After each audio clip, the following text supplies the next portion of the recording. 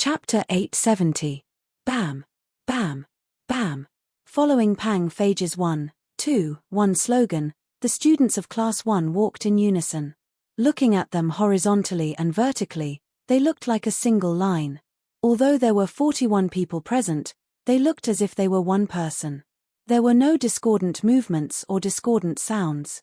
The people on the rostrum were shocked, but the students of the other classes felt an inexplicable pressure. The excellent performance of Class 1 made them doubt their own strength.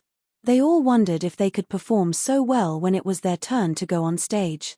Beep tilde. After Pang Phage led the students of Class 1 to perform basic movements such as standing at attention, taking a break, and marching in unison, he whistled. Just as he was about to lead them for a run, he saw Mo Zhong rushing in from outside the field, panting. It was obvious that something urgent had happened. Pang Phage couldn't help but stop directing and look at the rostrum. Yamacho, His Majesty has brought all the civil and military officials, as well as envoys from various countries. Hurry up and welcome him. Mo Zhong's footsteps were hurried and could be described as swift as flying.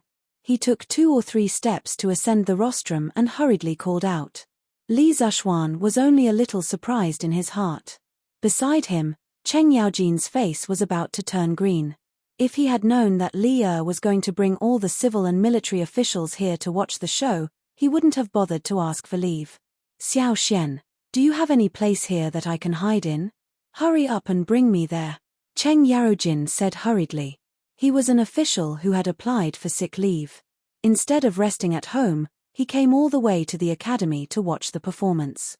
If old Li saw this scene, how could he, Cheng Yaojin, have it easy?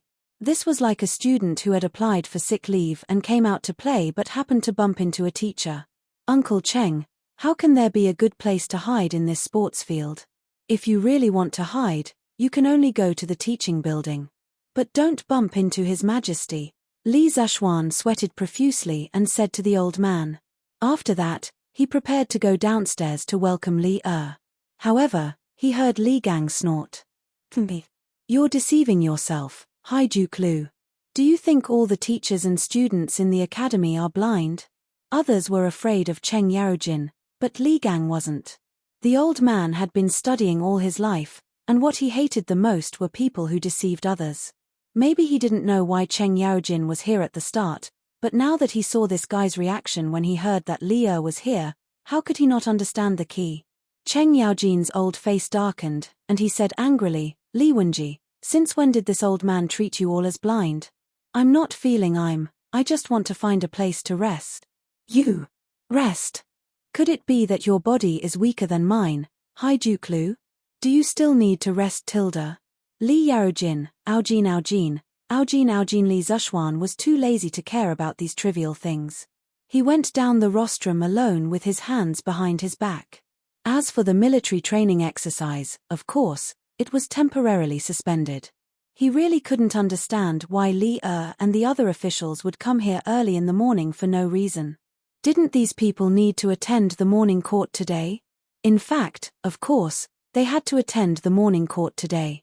In the morning court, the envoys from the small countries from Nanyang were going to say goodbye to Li. After all, they had stayed in Chang'an for a long time. However, the Prime Minister of the Jiari dynasty, Alonashun, suddenly told Li that he had heard from the people that Yanghuang College students were going to have a military training exercise today. He wanted Li to allow him to go and observe. In the beginning, the establishment of Yanghuang College was facilitated by Li. Now, Alonashun said in public that he wanted to see Yanghuang College. If Li didn't agree, wouldn't he be slapping his own face in front of all the officials? Therefore, Li didn't even attend the morning court. He directly brought the civil and military officials, as well as the envoys from various countries, to Yanghuang College. He knew in his heart that Alonashun couldn't speak Chinese, but he knew the news of Yanghuang College's military training exercise. He definitely didn't get it from the people. In this way, the truth of the matter was obvious. Someone wanted Yanghuang College to make a fool of itself in front of the envoys from various countries. But now, Li had full confidence in Yanghuang College. He wanted to take this opportunity to let the officials see the ability of Yanghuang College. So, How could he not dare to come tilde? Your subject greets your majesty. Your subject didn't know your majesty was coming and didn't welcome you. Your majesty, please forgive me tilde. Li Zuxuan came to the front of the mountain gate and bowed to Li Er. Today was an important day for the military training exercise. Li Zuxuan was wearing a scholar's robe, which was more formal. If it was in the past, old Li would probably scold him again if he saw the short-sleeved shirt and pants that he often wore at home. No need for formalities. I brought my beloved officials here on a whim. It has nothing to do with you. Li Er waved his hand and said casually. Then, he changed the topic and said, however, as the dean of Yanghuang College's military training exercise today, why didn't I know about it tilde? Bulsh *t. Uf *king raised so many spies, how could you not know? Li Zuxuan cursed crazily in his heart. Your subject has failed in his duty. Your majesty, please punish me tilde. Old Li was probably blaming him for not inviting him to watch the military training exercise. But could this be his fault? He didn't know that old Li liked to watch this kind of thing tilde. Has the military training exercise started now? Why aren't you bringing me and my officials in to take a look tilde? Li Er smiled and said. Your majesty, the military training exercise has just begun. Your subject will bring you to watch the ceremony. Li Zuxuan responded, then called Li Er and the civil and military officials to walk in the direction of the sports field.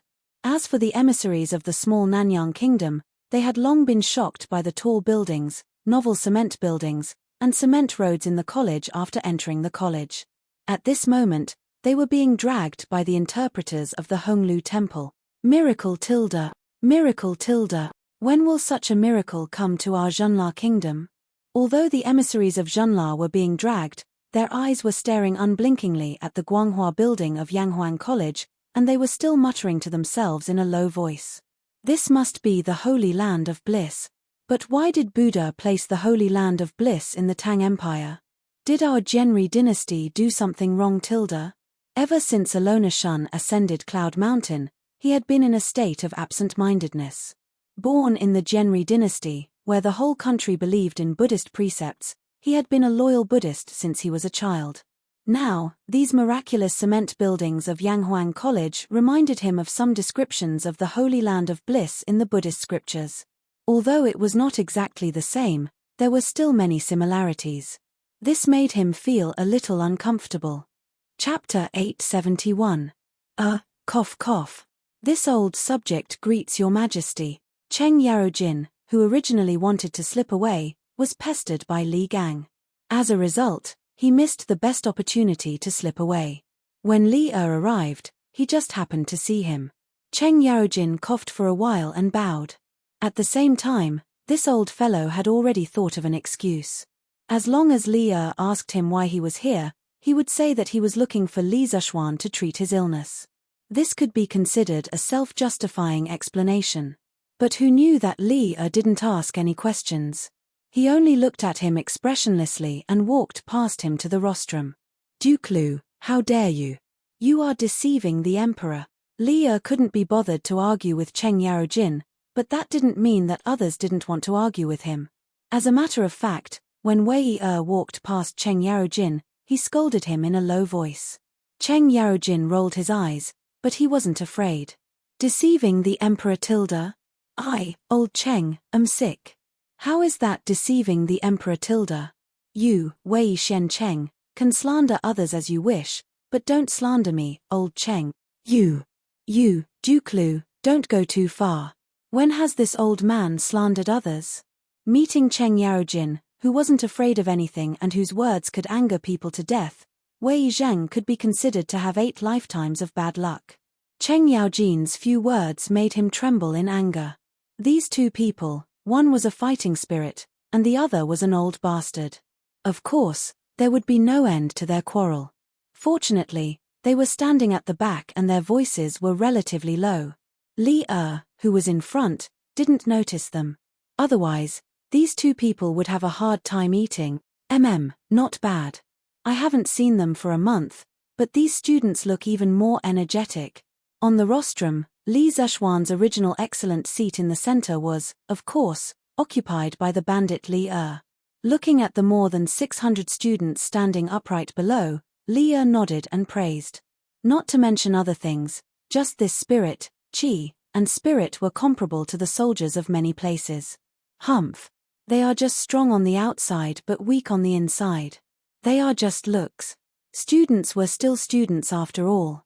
Could training them for a month turn them into elite soldiers? This old man has already asked around. The students here usually just stand in line and run around. Today, I will let the civil and military officials and ambassadors see how ridiculous it is for you, Li Zishuan, to be so serious about military training. Kui Shanfu stood at the back and looked at Li Zishuan gloomily. He sneered in his heart. What he didn't know was that with Li Zishuan's current cultivation, his perception of his surroundings had long surpassed that of an ordinary person. Although he had only taken a glance, Li Zishuan seemed to have sensed something. Although there was no killing intent in Kui Shanfu's eyes, there was a strong resentment. Today, old Li suddenly brought all the civil and military officials and envoys to the academy. Something was wrong. Li Zishuan's expression did not change, but he secretly thought to himself, "Your Majesty is too kind. As the Emperor's students, of course they should act like the Emperor's students. Otherwise, what right do they have to continue staying in Yanghuang College?" Li Zishuan went along with Li Er's words and flattered him. All right. Let the students continue. Li Er laughed in exasperation. Li Zishuan naturally did not have any objections. However, the officials all opened their eyes wide, waiting to see what kind of surprise Li Zishuan would give them. Class 1 students, continue the performance. Class 2 students, get ready. Li Zishuan walked to the side of the rostrum and said loudly, "Beep." Pang Feiji received the order and blew a long bamboo whistle. Then, he shouted in an even louder voice than before, "Class 1 students, listen to my command. Start running." As soon as he finished, there was a whoosh, and all 41 students raised their arms in unison. Bang! Bang! Bang! Then, the students' orderly footsteps could be heard. The footsteps of more than 40 people sounded as if they were made by a single person. There was not a trace of noise, and there was not a trace of sloppiness. Looking at the team again, everyone's clothes, footsteps, and movements were all the same. Even the rise and fall of their bodies were in sync. On the rostrum, Li Er, the civil and military officials, the envoys, and even the teachers from Yanghuang College were all shocked. The Tang Empire was founded on martial arts. It could be said that most of the people here had seen the Tang Empire's elite army. It was undeniable that this group of students could not be compared to the Tang Empire's official army. However, they had only received a month of training, and they could already do this. It was truly shocking, and to be honest, there were not many soldiers in the entire Tang Empire who could run in such unison. What had happened in the past month? What kind of place was Yanghuang College? This was the question that many of the officials were thinking about. 1, 2, 1, 2, 3, 4. While everyone was still in a daze, Pang Feiji began to shout the slogan. He knew that if he did not use the slogan to coordinate the students' footsteps would definitely become chaotic. 1, 2, 3, 4. After a month of military training, the students had already formed a conditioned reflex. Every time they heard the instructor shout the slogan, they would always subconsciously shout along. More than 40 people shouted as if there were more than 100 people. The sound waves surged and reached the clouds. The people on the rostrum stared unblinkingly at the Class 1 students on the track. In the time it took to drink a cup of tea, the students had already finished one lap. During the entire process, no one fell behind, and no one took a wrong step. The slogan and footsteps were the same from beginning to end. Everyone thought that the performance had ended. Who knew that after Pang Feiji had reorganized the team, he shouted again, "Class 1 students, listen to my command. Line. Formation. Swoosh." With a sound, the students all took small steps and scattered. Within a few breaths, the 41 students had already lined up in a neat but imperfect formation. 6 by 6, 36 by 7, 49 by 7. They were only 41 people, so it was impossible to form a perfect formation. Each of them stood upright on the field, like pine trees, motionless. They ordered their movements to be still, to stand like a pine tree, to sit like a bell, and to move like the wind. Although these students weren't soldiers, their actions were no different from those of the regular army. Are these people students or the Tang Empire's army? Aluo Na Shun stared and asked the translator beside him. The translator looked at Kui Shanfu awkwardly. After seeing the latter nod with a dark face, he replied, "Great Minister, these are indeed the students of Yanghuang College. They are not the regular army of the Tang Empire. Are they really students?" Aluo Na Shun was in a daze for a moment. After a while, he muttered to himself, "No wonder the Tang Empire is so powerful. Even the students of the college are so brave and disciplined. They are really the best country in the world." Chapter 872. It wasn't that the students of Yanghuang College had high aptitude or powerful abilities, but that they had undergone extremely harsh training in the past month. Li Zhuan, Qin Qiong, and Cheng Yaojin had given them a huge amount of pressure, prompting them to constantly transform. Some people didn't want to suffer and didn't want to undergo training. Fine, then they could go to the little dark room and stay there. In any case, the people who had been to the little dark room were all lifeless after coming out as if their souls had been sucked out. After they recovered, even if they were beaten to death, they wouldn't be willing to enter the little dark room again. Every time they passed by the little dark room, they had to take a detour, afraid that they wouldn't be able to avoid it. Moreover, whenever someone mentioned the little dark room, their expressions would change. As long as they didn't enter the little dark room, even if it was tiring military training, they would still be happy. The students who had suffered before had a deep understanding of this. Everyone was forced to do so. Everyone had huge hidden potential. They were born in sorrow and died in peace and happiness. If they were forced into a corner, they could go to Liangshan. Heroes were created by the times. Many things that they thought were impossible were nothing more than that when they looked back. Under appropriate pressure, people would discover that there was a small universe hidden in their bodies. It was just that they hadn't developed it before. It was precisely because of this pressure that the students were able to complete their transformation within a month. Now, they were lying down like a bow, standing like a pine tree, unmoving like a bell, and walking like a gust of wind. Although they looked bright on the surface, countless sweat, blood, and tears had condensed behind them. No one could succeed so easily. The envoys of the Nanyang countries were dumbfounded. The courtiers of the Great Tang, especially the generals, were not calm either. When it came to military training, they were the ones who had the most right to speak. It was simply a miracle that Li Zhuan was able to train a group of powerless students into such a well-disciplined team in just a short month. They came late and didn't see the simple actions of standing at attention, taking a break, walking in unison, running, and other actions that the students had done earlier. However, even if they saw it, they wouldn't care much.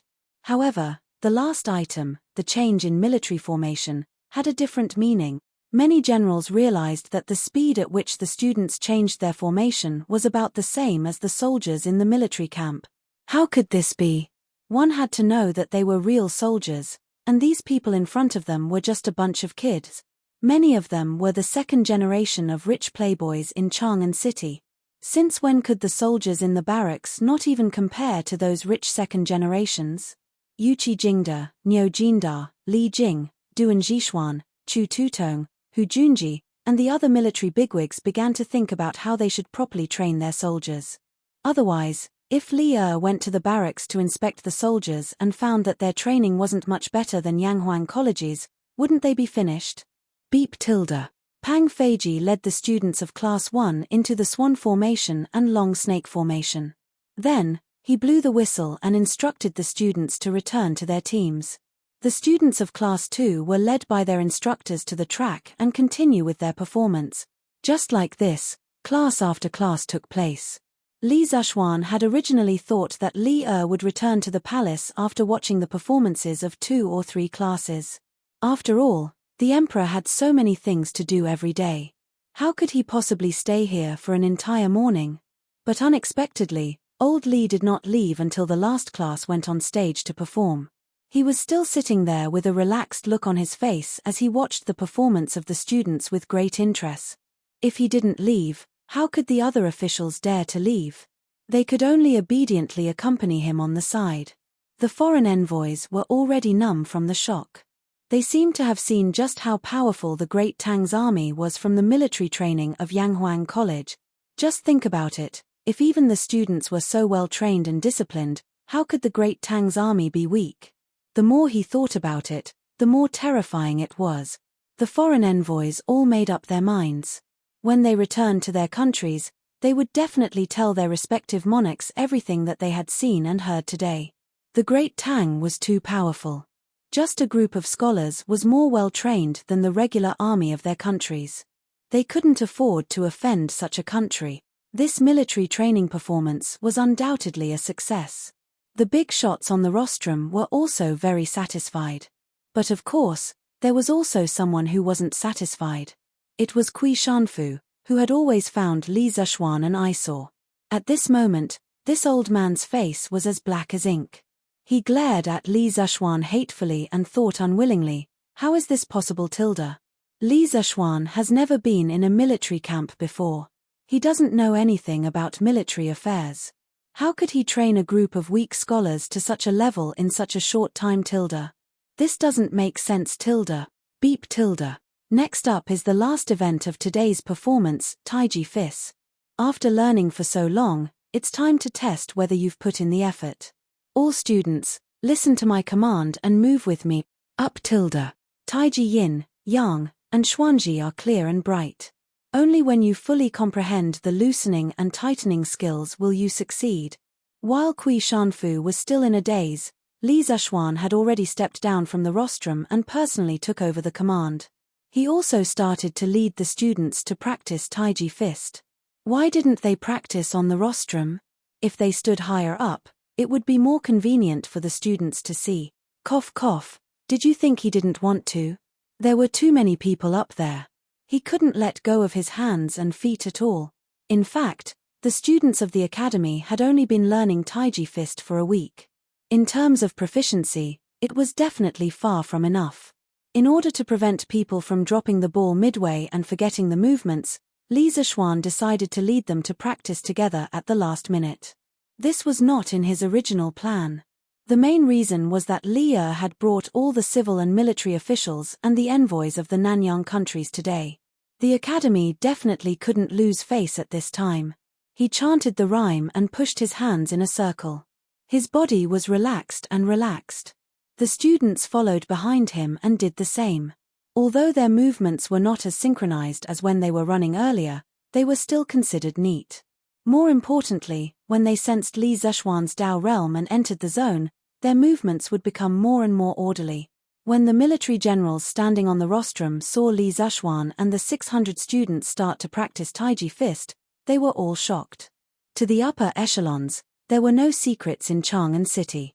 That day, when Cheng Chumo used Taiji to break through the realm, they all received the news afterward. Now that they had the opportunity to see Li Zexuan practice Taiji Fist in person, how could they not seize the opportunity to observe and observe? Even Li couldn't help but narrow his eyes. After all, although he was an emperor, he was also a martial artist at the same time. Chapter 873. One person practicing Taiji Fist might not seem like much, but more than 600 people practicing Taiji Fist together was a shocking scene.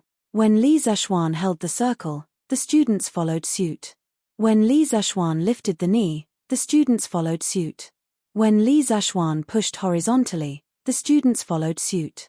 Taiji Fist gave birth to yin and yang gave birth to the four symbols, and the four symbols gave birth to the 8 trigrams.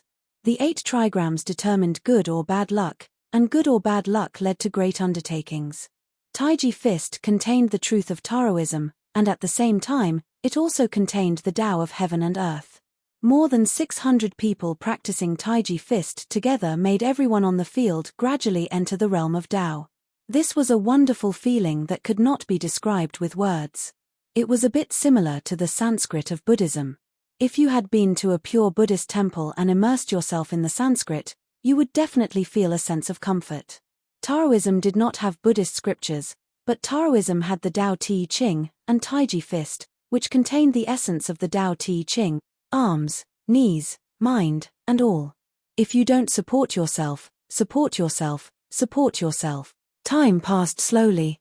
As Li Zhaxuan recited the last line of the song, the performance of Taiji Fist finally came to an end. The students withdrew their legs and returned to their standing posture. Li Zhaxuan habitually wiped his forehead, but there was no sweat on it. With his current martial arts cultivation, he rarely sweated. Unless it was a life-and-death battle, he would definitely not use his full strength. Well, the military training performance is officially over. Of course, the military training that made you suffer for a month is also over.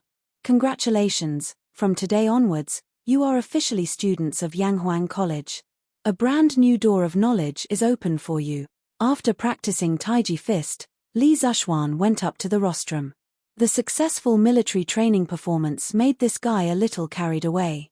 Before Li went up to speak, he directly shouted to the students below. Clap, clap, clap, clap tilde. The students unconsciously clapped because they finally heard the news from Li Zhaxuan that the military training was coming to an end. This feeling was even better than drinking a cup of iced tea. Nowadays, clapping had become a tradition of the academy.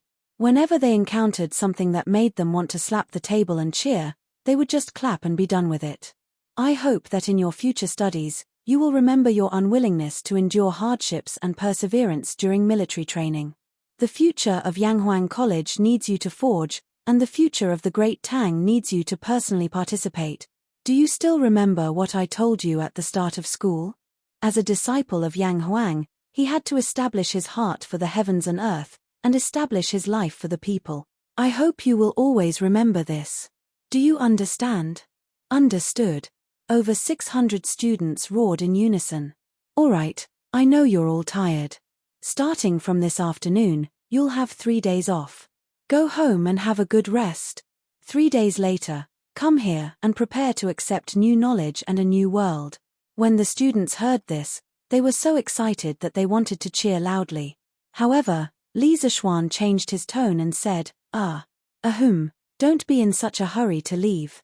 Next, let's welcome the Dean of Yanghuang College, the current Emperor, to give you a few words of advice. Everyone, let's welcome him. Smack, smack, smack tilde. After saying that, this guy was the first to applaud. The students below the stage were stunned, but they were only stunned for a moment before they followed suit and applauded. It turned out that it was Li Zhaxuan, who was talking enthusiastically just now. As he was talking, he wanted to dismiss the students directly. Suddenly, he felt an inexplicable murderous aura. Glancing sideways, he realized that it was Li who was staring at him with ill intentions. After being in the Great Tang for so long, Li Zhaxuan still had a bit of EQ. This guy instantly understood that he had spoken before the old leader.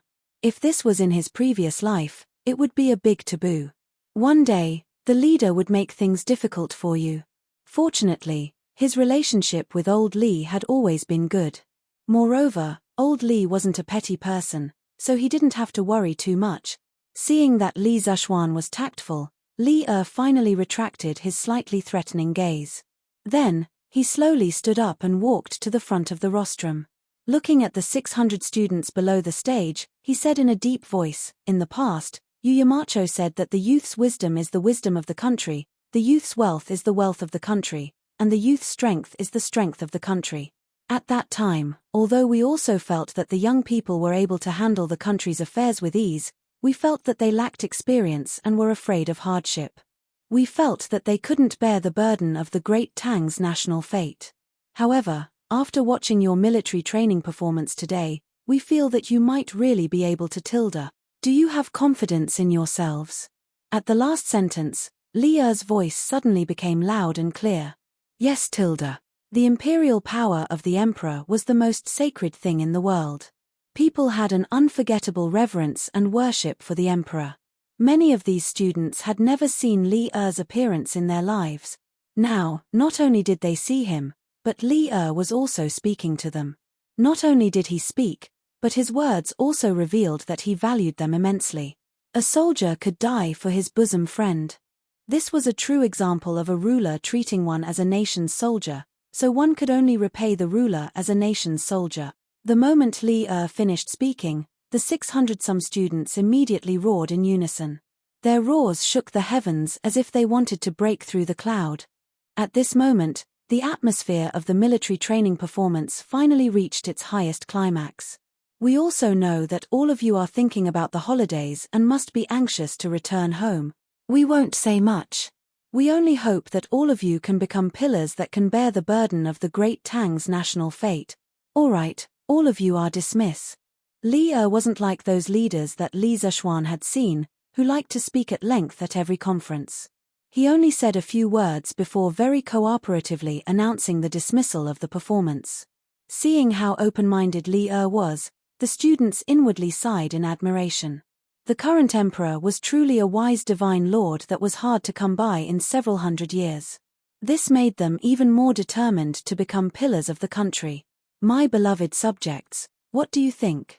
As the students scattered, Li turned to the officials and asked with a smile, what do you think?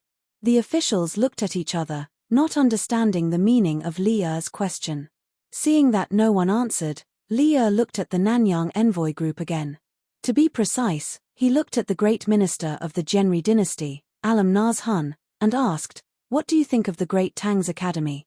Until now, the shock on Alam Nashiran's face had not completely dissipated. He collected his thoughts and took a step forward to answer, the Great Tang Academy is full of talents. The students of the academy are disciplined and full of vitality. I, Alam Nazhun, am extremely impressed. The servant of Junla country, Ya2, is also deeply impressed. By Wayu of Pro country is impressed. Even if Pro country built an academy with the strength of the entire country, I'm afraid it would still be difficult to compare. For a moment, the praises and sighs were endless. Old Li was overjoyed in his heart. Chapter 874. Prepare the carriage. Return to the palace. Li was extremely satisfied with the reactions of the envoys. Weren't there people who questioned Yanghuang College's ability to run a school and questioned Yanghuang College's military training system? Today's joint performance gave those who questioned it a resounding slap in the face. It made him extremely happy. Your subjects respectfully send off your majesty. Li Zishuan, Li Gang, and the others bowed and saluted. They were all secretly relieved to varying degrees. They had finally sent this lord away. Li waved his hand and led the civil and military officials down from the rostrum and then left the academy. Kui Shanfu hung at the back of the line, his old face very ugly. This time, he urged the envoys of the Nanyang countries to visit Yanghuang College. Not only did he not discredit Li Zishuan, but he also helped Li Zishuan become more popular. It was like trying to steal a chicken only to end up losing the rice used to lure it. 10 days from now, I will inspect the 16 guards. I hope that the soldiers in the barracks will not slack off. Those who slack off in training will be dealt with according to military law. On the way back, Li casually instructed the generals on his left and right. The generals behind him were all shocked, thinking to themselves that the most worrying thing had happened. When they were watching the military training of the students of Yanghuang Academy, they were worried that Li would suddenly have the urge to go to the barracks for a review after watching it. Now it seemed that their worries had come true. It wasn't that their troops couldn't withstand Li's inspection, but a formal military inspection would definitely be completely different from the military training joint performance of Yanghuang College. Generally speaking, the military's daily drill was definitely not as good as Li Zishuan's military training joint performance. It emphasized more on actual combat. The generals were worried that Li would have preconceived notions after watching this military training exercise. When he went to the barracks to watch the soldiers practice, he would have a psychological gap. Then, wouldn't they inexplicably become the scapegoat? Your subjects obey your orders. The generals felt bitter in their hearts and cupped their hands in acknowledgement. At the same time, they secretly decided that from today onwards, they would fiercely train the soldiers under them. Since they could not compare to the spectacle, they would let Li see their hard work. As for imitating Yanghuang College's military training model, it was better to forget about it. Not a single general thought about this. Firstly, they were not willing. Secondly, they did not dare. It should be known that Li was about to become the emperor. Who would dare to fool him with superficial projects in the military? Wasn't this courting death? Just after noon, the students of Yanghuang College were on holiday. The original 3-day holiday became 3.5 days, which made many students happy. The local students of Chang'an went straight home. As for the students from other places, the 3.5 days of vacation was enough for them to go out and have fun together. After all, he had suffered for a month. It was time for him to go out and relax. However, some people were unwilling to leave, such as Cheng Chumo and Li Tai, who were the second generation of playboys in Chang'an. For them, even if they went home, they would be bored to death. It was better to stay at the academy. Big brother, can you go to the Yamacho and ask for a football for us? At this moment, this group of people was sneakily discussing something downstairs. Li Tai patted Li Chengqian's arm and urged him. Hey, that's right. This group of playboys did not want to go home because they wanted to play football together at the academy. It couldn't be helped. The new game of football was too attractive. They had only played one game that day, but they were already obsessed with football. When they went home, there was no football, no place to play football, and no friends to play football with. So why would they go back? Wasn't it just looking for trouble for themselves? Why me? Chinkyu, can't you go by yourself? Li Chengqian took 2 steps back and said with a speechless face. Li Tai laughed and said, Big brother, we are all students of the academy. This student is naturally afraid of the teacher, let alone the Yamacho, but you are not the same. You are not a student now. You are the crown prince of the Tang Empire, so, hehe, you know. I know. What the *ck do I know? Li Chengqian almost spat out blood when he heard this, but in the blink of an eye, he saw Li Huairan, Sun Zifan, Chu Yanfu, Qin Huayu, and the others were all looking at him with burning gazes, so he could only brace himself and say, all right. I'll go. Then, he ran upstairs. In the end, he also wanted to play football himself, otherwise, how could he be so easily fooled by Li Tai? Football. It's in the corner. Gao Ming, take it yourself. Li Zhuan, who was writing a lesson plan in the office, pointed behind the door and said after hearing Li Chengqian's intention. Then, he continued to write at his desk. Speaking of which, no one dared to command the crown prince to take things. Oh. Li Chengqian saw that Li Zhuan was very busy and did not say much. He picked up the football and was about to go out. When he was at the door, his footsteps suddenly stopped. He turned his head and said, Xiaoxian, didn't you say earlier that you wanted to introduce a batch of football to the academy? Why haven't you? Oh, the workshop is not done yet. I'll have them send it over when they are done. Li Zhuan patted his head and replied. The truth was that this guy only mentioned it that day and forgot about it after saying it. He did not even mention it to the workshop. I see. Li Chengqian nodded. He hesitated for a moment and said, Xiaoxian, Chang'an has loved to play football since she was young, but the rubber balls in Shi City are not as light as your football. Can you see if you can get one from your batch of football? This guy wanted to trick Li Zhuan's football. Now that the academy's military training was over, he had to return to the palace. Although he could come out in the future, it was still inconvenient. Therefore, he had a bright idea and came up with this idea. Li Zhuan stopped what he was doing and raised his head. Okay. Since Chang'an wants it, then give her one from the academy's football. I'll have someone send it to you when it's done. Li Chengqian was delighted. Just as he was about to thank him, his expression suddenly became strange. Xiaoxian, are you interested in my sister? After pondering for a long time, Li Chengqian finally asked the question in his heart. Li Zhuan's old face darkened and he almost vomited blood. He pointed at Li Chengqian and was so angry that he could not speak. Li Chengqian was not to be outdone and continued, Xiaoxian, if you are not interested in Chang'an, then why do you immediately give her whatever she wants? Chinkyu has been asking you for this football for a long time and you still haven't given it to her. Hearing this reason, Li Zhuan was both angry and amused. He straightened his face and pointed at Li Chengqian. Brilliant. I'll pretend that I didn't hear what you said today. If you and Chinkyu are willing to compete with a 7 or 8-year-old girl, then I can only say that you two have lived like dogs for all these years. As for Chang'an, not only do I give her what she wants, but I also give Lana what she wants. Is there anything strange about that? Chapter 875. Ahem. I'm just asking casually. Xiaoxian, don't get agitated. It's good that you didn't. In the principal's office, Li Chengqian saw Li Zishuan bristling with anger and hurriedly waved his hand in embarrassment. In fact, the reason why he asked this question was mainly because the sudden marriage proposal from the Grand Minister of the Genri dynasty, Aluo Nazhun, gave him a wake-up call.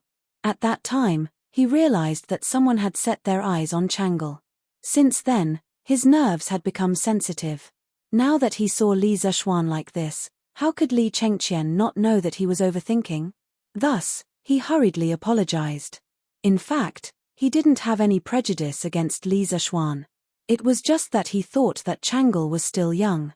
Moreover, Li Zishuan already had a family. As the apple of his father's eye, how could Chang'e marry Li Zishuan? And most importantly, his sister and Li Zishuan both had the surname Li. They wouldn't marry if they had the same surname. Not marrying if they had the same surname was a traditional marriage taboo in China. It meant that men and women with the same surname were not allowed to marry. The ethics and laws of the pre-Qin and the two Han dynasties were against marrying if they had the same surname. Not marrying if they had the same surname started in the early days of the Western Zhou dynasty in China. It was a rule left behind by the Zhou people when they practiced marriage outside the clan. In the spring and autumn period, people had a better understanding that marrying if they had the same surname would cause deformity and infertility in the offspring. However, marrying if they had the same surname still happened occasionally among the aristocrats. After the Warring States period, surnames were used. After the Han dynasty, surnames were not distinguished. Thus, marrying if they had the same surname was not prohibited.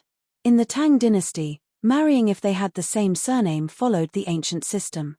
The Tang law stipulated that if they married if they had the same surname, they would be apprentices for 2 years.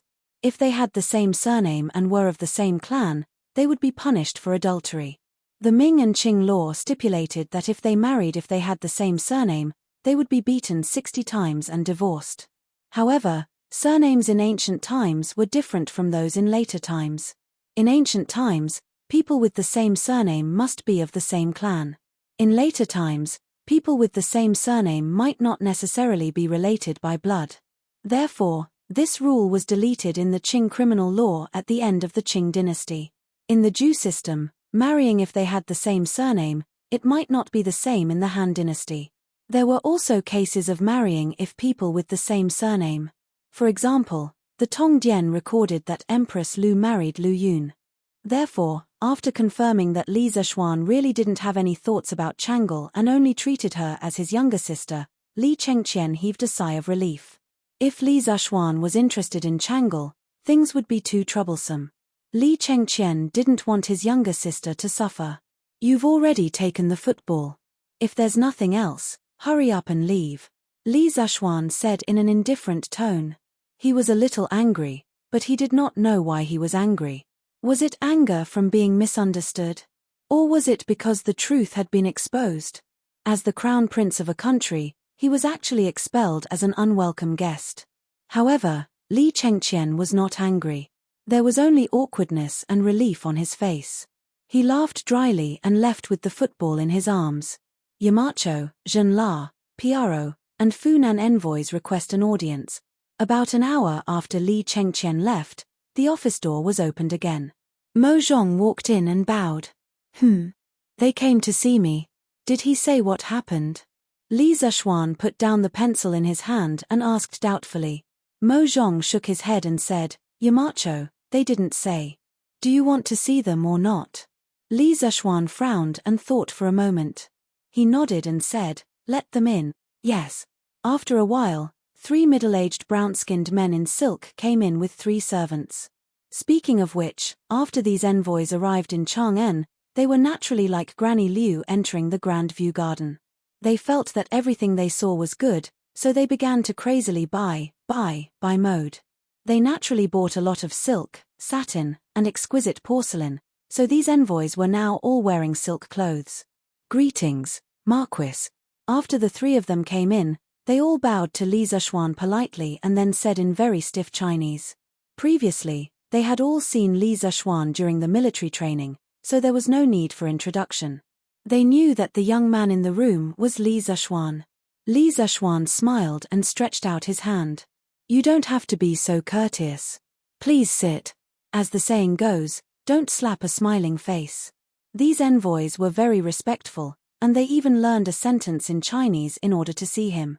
This made Li Zishuan feel very comfortable in his heart. What was a celestial kingdom? Not only were you strong, but you also had to let the whole world learn your language. That was a celestial kingdom. Li Zishuan felt that in the future, his descendants should be able to escape the fate of learning English. He believed that with the combined efforts of himself and Yanghuang College's teachers and students, they could make Chinese the world's language. Of course, the envoys couldn't understand Li Zishuan's words. The three interpreters immediately helped to translate. The three envoys thanked them and carefully sat on the sofa next to them. They were all shocked when they sat down. What kind of chair was this? Why was it so soft?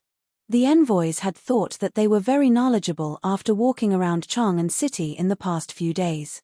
However, after coming to Yanghuang College, which was full of high-rise buildings and glass walls, they found that their little knowledge was not enough. Everything here was so novel and luxurious, just like the heavenly palace of the divine kingdom. With these surprises, they were even more in awe of Li Zishuan, the founder of Yanghuang College.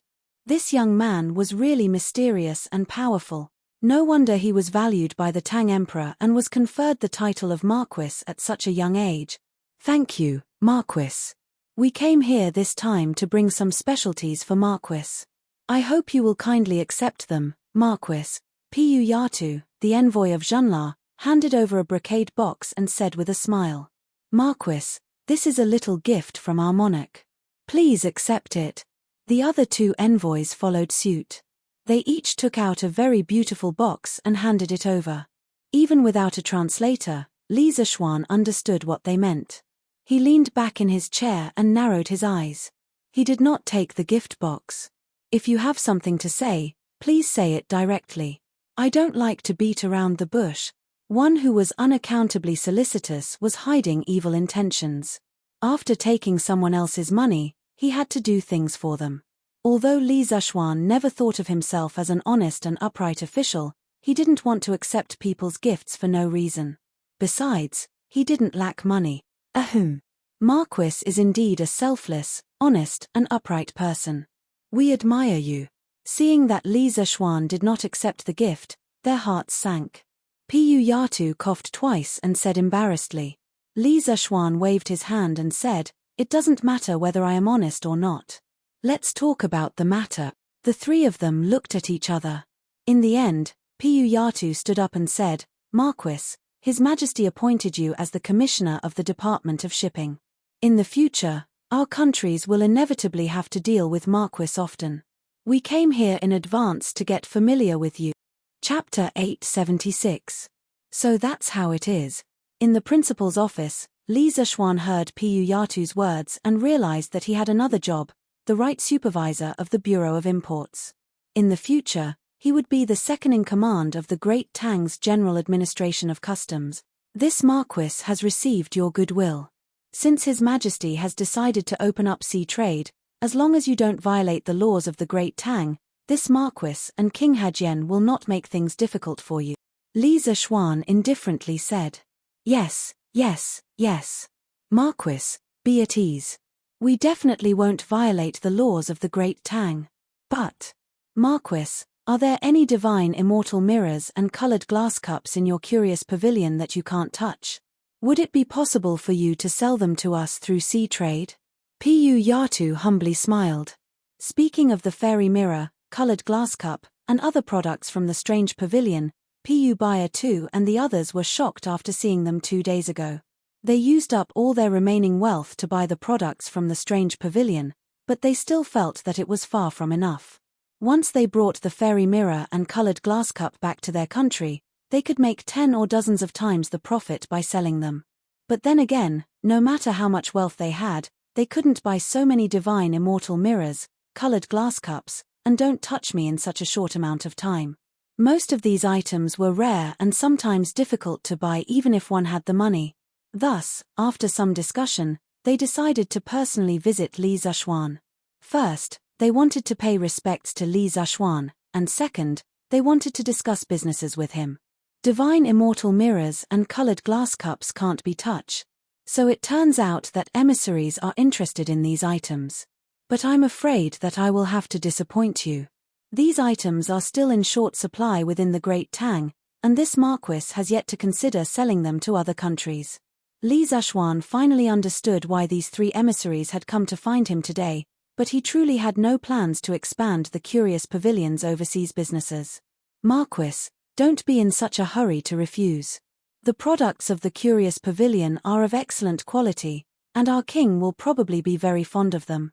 When the time comes, the price won't be a problem. If you sell them to us, you'll definitely make more money than in the Great Tang. Please reconsider. A trace of anxiety flashed across Puyatu's face as he said hurriedly.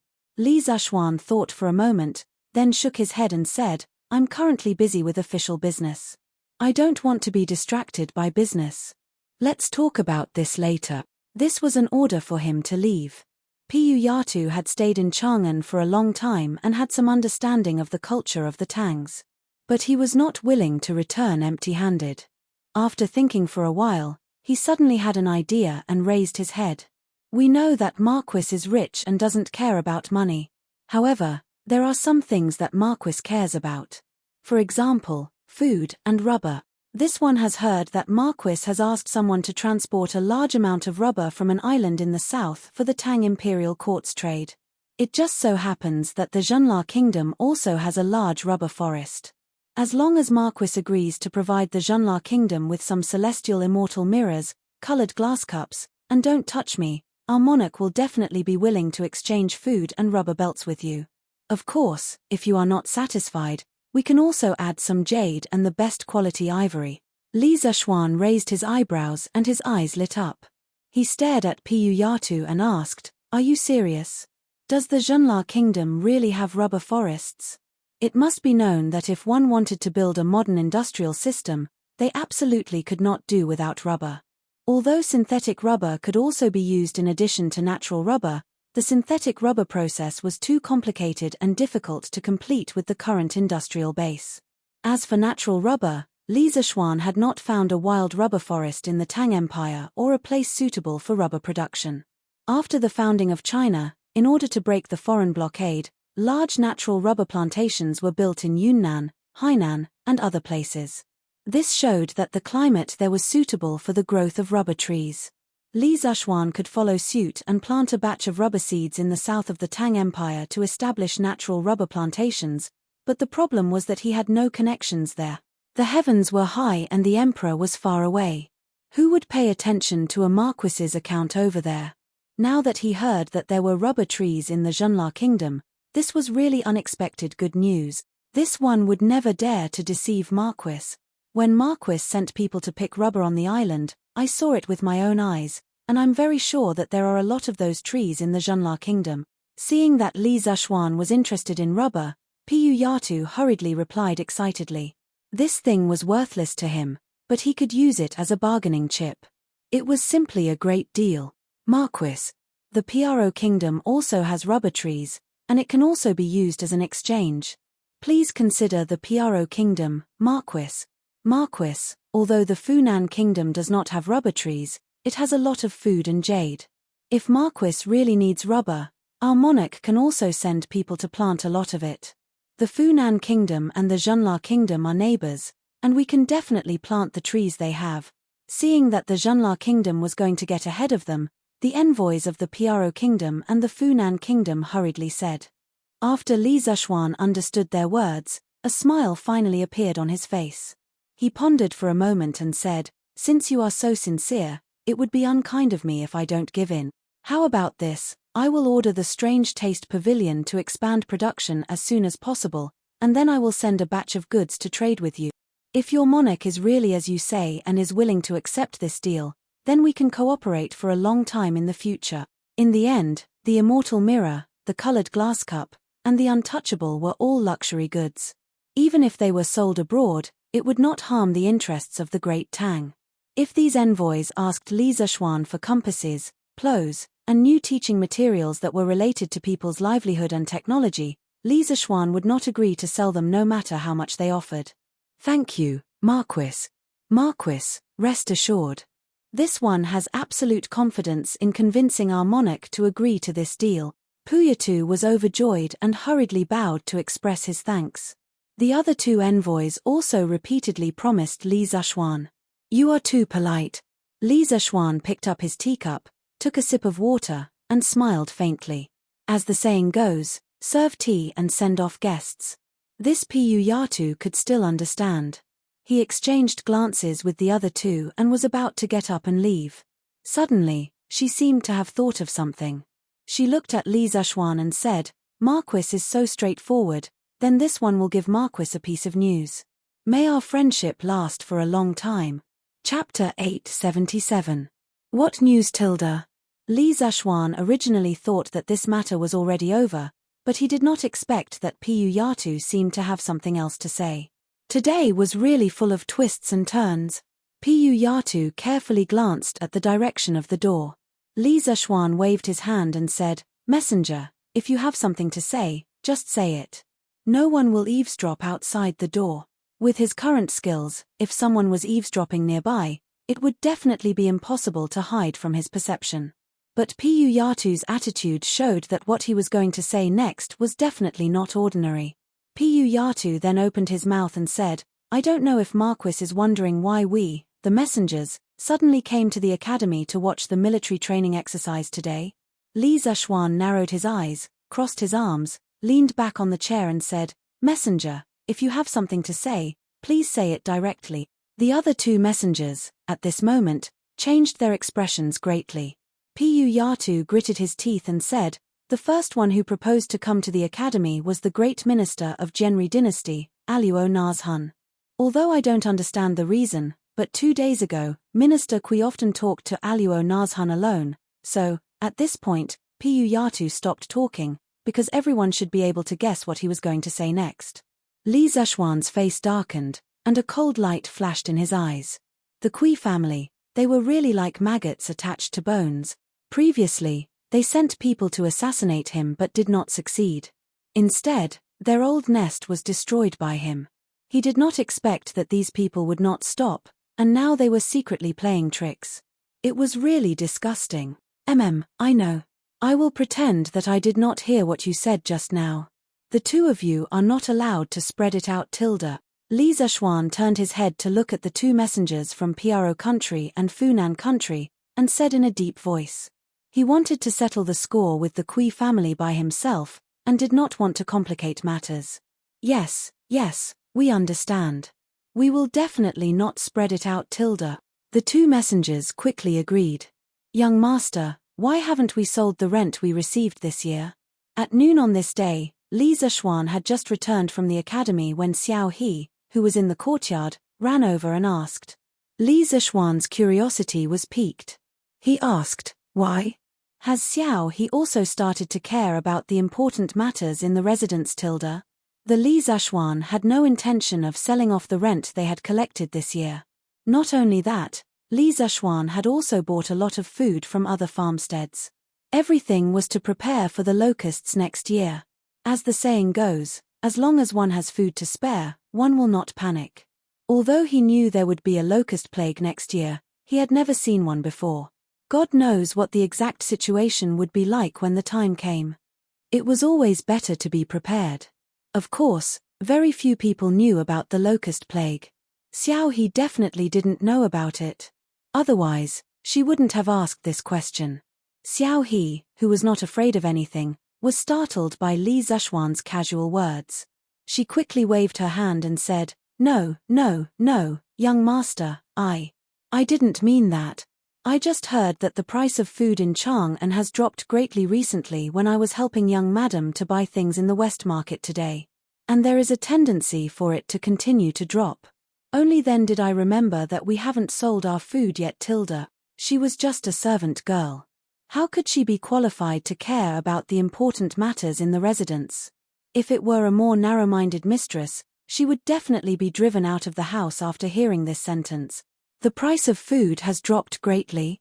Li Zishuan didn't have as many strange thoughts as Xiao He. He frowned slightly and asked, "What is the price of food in Chang'an now? Why did the price of food suddenly drop?" Xiao He breathed a sigh of relief and explained, "Young master, now you can buy a bucket of rice for 2 coins. The reason why it is so cheap is that when the imperial court fleet returned a while ago, the civilian merchant ships also brought back a lot of food. Those merchants were eager to sell off the food, so they all lowered the price of food and wanted to sell it as soon as possible. Now all the major grain stores and granaries in Chang'an are basically full." Previously, Li Er had decided to let the imperial court organize a fleet to lead civilian merchant ships to trade in Southeast Asia. The main purpose was to exchange for a large amount of food to cope with the locust plague next year. The more than 500 official ships of the imperial court were all full of food when they returned.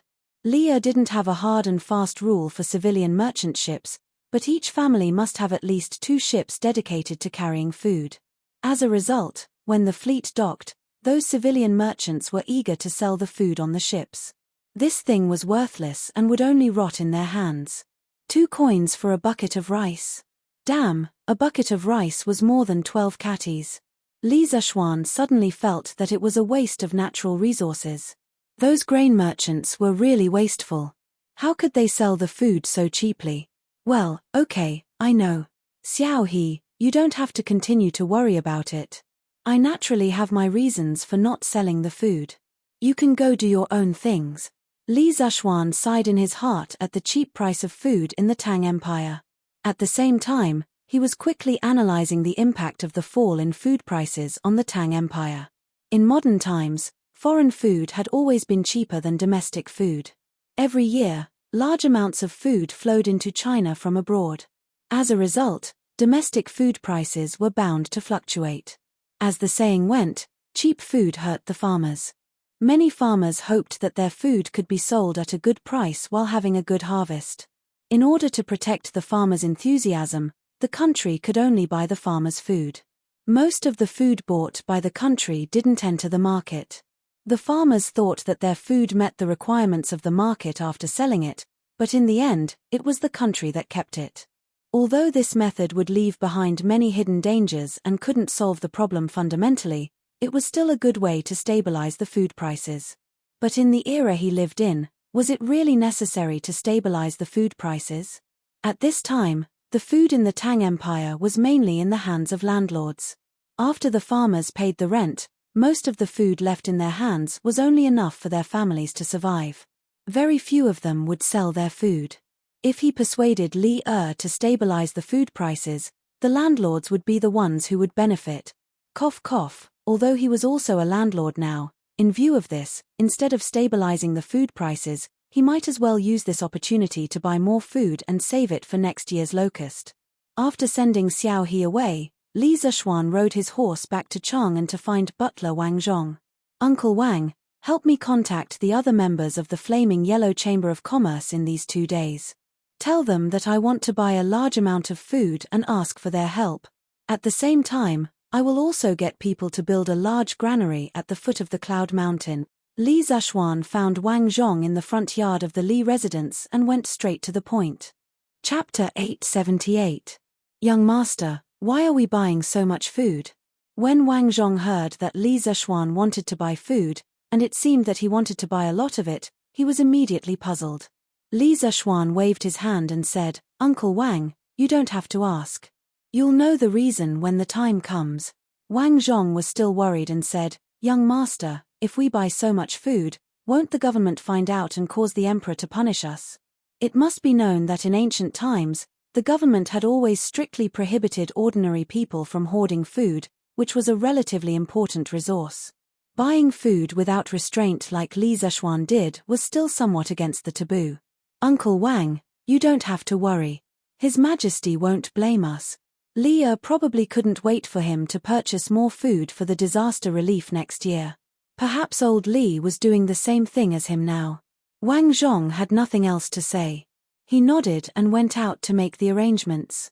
Now that Li Zishuan had established the Flaming Yellow Chamber of Commerce, many things were much easier. This was the power of an alliance. Li Zishuan's guess was right. Li was also thinking about taking advantage of the fall in grain prices to buy a large amount of grain. Minister Xiao, do you know about the recent drop in the price of food in Chang'an? Li called Xiao Yu over and asked after the morning assembly in Ganlu Hall.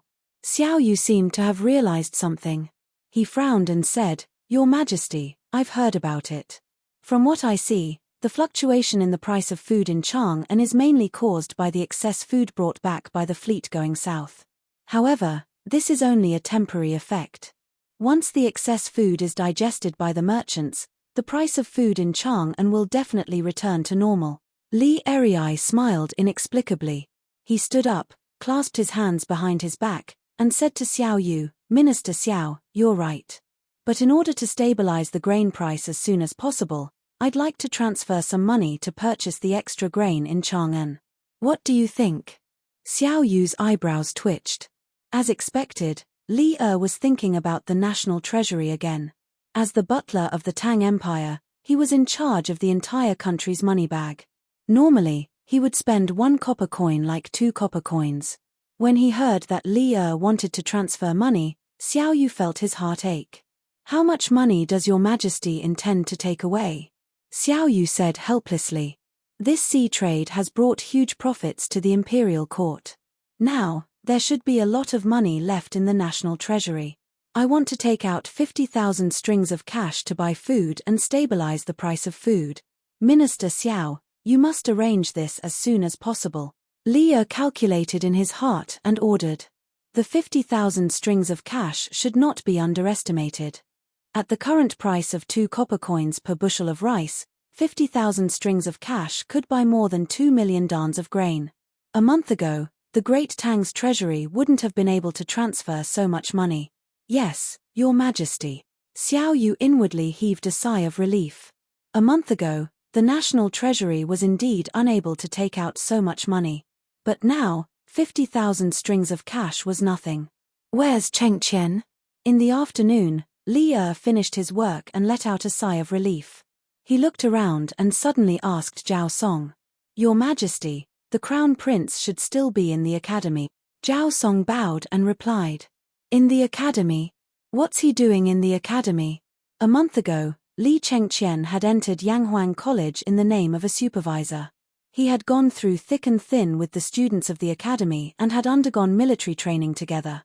But now that a month had passed, Li Chengqian should have returned to the palace to continue being the crown prince and do what he should do as the crown prince. However, it had been a few days since the end of the military training in Yanghuang College, and Li had barely seen Li Chengqian.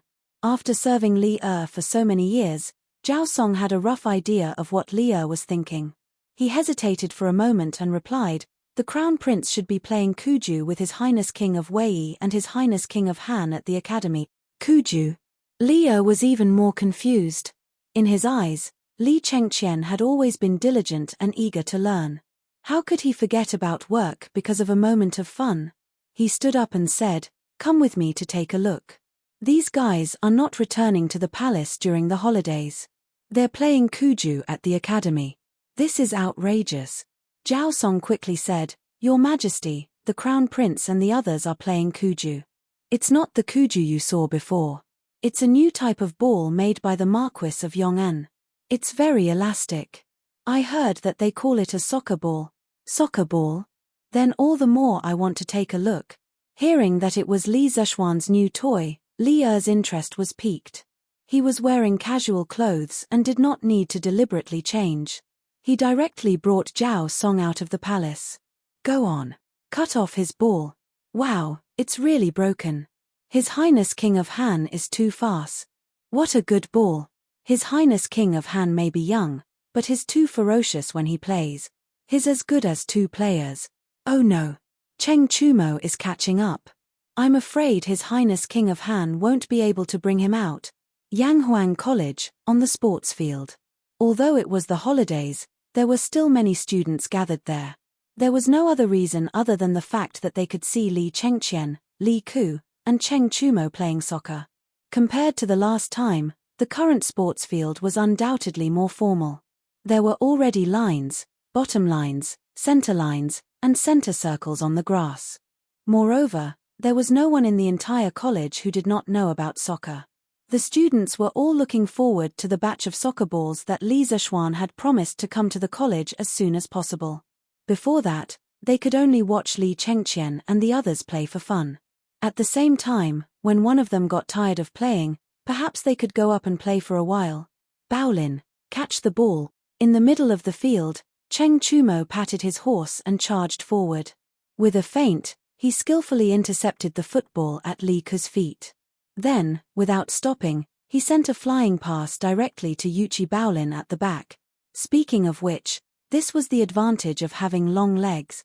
In a soccer game that did not allow the use of internal energy, apart from personal fitness, the most important thing was the length of one's legs. This was a natural advantage. Yuchi Baolin's reflexes were not as agile as Cheng Chumo's.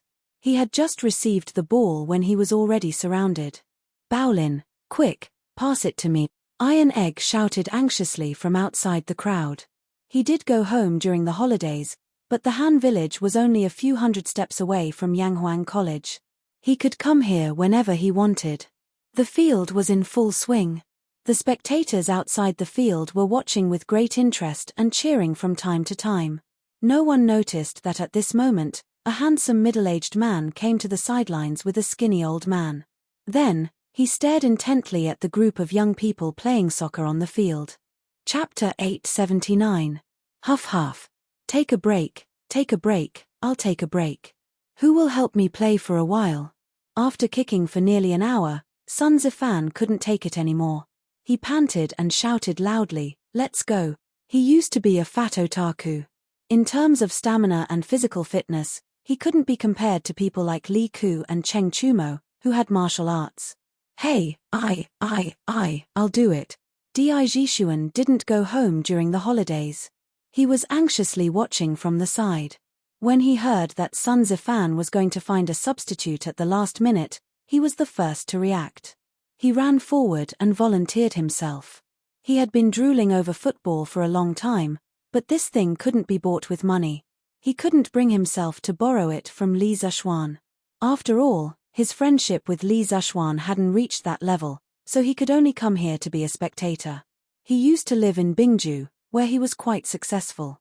However, he was not familiar with the top foppish circle in Chang'an. As a result, he could only pitifully look for opportunities to be a substitute outside the arena. If Di Xiaoshu knew that his son was so useless, he would probably punish Di Jishuan again. Haha. Okay, brother, help me play for a while. Sun Zifan stood on his tiptoes and patted Di Jishuan on the shoulder with a smile. Then he said a few words to his teammates and turned to leave the field. They were just fooling around now. There was no team uniform to hand over, so it was easy to change players. Of course, in this situation, it was easy to not distinguish between friend and foe. It was common for the football to be passed to the opponent's feet. Damn it, Your Majesty.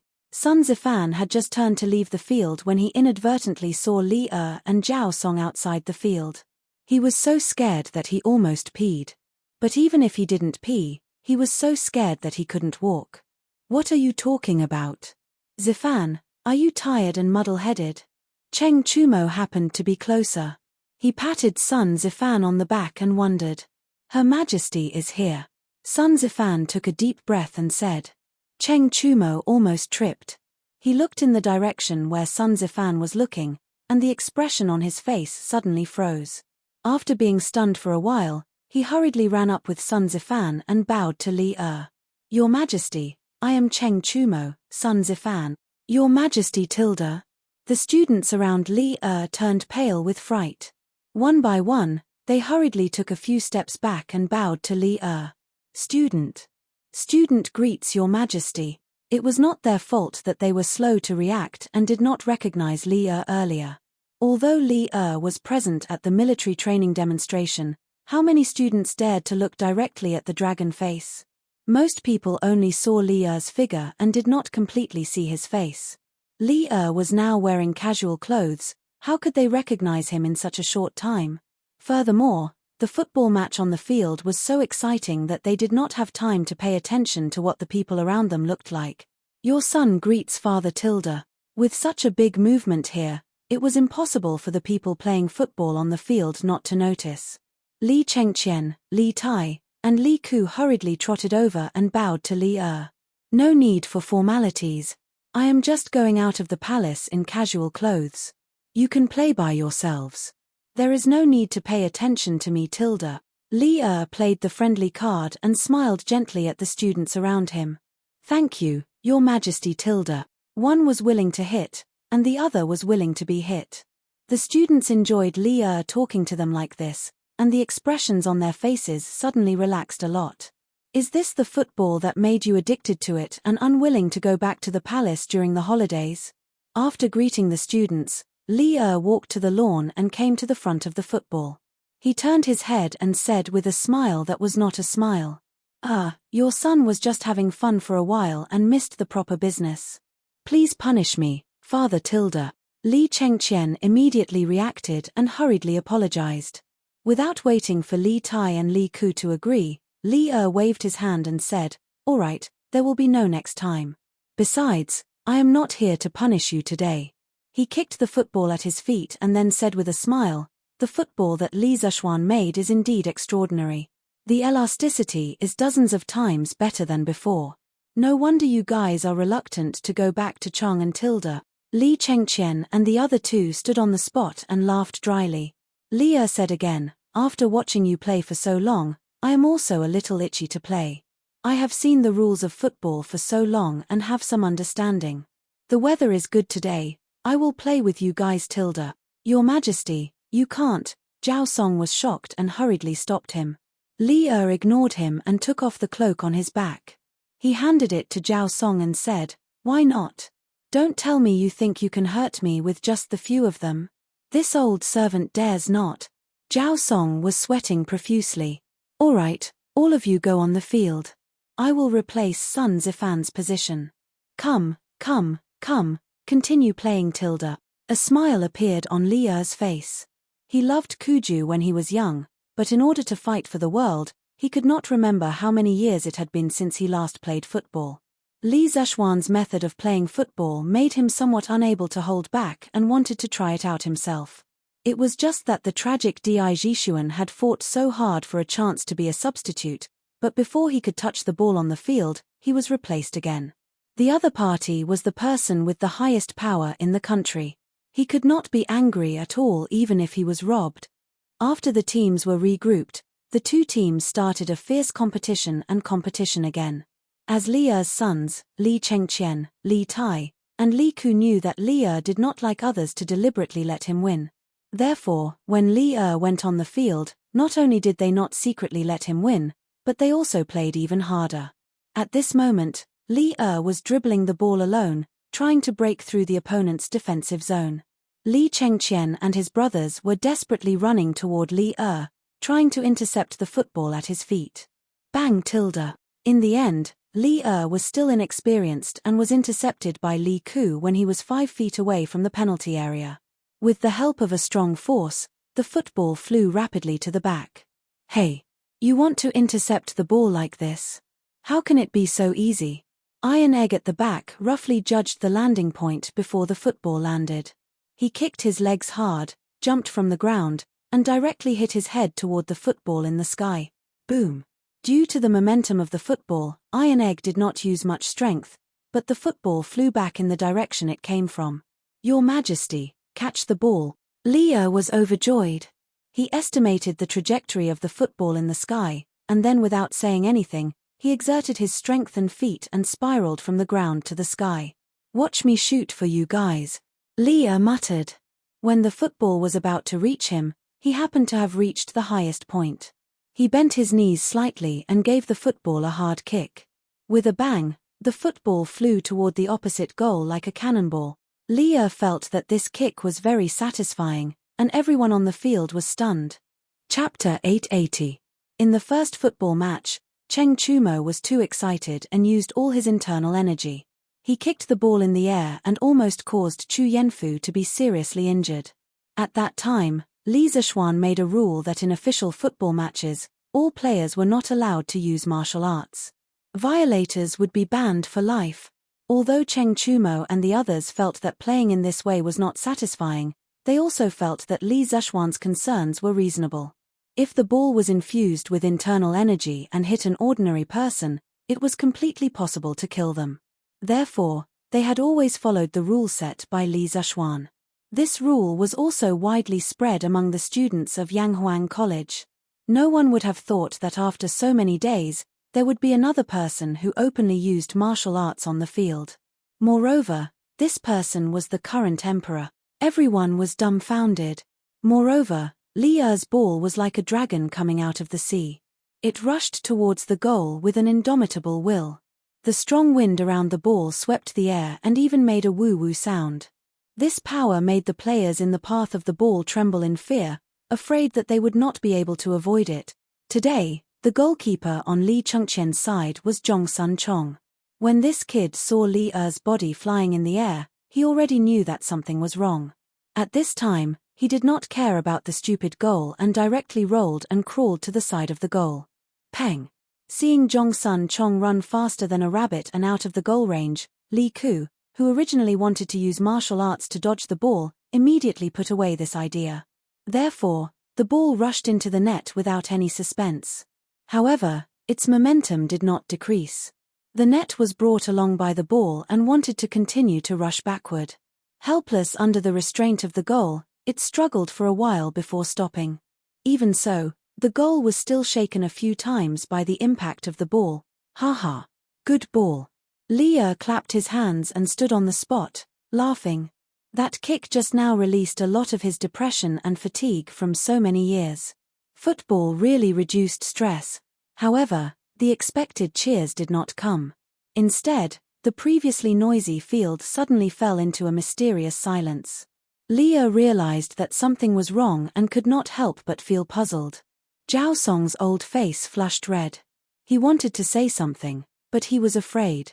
In the end, it was Li Ku who ran over and whispered to Li Er, "Father, Yamacho said earlier that martial arts are not allowed on the football field to avoid hurting people. Those who violate this rule will be banned from football for life." It was only then that Li Er understood where the problem lay. No wonder he had been watching from the sidelines for so long, but he had not seen Cheng Chumo, Yuchi Baolin, Li Ku, or any of the other martial artists using their martial art. Thinking of this, he could not help but glare at Zhao Song. If there was anyone to blame, it was Zhao Song's fault for not telling him clearly before coming. Zhao Song, on the other hand, was full of grievances. When he came, he did not expect Li Er to suddenly become teenage maniac and play football himself. Cough, cough. This rule was unreasonable. If you have kung fu, why can't you use kung fu? Besides, this is just a game, not a competition. Why should there be so many rules, Tilda? I still intend to introduce this football into the army to help the Tang soldiers hone their martial art. If I can't use martial arts, how can I train? Li Er's face was slightly red, but he still forced himself to be calm and justified himself. Li Tai immediately flattered, "Father's words make a lot of sense. This football is interesting and can train people. It's just right to introduce it into the army." Yes, yes, yes. Father is indeed far-sighted and always worried about the country's affairs. I'm impressed, Tilda. Li Ku came to his senses and hurriedly agreed. The rest of the students also began to sing praises. Only then did Li Er's expression look much better. He clasped his hands behind his back and slowly said, "But Li Zishuan's worries are reasonable. When people who know martial arts play football, they don't know how to control their strength. It's very easy to injure people. Therefore, I feel that martial arts cannot be used in official football matches in the future. When people who know martial arts play football in private, there's no harm in using internal energy." Tilda. The emperor's words were not to be taken lightly. Every word was an imperial edict. Li Er's words basically set the rules of Tang's football world. In official competitions, they would follow the rules set by Li Zishuan. In private competitions, martial artists could use their kung fu. This meant that Tang's football would be divided into kung fu and civilian versions in the future. Your Majesty is wise tilde. Zhao Song saw that Li Er had walked out of the awkward situation and couldn't help but heave a sigh of relief. He came over and bowed. Father, Your Majesty, is wise tilde. Li Chengqian, Li Tai, Li Ku, and the surrounding students all agreed. Li Er smiled faintly and waved his hand, saying, "There's no point in playing football like this. Zhao Song, go and find a few guards with good kung fu to play with me. Ku Chumo, Bao Lin, Iron Egg, the four of you stay back. The rest of the students who don't know kung fu can take a break tilde." That mid-air shot just now made Li Er exclaim in his heart. For a moment, he also felt like having fun. How could he return to the palace at this time? Another round of unrestrained kung fu football was what he wanted in his heart. Your Majesty, I'm afraid this is not appropriate tilde.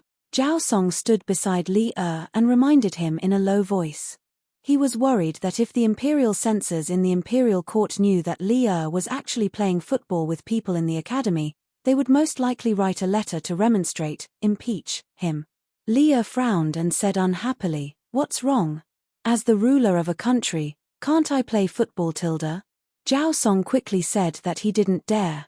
In order not to dampen Li Er's spirits, he could only find a few guards of the academy who were good at kung fu.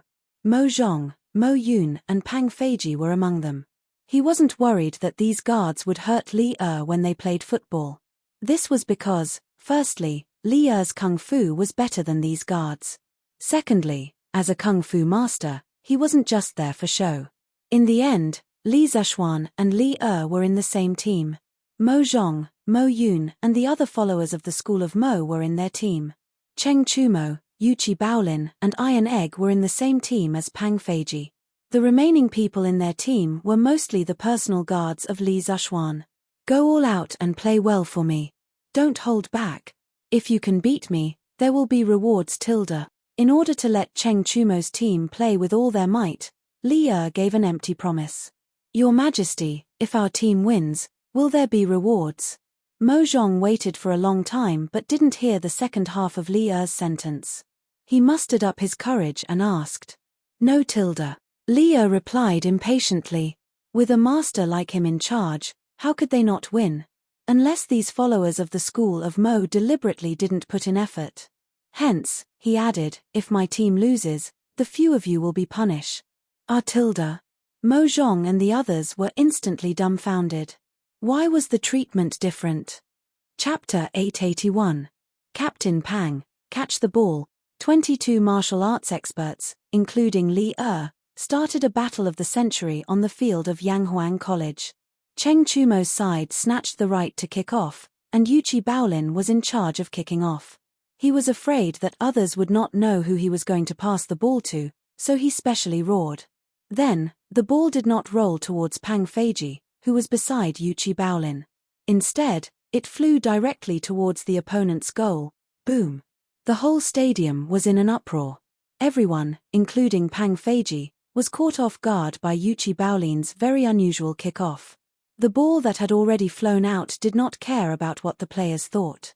It flew out at the same speed as how much force Yuchi Baolin had just exerted on it. The ball that Yuchi Baolin kicked out with all his strength was not much slower than Li Er's kick just now. In the blink of an eye, it was close to the goal. Although Yuchi Baolin's reaction was a little slower, his strength was really great. If there was a high-speed camera recording at the side, it would be able to see that the moment the ball was kicked out, 1/5 of it had already been flattened. It was obvious how terrifying this kick was. The opponent's player's attention was still on Pang Feiji. No one would have thought that Yuchi Baolin, this big blockhead, would actually play a diversion trick, so no one went to block this ball at the first moment. The goalkeeper on Li Er's side was Mo Zhong. This guy was still feeling depressed after hearing Li Er's words just now. Even if you beat him to death, he would never have thought that the opponent would threaten his side's goal so quickly. He hurriedly gathered his chi in his dantian and pounced towards this menacing ball. Bang! It had to be clear that they were playing a kung fu football now. How could this ball that Yuchi Baolin had kicked out with all his strength be blocked by Mo Zhong, who had rushed over in a hurry tilde? They saw the ball enter Mo Zhong's arms with a loud bang. Immediately after, Mo Zhong's face turned the color of pig liver, and his body involuntarily retreated. Kai tilde. The tremendous force carried by the football caused Mo Zhong to glide on the grass for a distance. Under everyone's astonished gazes, Mo Zhong actually held the football and slid back into the goal. It's in, it's in. Yuqi Baolin stared blankly for a moment, then cried out loudly. When he had just kicked off, he suddenly remembered that Li Zishuan had told them about the rules of football the last time. He had said that they could directly score from the kickoff. So, he had a brainwave and thought of such a mischievous trick to create a diversion. However, he did not expect it to work. F***ck. Baolin, you're really something. Too awesome. We've just started and we've already scored tilde. Cheng Chumo ran over and jumped onto Yuqi Baolin's back, patting the latter's head as he spoke in ecstasy. The other team members followed suit and ran over to hug the two living treasures, cheering loudly. Oh my god. He scored just like that. What kind of fighting style is this? Does this ball count?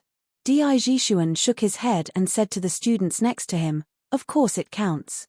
The football has already crossed the line. The onlooking students outside the field were stunned. They could not believe their eyes. Of course, there were also people who questioned the goal. At this moment, Mo Zhong got up from the ground and shouted at Yuqi Baolin, it doesn't count, it doesn't count. I've just blocked your ball. How can it count as a goal? The cheers gradually stopped. Cheng Chumo stood out from the crowd and retorted, why doesn't it count? According to the rules set by Yamacho, as long as the football crosses the goal line, it counts as a goal. So what if you've hugged the football tilde? Chumo is right. The football has already entered the goal. How can it not count tilde? This is the rule set by Yamacho. Pang Feiji also ran out to help. Haha, a goal from the kickoff. Good goal tilde. At this moment, there was a burst of laughter outside the field, and the crowd automatically made way. It's Yamacho. Yamacho is here. Let's see what Yamacho has to say now. It was Li Zishuan who heard that Li had come to the academy. He came down from his office and saw Yuqi Baolin create a diversion to the east and attack in the west. This scene was a little familiar. In his previous life, he saw it in the movie Shaolin Soccer. In the movie, Stephen Chow scored a goal from the midfield. However, that was when Stephen Chow received the kickoff from his teammate in the midfield. Yuqi Baolin was even more ruthless. He shot from the kickoff and caught everyone off guard. Greetings, Your Majesty. No matter what, Li was the emperor. As a subject, it was impossible for him not to greet him. No need to be so polite. Li Zishuan, tell me, does this goal count? Li waved his hand and asked casually. Li Zishuan raised his head and answered, of course it counts, Your Majesty. As long as the ball enters the goal, it counts as a goal, regardless of the method used. Li was not angry. He nodded and said, okay, I understand. The game continues. Mo Zhong, if you don't guard the goal well again, I'll ask Mr. Yang to deduct all of your salary for this month. Yang Sailu was the dean of teaching in the academy. At the same time, he was also the butler of the academy. He was in charge of everyone's salary. Yes. Mo Zhong's face was full of bitterness. He was also complaining incessantly in his heart. Li Zishuan smiled and walked to Pang Feiji and Cheng Chumo. He said, play well. Let His Majesty see the glory of the Academy's football team. If you win, each of you will be rewarded with a football. Li Zishuan had just reached a foreign trade agreement with Junla and PRO. He had temporarily found a source of rubber, so he became more generous. What the F***ck? Yamacho, is what you said true? Cheng Chumo widened his eyes in disbelief. Of course it's true. You can do it, Cho Nyo. In a moment of carelessness, he even said good luck, which made Cheng Chumo a little confused. What the F***ck? Yamacho, you can't do this. Why do they get a football if they win? Li Tai, who was outside the field, shouted that it was unfair. If it weren't for the fact that he didn't know martial arts, he would have rolled up his sleeves and come up to play no matter what. Li Zishuan couldn't be bothered to pay attention to him. He turned around and wanted to leave the field. Master, why don't you come up and play? Iron Egg ran over and whispered. Most of the people on the field were better at martial arts than him. He felt that he was holding them back. No, you can continue to play. Remember, even if it's kung fu football, you still need to use your brain. Bao Lin's goal just now is a living example. If he, a martial arts grandmaster, went on the field and tortured the other side, Li would definitely make things difficult for him in the future. Therefore, he patted Iron Egg's shoulder. He first refused, then said earnestly. At the same time, this was also said to Cheng Chumo and the others. This was because the strength of the players on this side was, on the whole, less than that of the opponents. Yes, Master, I understand. Iron Egg's eyes turned and he replied thoughtfully. Chapter 882. Have you ever seen a player fly into the air to intercept the opponent's pass? Have you ever seen a golden hook hanging upside down in the air, a whirlwind kick in the air, a backflip in the air, a scorpion swinging its tail in the air, or a rock spreading its wings in the air? It doesn't matter if you haven't seen it before. Now you can finally see it. This is the legendary kung fu football. The players on both sides had a big stick hanging over their heads, punishment of deducting their monthly salary, and a big carrot hanging over their heads, reward football. In short, the players on both sides were now in high fighting spirit and enthusiasm. In the following game, the players on both sides gave it their all. With the support of internal strength and qigong, they constantly made some shocking body movements in the air. Although they were not as enigmatic and superb as in the movies, the kung fu football movements that were not processed by computer still made Li Zhuan, who was outside the field, amazed. The rest of the students outside the field naturally feasted their eyes and cheered. Damn, football can be played like this.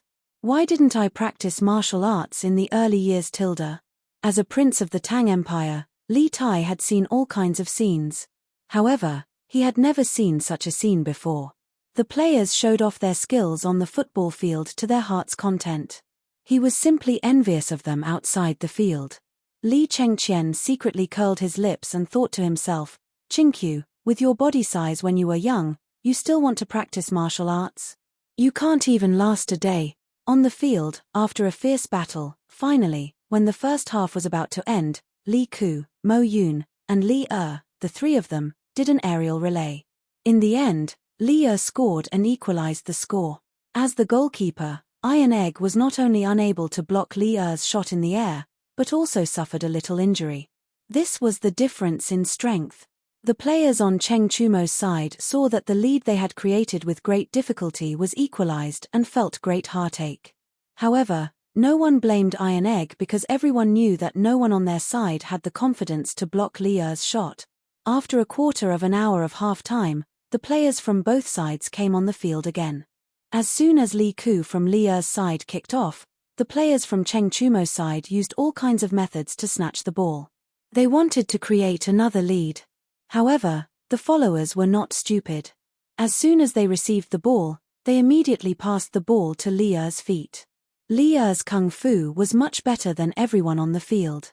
When he sprinted, very few people could catch up with him. Cheng Chumo and Pang Feiji were able to catch up with Li who was dribbling the ball. However, Li had Li Ku and Mo Yun as his protectors. The three of them were running neck to neck. It would be difficult for Cheng Chumo and Pang Feiji to catch up with them in a short period of time. It had to be said that Li's skills were quite good. He dribbled the football past three opposing defenders in the blink of an eye, and then directly faced the opponent's goal. The students outside the arena immediately let out cries of surprise. His shooting. His Majesty is invincible. Back in the days when the 18 rebel kings were in a chaotic war, His Majesty pointed his spear and destroyed all the heroes. He was so brave and fierce. I didn't expect His Majesty to be so powerful on the field. Just by listening to this, one could tell that they were Li's true fans. His Majesty's political and martial arts skills are comparable to Qin Huang and Han Wu. What's so strange about that? After playing football for so long, Li was a little hot-blooded. When he heard the praises of the students outside the field, his heart felt as comfortable as if he had drunk iced water. At this moment, he was 30 feet away from the penalty area. He lifted his leg and shot angrily. The football whistled and went straight to the goal. Iron Egg, be careful. Cheng Chumo saw the football shoot out and quickly shouted. His shout was to let Iron Egg dodge the football, not to stop it. This was because Iron Egg was already injured in Li Er's previous shot. Li Er's current kick was more vicious than before. If he forcibly blocked it, Iron Egg was likely to be knocked to the ground. The world of Kung Fu football was so cruel. Besides, injuries were common for people who practiced martial arts. There was nothing strange about it. But Iron Egg did not seem to realize the danger of this ball. He still stood at the goal and did not leave. When the football flew into the penalty area, Iron Egg slightly retreated his right foot and put on a Tai Chi fist starting pose. His eyes were fixed on the flying football. In the blink of an eye, the football had flown close to him. The fierce wind around the ball made his hair fly in all directions.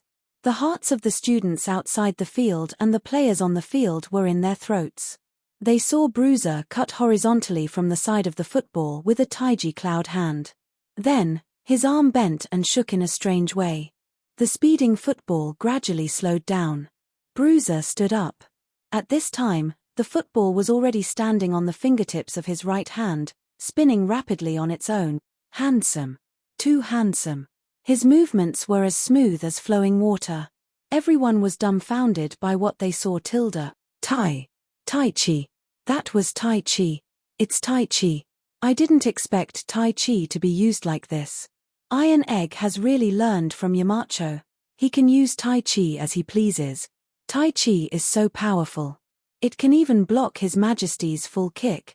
Oh, if I had known, I would have learned it seriously. The students were amazed. Damn. Iron Egg, you're too awesome. You can even do this. Cheng Chumo stared and shouted excitedly. Iron Egg smiled slightly. He shouted to Cheng Chumo, Brother Cho Nyo, tell our people to pay attention to the ball. Don't dribble too much. We'll play the football the way His Highness played last time.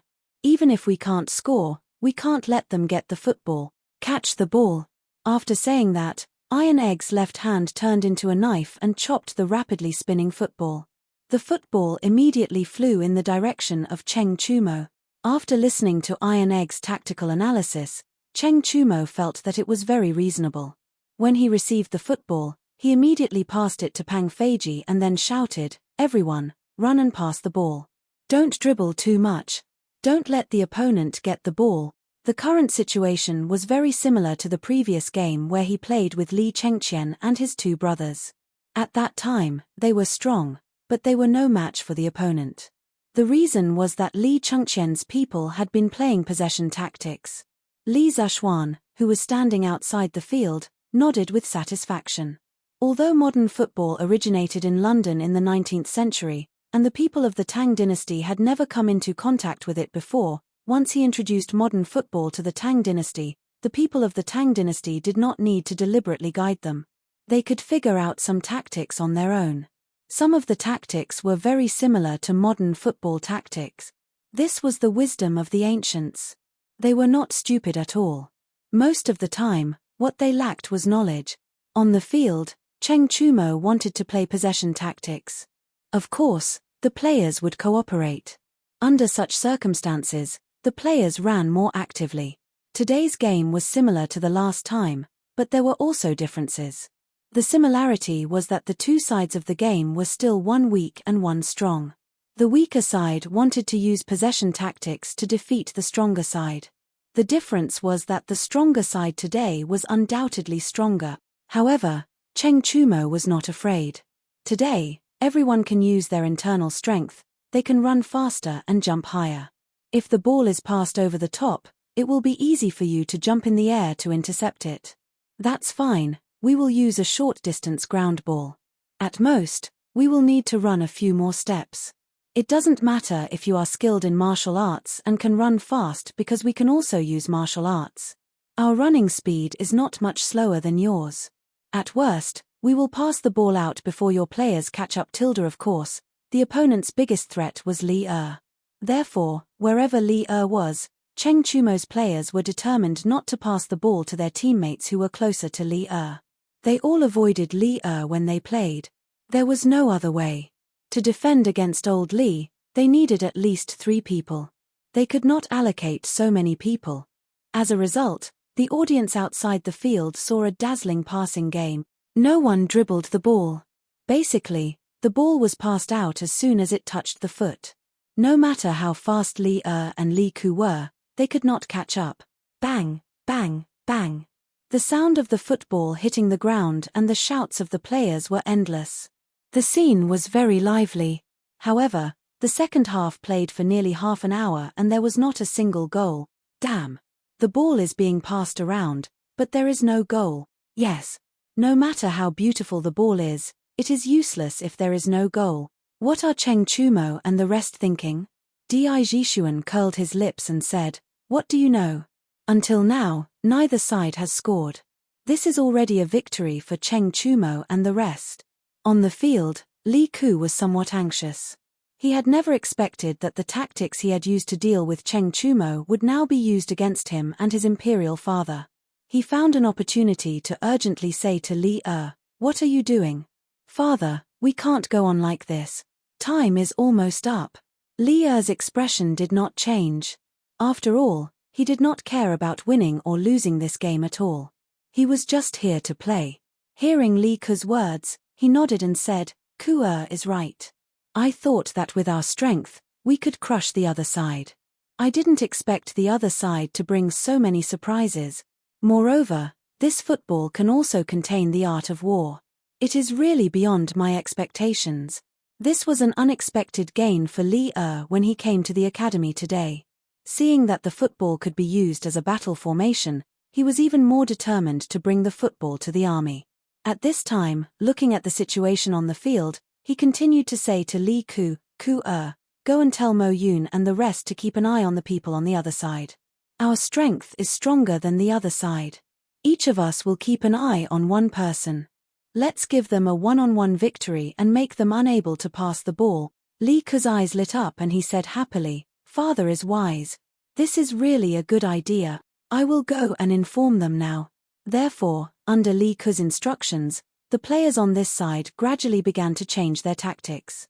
They no longer chased after Cheng Chumo's people to pass the ball back and forth. They spread out and each of them was only responsible for one player on the other side. When they received the ball, they would harass them.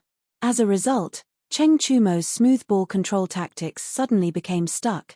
Once the machine was rusty, it was easy to have all kinds of problems. It was the same for the football. The players could not pass the ball comfortably and naturally, there would be all kinds of mistakes.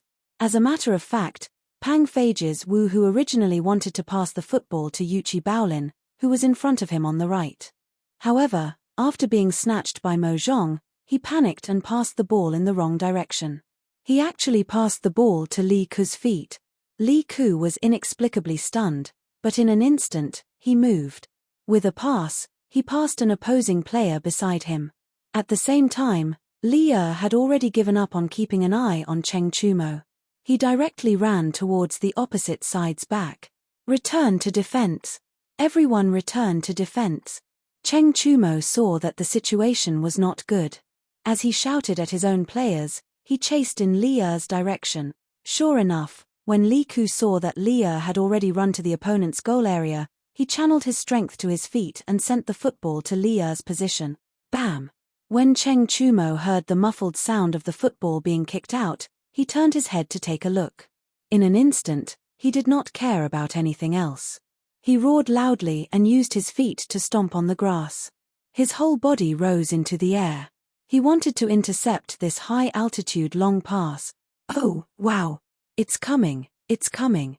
Cheng Chumo is flying again. For many students from ordinary families, martial arts masters were relatively distant existences. However, in today's Kung Fu football game, they directly saw more than 20 martial arts masters compete with each other. They flew into the sky and dove into the ground, fighting fiercely. It was really not satisfying to watch. Seeing Cheng Chumo rise into the air at this time, the students could not help but cheer again. He wants to stop His Royal Highness King of Han's pass. But this pass is so high. Can he really stop it? The movement of the football in the air was in a parabolic shape. It was divided into the ascending and descending stages. Cheng Chumo's position happened to be in the descending stage of the parabolic curve. However, it had only just descended, so the height of the football in this position was still very high. It's close. Closer. It's still not enough. F***ck. Cheng Chumo's eyes stared unblinkingly at the football flying towards him. He felt the air around him brush past his cheeks. The height of his body was getting higher and higher, but it was still not enough. Cheng Chumo even felt that as long as he stretched out his hand, he could block the football. This was really within reach. However, he was not a goalkeeper. He could not touch the football with his hands. Therefore, he could only watch as the football flew over his head and rushed towards Li Er's position. Iron Egg, get out of the way. This ball is not something you can stop. Li Er lived up to everyone's expectations. He flew up and met the flying football in the air. He looked at Tai Dan and roared. Then, he aimed at the lower right corner of the goal and shot angrily in the air. Bam! Bam! Tilde. Two loud sounds rang out on the field. One was the sound of Li Er's foot colliding with the football, and the other was the sound of Li Er landing on the ground. The football whistled towards the goal. Its speed was much faster than the previous two goals. It could be seen that Li Er used more force this time. Iron Egg gritted his teeth. He did not listen to Li Er's words and chose to retreat. He put on a Tai Chi starting pose again, wanting to repeat the same trick and stop the football. When the football flew into the penalty area, Iron Egg chose to take the initiative to attack. His body rose into the air, his palms together, and he faced the flying football. Bam! Tilde. Another loud sound rang out. A trace of blood spilled from the corner of Iron Egg's mouth. He groaned and wanted to use the Tai Chi entanglement technique to entangle the football and neutralize the force in it. But at this time, he was in midair and had no place to exert force. The effect of the Tai Chi entanglement technique was greatly reduced. The force on the football was neutralized by less than 1/5. Then, it hit him, causing him to fly backward towards the goal. Tai Chi could indeed allow the weak to defeat the strong, but there was a limit to everything. If the opponent was too strong, it would be useless no matter how well Tai Chi was used. Bang! Tilde. Iron Egg was like a baby eagle that had been hit hard in the air. He crashed into the goal with the ball. The ball is in. Beep. At this time, Zhao Song, who was acting as the temporary referee on the sidelines, blew the whistle to end the game. 2-1. Li Er's team won. However, the students outside the field did not cheer loudly. They looked at Iron Egg and Cheng Chumo, Yuchi Baolin, and the others who rushed towards Iron Egg. Although they lost respectfully. Iron Egg. Good job, Tilde. It's okay to lose. We'll try again next time. Yes. What a wonderful game. Winning or losing is not important. Amidst the encouragement of the students, this kung fu football game of gods fighting finally came to an end. The ending was within everyone's expectations, but the process was beyond everyone's expectations. Chapter 883. Hey, Iron Egg, you're really a newborn calf that isn't afraid of tigers. I told you to move aside, why didn't you listen? It's just a game, why do you have to be so reckless, Tilde? After the game ended, Li Er felt refreshed. He came to Iron Egg, who was being helped up by Cheng Chumo and the others, and said helplessly. Iron Egg pushed away Cheng Chumo and Yuchi Baolin's hands, forced himself to support himself, and cupped his hands towards Li Er. Your Majesty, I'm fine. I just don't want Brother Cho Nyo and the others to lose the game because of me, Tilde. What are you talking about? Iron Egg. Although we lost this game, it's definitely not your fault. It's us who didn't defend well. Besides, a loss is a loss, isn't it just that there's no football? Everyone doesn't care, right? Baolin, Tilde. As soon as Iron Egg finished speaking, Cheng Chumo came up and said. But why did his last sentence make his heart ache so much, Tilde? Yes. Cho Nyo is right, isn't it just a football? Iron Egg, don't take it to heart. Yuchi Baolin hurriedly nodded and chimed in.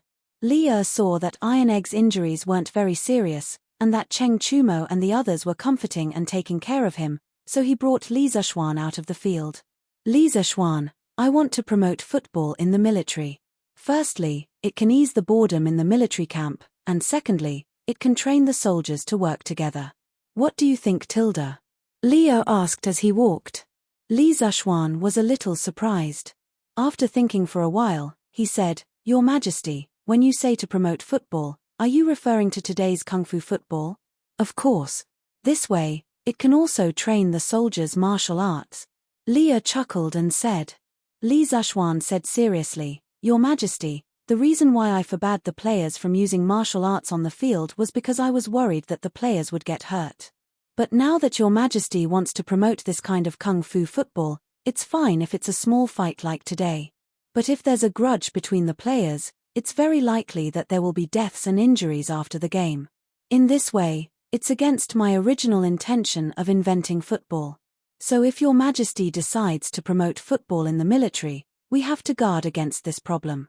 After all, every soldier is a citizen of the Great Tang. Football was a highly entertaining sport, but at the same time, it also contained violence. Even if it was an ordinary football game, it was easy for players to get injured. In his previous life, Li Zhuan had heard the news of a goalkeeper being kicked to death by the opposing team striker in the Swiss Serie B league. If a normal football game was already like this, then what was the difference between a kung fu game and a duel of life and death if the rules were not strictly regulated? Li Zhuan's main reason for introducing football was to develop football in the Great Tang, and not to let the Tang people fight and kill each other. So he needed to clearly explain the seriousness of the matter to Li in advance. Li frowned. In this era, population meant the strength of the country. Human life was very precious. After a long while, Li said, Then in your opinion, what should we do? I still feel that Kung Fu football is still necessary. We can't give up eating for fear of choking. Li Zhuan smiled and said, Your Majesty is right. We can't give up eating for fear of choking. In fact, even if we don't use Kung Fu, it's very easy to get injured in an ordinary football game. So I think that no matter what kind of football it is, we should set strict rules for it. Those who comply will be rewarded, and those who violate will be punished.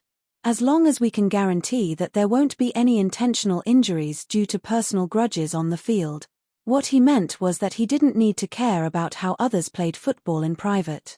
He couldn't blame others for playing football in private, could he?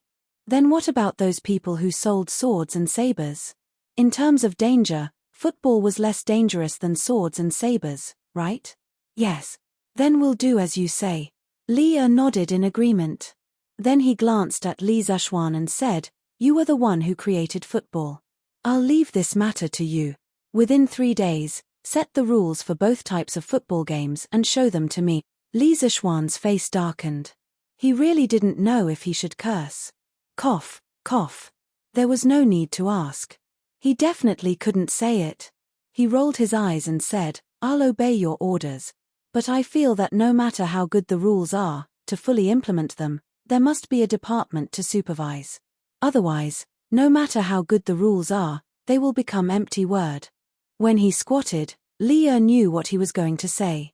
Old Li rolled his eyes and said unhappily with his hands behind his back, If you have something to say it quickly. Don't beat around the bush with me. Li Zhuan smiled awkwardly and said, Cough, cough. What I mean is, if Your Majesty really wants to promote football, not only must there be a set of rules for football games, there must also be a department to supervise football game.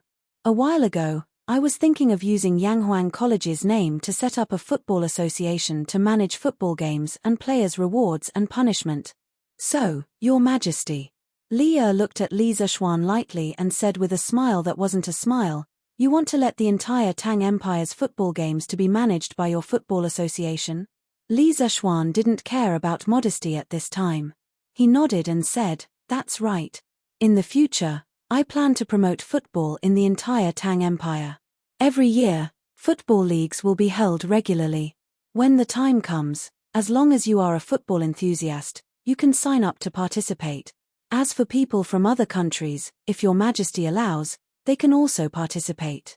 After all, this way, we can also exchange the feelings between the two countries. Li Tai, who was tailing behind the two of them, had a bright light in his eyes. He really wanted to shout, This idea is great. The little fatty was undoubtedly excited. After Leah heard it, he couldn't help but feel a ripple in his heart. He pondered for a moment and said, I didn't expect you to have such a comprehensive plan. I approve it. But now, the 6 departments of the imperial court have long been separated. I can't set up another department for football. Therefore, the Football Association will still be under Yanghuang College's name. I will have someone draft an imperial edict to order the Football Association to be in charge of football games in the world. Li Zishuan was delighted. Although old Li didn't have a formal organization for the Football Association, he gave him an imperial sword. In this way, it could be considered legitimate. Besides, as Yanghuang College's reputation grew in the future, the number of awesome students it taught would increase. With the golden signboard of Yanghuang College, why would it need an organization? Your Majesty is wise. I will do my best to manage the Football Association well. Li flicked his sleeves and said lightly, all right, it's getting late. I should return to the palace. You brat, don't be distracted by trifles and forget your duty. I wouldn't dare. I respectfully send your Majesty off. Li Zishuan cursed old Li in his heart for talking so much nonsense, but he couldn't help but sigh. The Tang Empire's Football Association was finally established. As for why it was the Football Association and not the association, well, the association's scope was too small. Chapter 884. Although the previous football match was very lively, the academy wasn't on holiday at that time.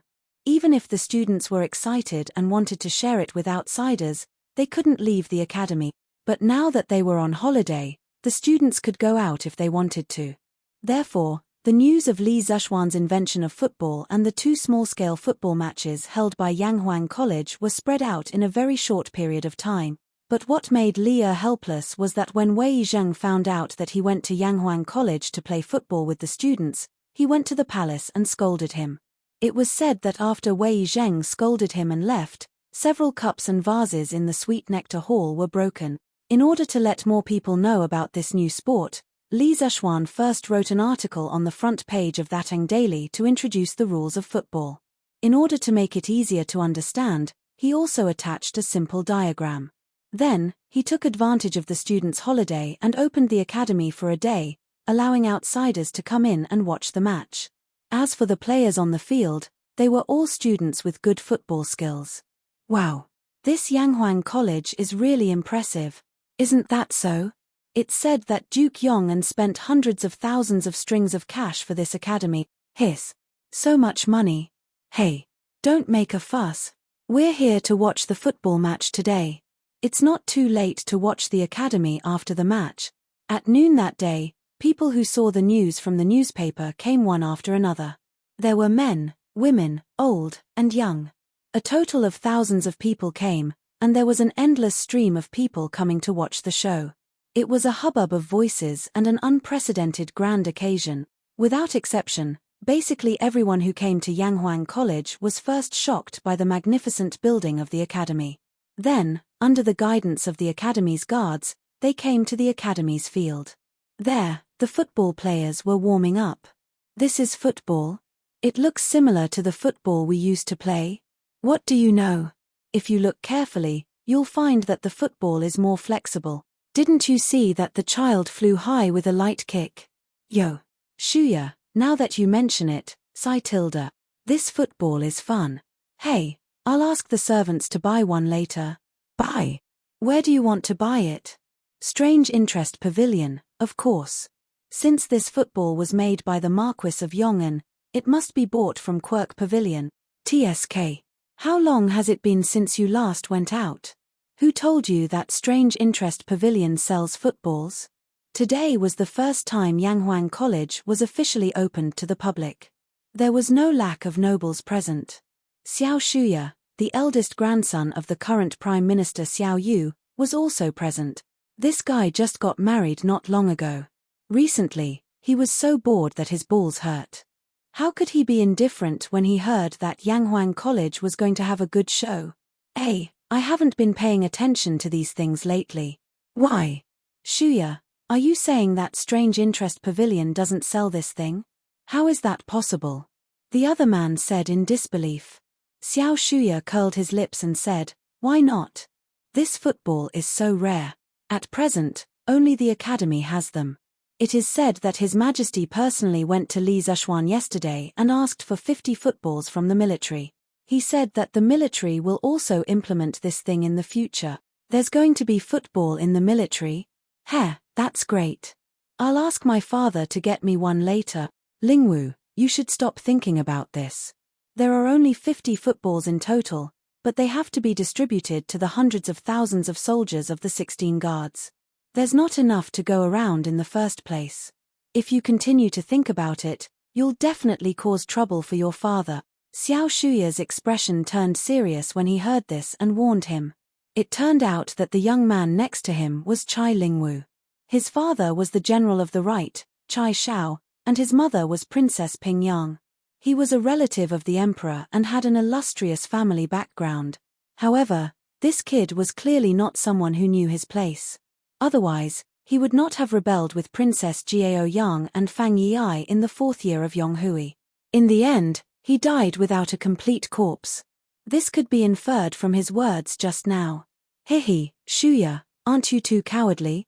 At worst, I'll just return it when I'm done playing with it, right?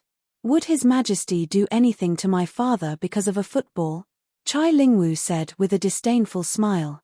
Xiao Shuya shook his head and did not try to persuade him anymore. Coincidentally, the game also started at this moment. Although the crowd who came to watch the fun today had seen the introduction of the rules of the football game in the newspaper, it was their first time seeing a real football game. The feeling was still different. Beep tilde. As a Yamacho from Yanghuang College, Li Zishuan naturally could not be the referee every time. Today's referee was the bearded man. As the only martial arts instructor, physical education teacher, in Yanghuang College, he naturally had to take the field for this kind of thing. The bearded man blew the bamboo whistle, and the game officially began. Boom. Iron Egg kicked off, and Wang Meng dribbled the ball deep. The opposing players immediately came up to snatch the ball. A fierce competition officially began.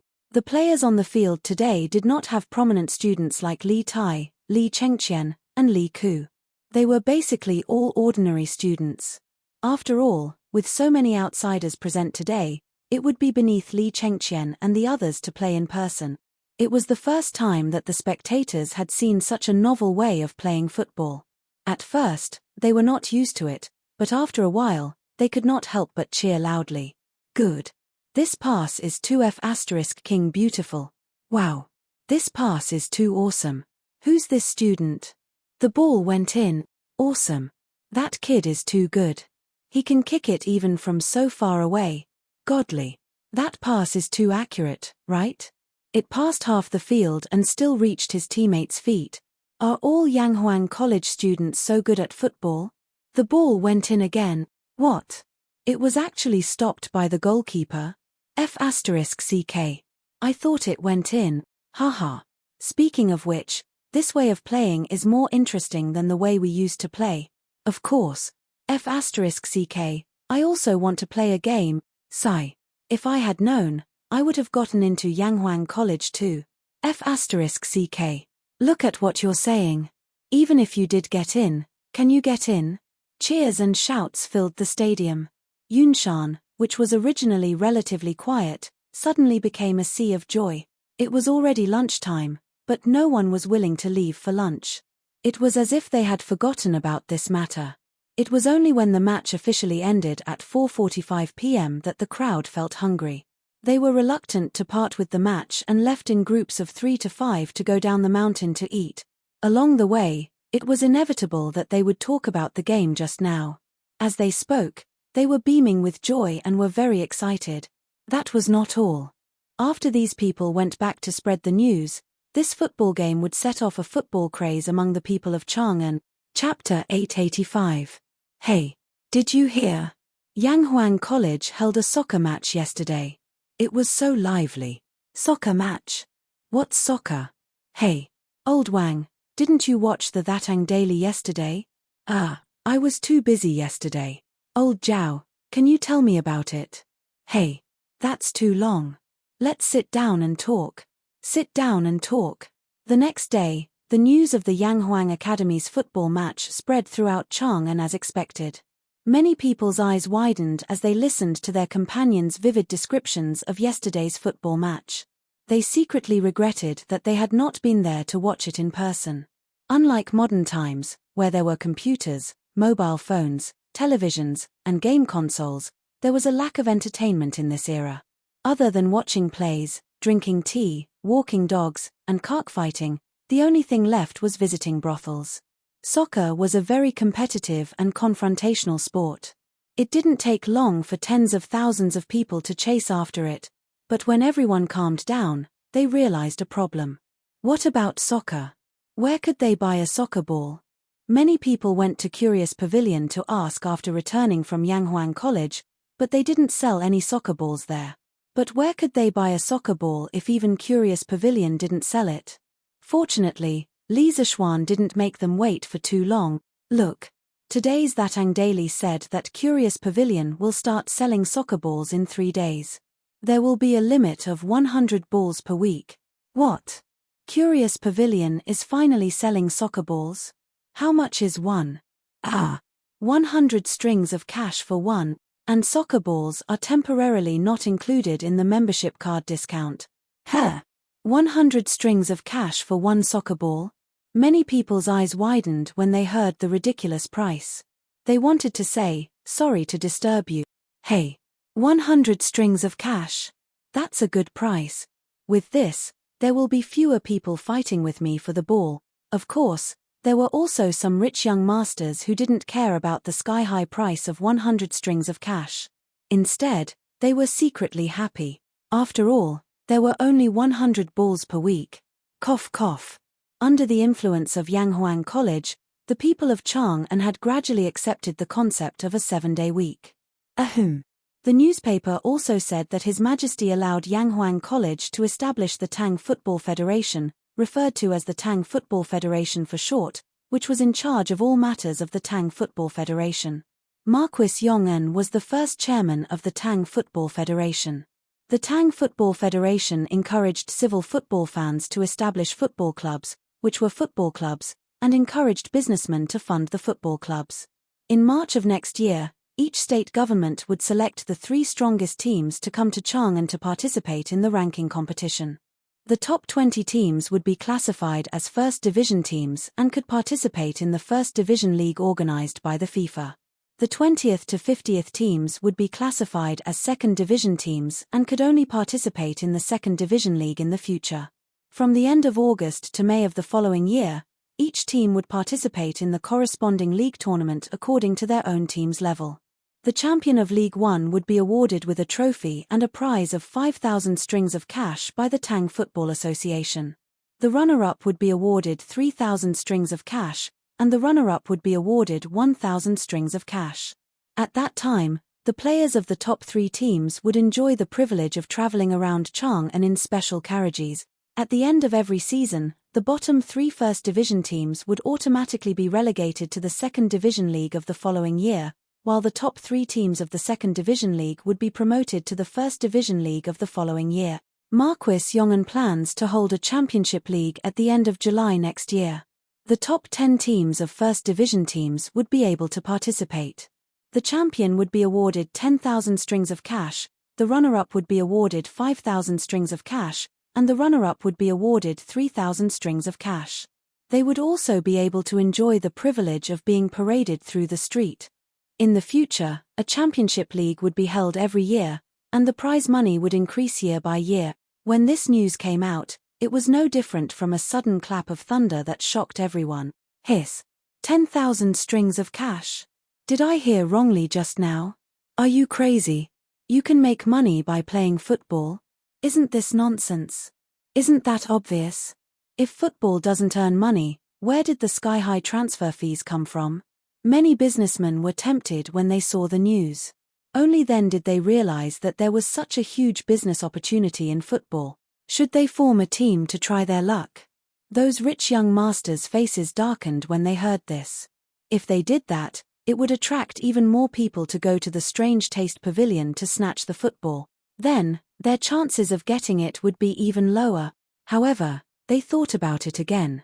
According to what the newspaper said, wouldn't there be a lot of football matches to watch in the future? Wonderful. It's simply wonderful. Hey, don't worry, it's not over yet.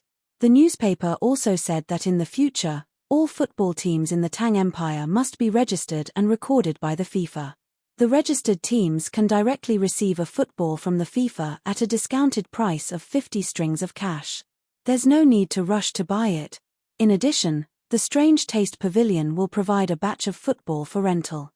The rental is about 100 copper coins a day, and they must be returned on time. If they are lost, they will be compensated at the original price. In 2 days, the FIFA will announce the detailed football rules, management system, and league system. If you need it, you can buy it from the Strange Taste Pavilion. The main reason for introducing these two systems was that Li Zexuan wanted to promote football to every place in the Tang Empire as soon as possible. Although the raw materials for football were not easy to obtain, he also wanted to let the majority of people be able to afford football. Besides, now that he had the support of the rubber supply from Junla and Piaro, he had the confidence to mass-produce a batch of football. By then, they would be able to watch football matches. Moreover, football could also stimulate the local economy. This was a great thing that would benefit millions of people. Sure enough, after hearing the news, many people cheered. When the rich kids heard that they could directly receive a football from the FIFA, they were immediately tempted. In their opinion, how much could it cost to raise a football team? Not only could they directly receive a football, but the team could also bring them some entertainment. If they were lucky enough to become a League One team, they would be very proud. They could also brag to their friends when they went out, right? Hey, don't miss this opportunity. My young master wants to form a football team to participate in the ranking competition in March next year. Those who are below 30 years old and above 12 years old who can play football can come and sign up. As long as you are chosen by my young master, your monthly salary will be at least 500 copper coins. Come and sign up. As a matter of fact, some of the more quick-witted people had already instructed their servants to start recruiting people on the street. Strike first and gain the upper hand. Hey, isn't this Master Chen's servant? His young master wants to form a football team. Hey, that's a good place to go. Unfortunately, I don't know how to play football. TSK, 500 copper coins a month. You don't have to do anything except play football every day. This is a great job. I want to sign up. For a moment, there was a craze for forming a football team in Chang'an City. As the news spread, this wave was about to sweep across the entire Tang Empire. Chapter 886. While the people of Chang'an were talking about football, the students of Yanghuang College in Yunshan, outside of Chang'an City, finally welcomed their first class after coming to the academy. The previous 3.5 days of vacation had ended. This was also the first class of engineering after being brought to this world. It was very significant, so Li Zexuan chose to teach this class in person. The venue was the recently built auditorium of the academy. The architectural style of the auditorium was designed by Li Zexuan by imitating the Beibei building in his previous life. It was a magnificent palace-like building, and the second floor could accommodate more than 600 people at the same time. This was also the reason why Li Zexuan chose to teach here. His class was for all the students. More than 600 students and more than 70 teachers gathered together, making the newly built auditorium very lively. Li Zexuan saw that Mo Zhong had brought the tools over.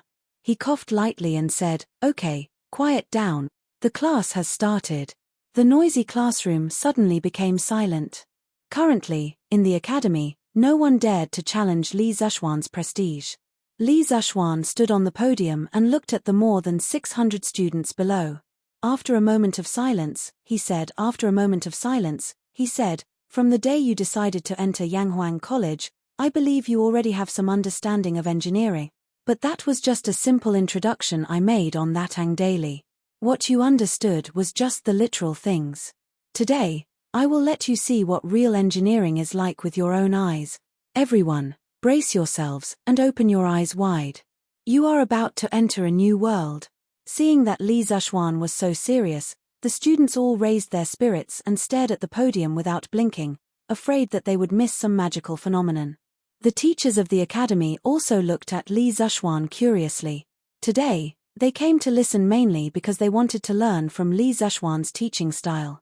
According to the rules, the academy would have a title evaluation at the end of the year. Who didn't want to improve their title quickly? On the podium, Li Zhuan smiled unhurriedly and asked first, "Everyone here has learned mathematics. Do you know what the ancestral ratio is? If you know, raise your hand and answer." Zhu Chongzhi was the first to calculate the value of pi to 7 decimal places in the history of mathematics in the world. This achievement was ahead of the world by nearly 1,000 years. Later generations advocated that the ratio of the circumference to the diameter of a circle be called the Zhu ratio, which was the predecessor of pi. As soon as he finished speaking, 40 to 50 students below the stage immediately raised their hands. Li Zhuan casually pointed at a skinny student and said, "This student, why don't you say something? By the way, tell me your name." Although he had the ability to remember everything he saw, he had never taught a class before. How could he know the names of all the students? When the student was pointed out by Li Zhuan, he didn't have stage fright. Instead, he was faintly excited. He stood up and saluted Li Zhuan, saying, "Student Sun Zhongzhi." In response to Mr.'s question, it has been recorded in the fixing technique that the ancestral rate is approximately 3.1415926 to 3.1415927. Li Zhuan nodded and continued to ask, "Not bad. Then do you know how this result is calculated?" That student's face suddenly became awkward. He thought for a moment and shook his head. Teacher, I forgot about this. Haha, it's okay. It's already very good. Sit down first." Li Zhuan comforted her with a smile, then looked at the others and asked, "Does anyone know how the ancestral rate is calculated?" After a moment of silence, a dozen students raised their hands. Li Zhuan pointed to Jiao Jiarin, whom he had met several times before. She was also the fourth in the opening examination of Yanghuang College and said, "Jiao Jiarin, you say something." Jiao Jiarin stood up and said unhurriedly, "Sir, during the Wei and Jin dynasties, the master of arithmetic, Liu Hui, used the circle-cutting technique to calculate the ancestral rate. He first calculated from the inside of the circle to the inside of the circle to the inside of the circle to the outside of the circle to the outside of the circle to the outside of the circle to the outside of the circle to the outside of the circle to the outside of the circle to the outside of the circle. He once said that if you cut it thin, you will lose less. If you cut it again and again until it cannot be cut, then you will merge with the circumference and nothing will be lost." Based on his method, Ancestor Chongzhi went one step further and obtained an even more accurate result. Zhu Chongzhi once wrote a mathematical book, Pi Technique, which recorded his research and results on pi. But at that time, scholars couldn't delve into the profoundness of it, so they ignored it, and it was later lost. Because the pi technique was lost, how Zhu Chongzhi calculated pi to the 7th decimal place, and how he found the accurate and convenient ratio, was still a mystery until the 21st century. But many mathematicians speculated that Zhu Chongzhi was likely to use 12 circular cuts on the basis of the circular cutting method, using the inscribed circle and the circumscribed circle to approximate the circumference of the circle in both directions. A total of 14 square cubes were needed, and the precision of the square cubes had to be at least 14 decimal places to determine pi between 3.1415926 and 3.1415927.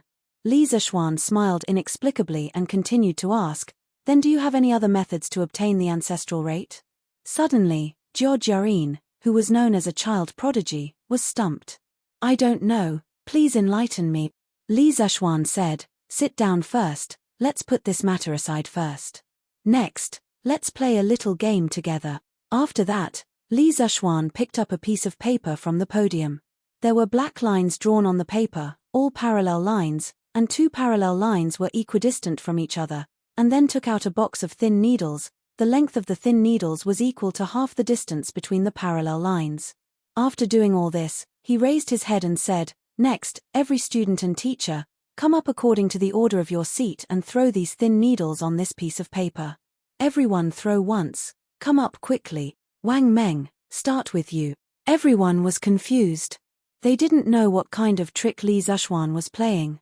Wang Meng was the same, but he was the first in the first row. Since he was called, of course, he had to come up obediently. When he came to the podium, he took out a thin needle from the needle box and hesitated. Yamacho, do I just throw it casually? Yes, just throw it casually.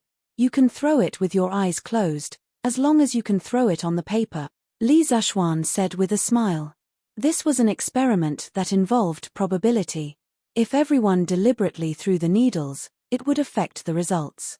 Wang Meng was also a joker. When he heard Li Zishuan say that, he actually closed his eyes. Shoo! The thin needle fell on the paper, and then he patted his butt and went back to his seat.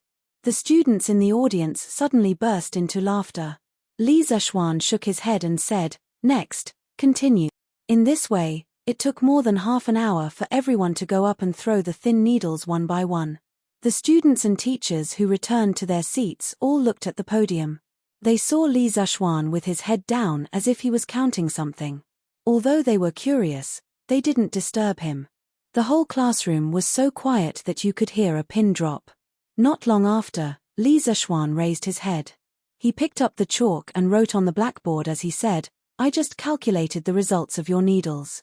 The total number of times you threw the needles is 713, and the number of times you intersected with the black line is 227.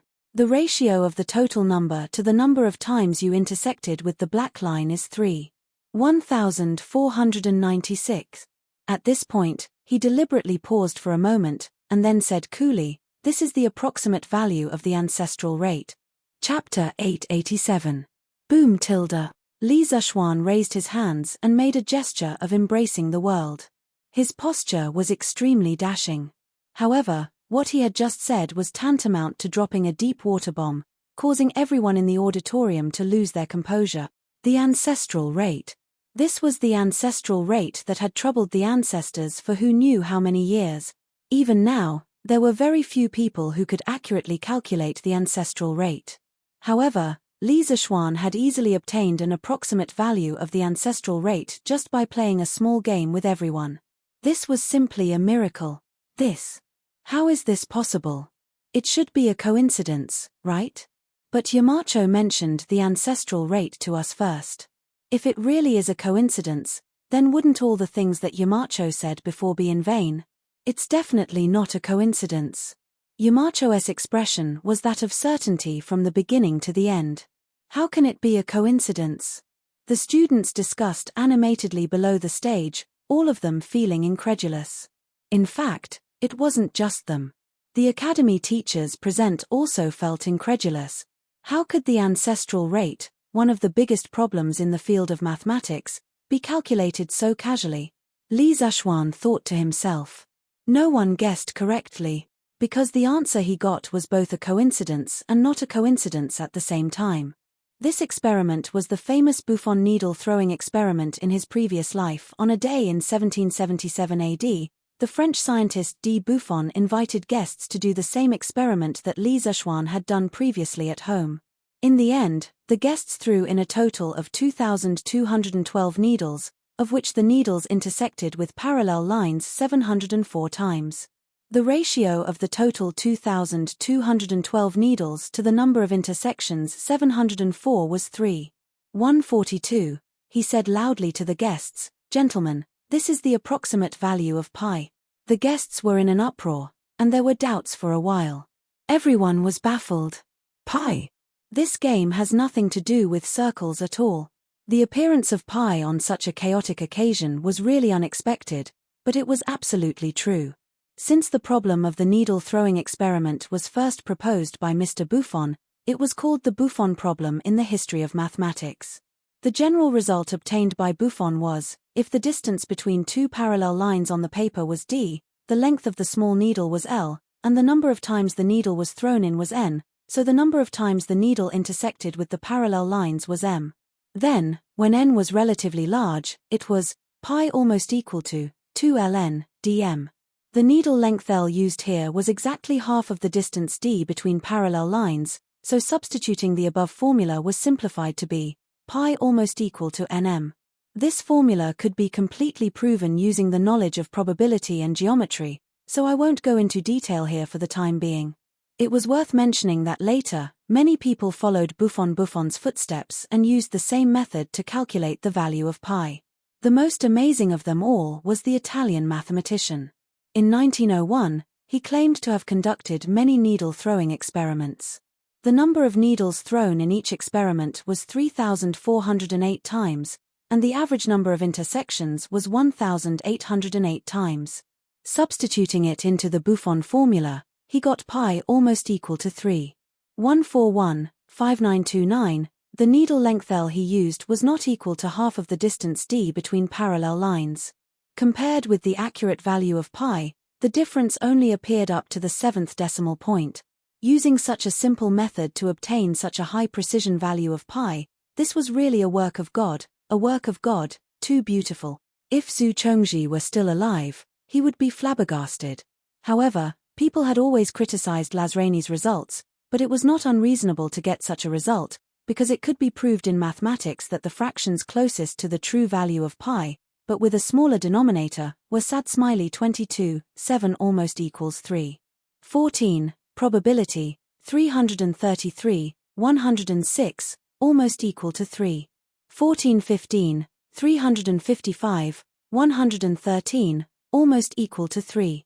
141, 5929, probability, 103993, 33102, almost equal to 3. 141592653 and Lazrani actually threw the probability. For a throw within 10,000 times, it was impossible to get a better result. No wonder many people doubted, could it be such a coincidence? But most people thought that Lazrani was really lucky because he had been diligent and cautious all his life. As for the truth, there was no way to investigate it now. Therefore, the result that Li Zexuan had just obtained was both a coincidence and not a coincidence.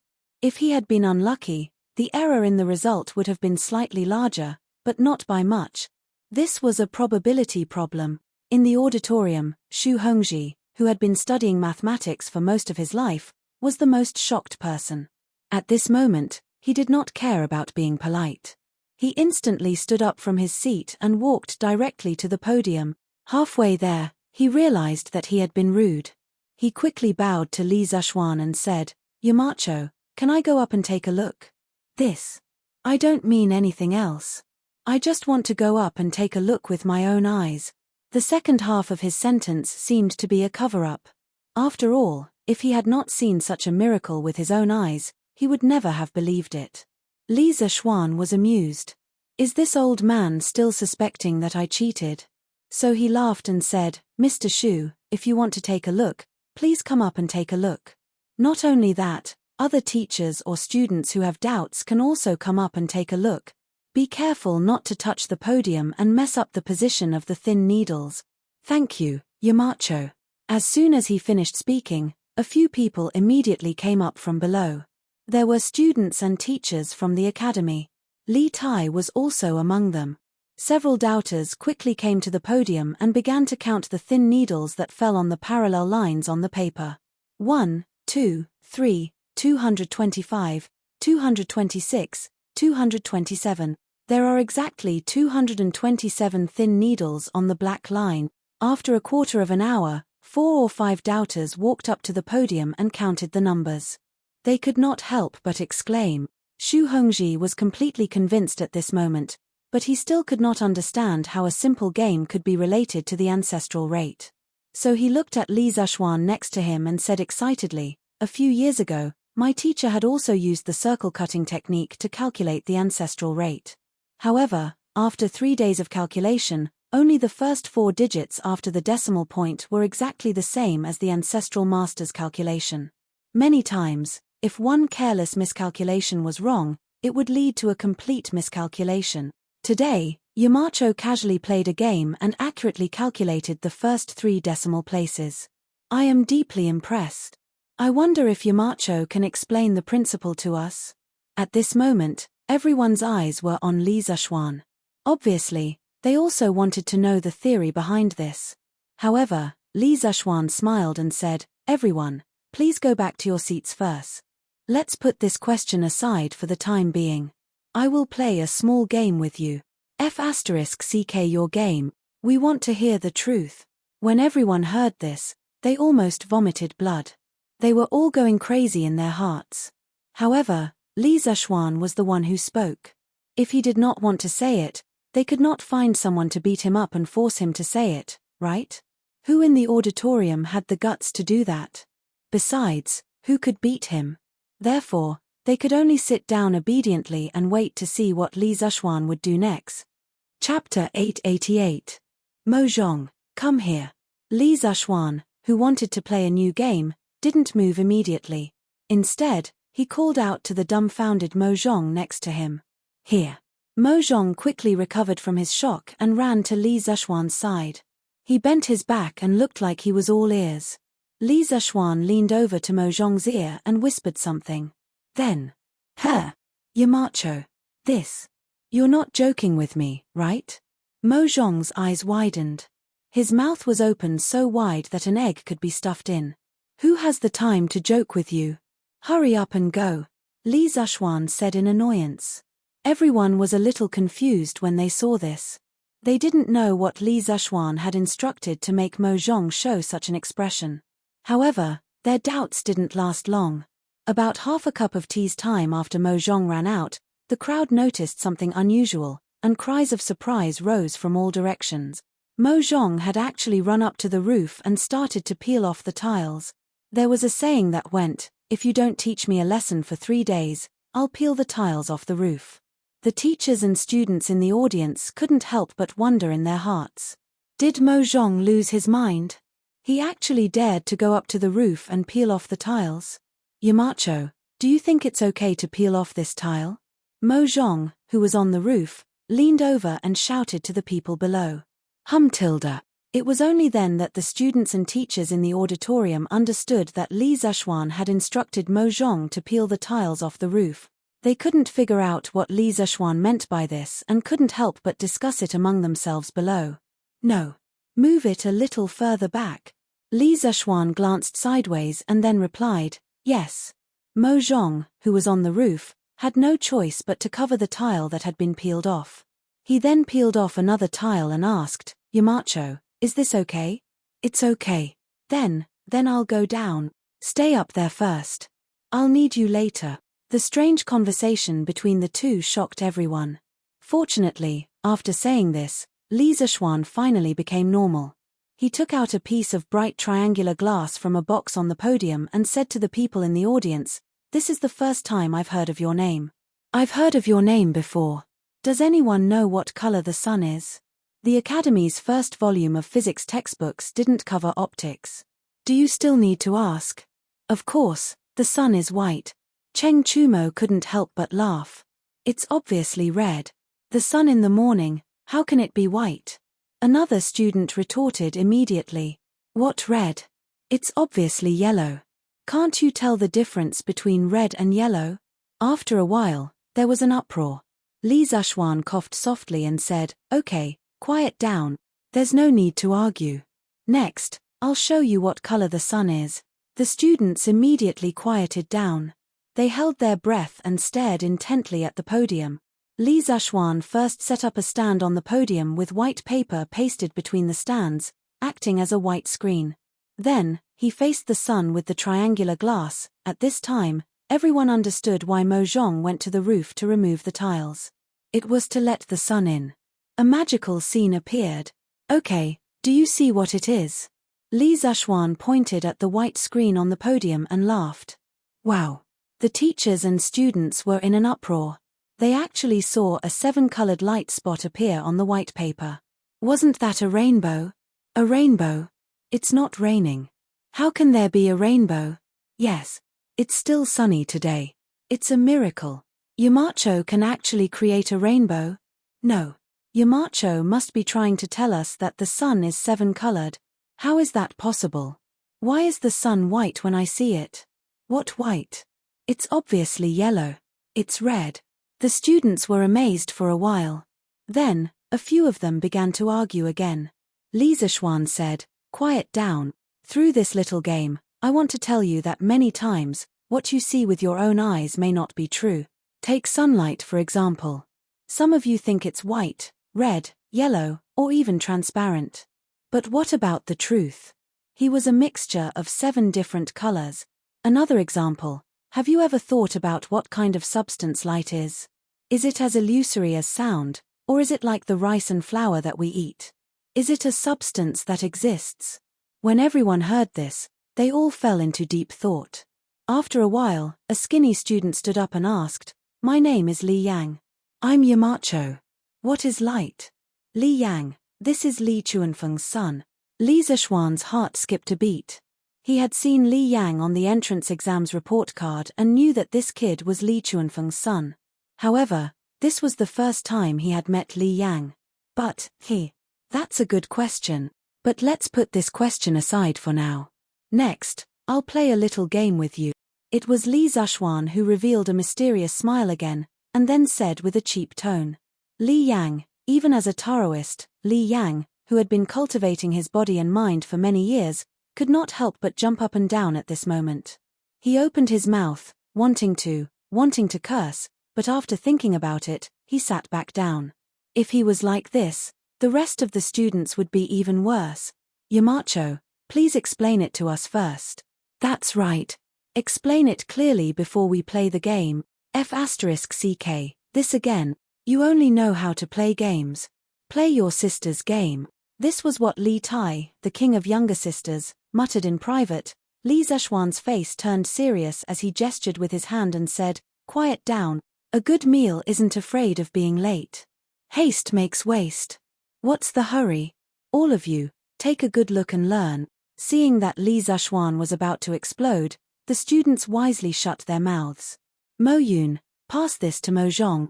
Li Zishuan took out a wooden board, there was a small hole in the board, and passed it to Mo Yun as he ordered.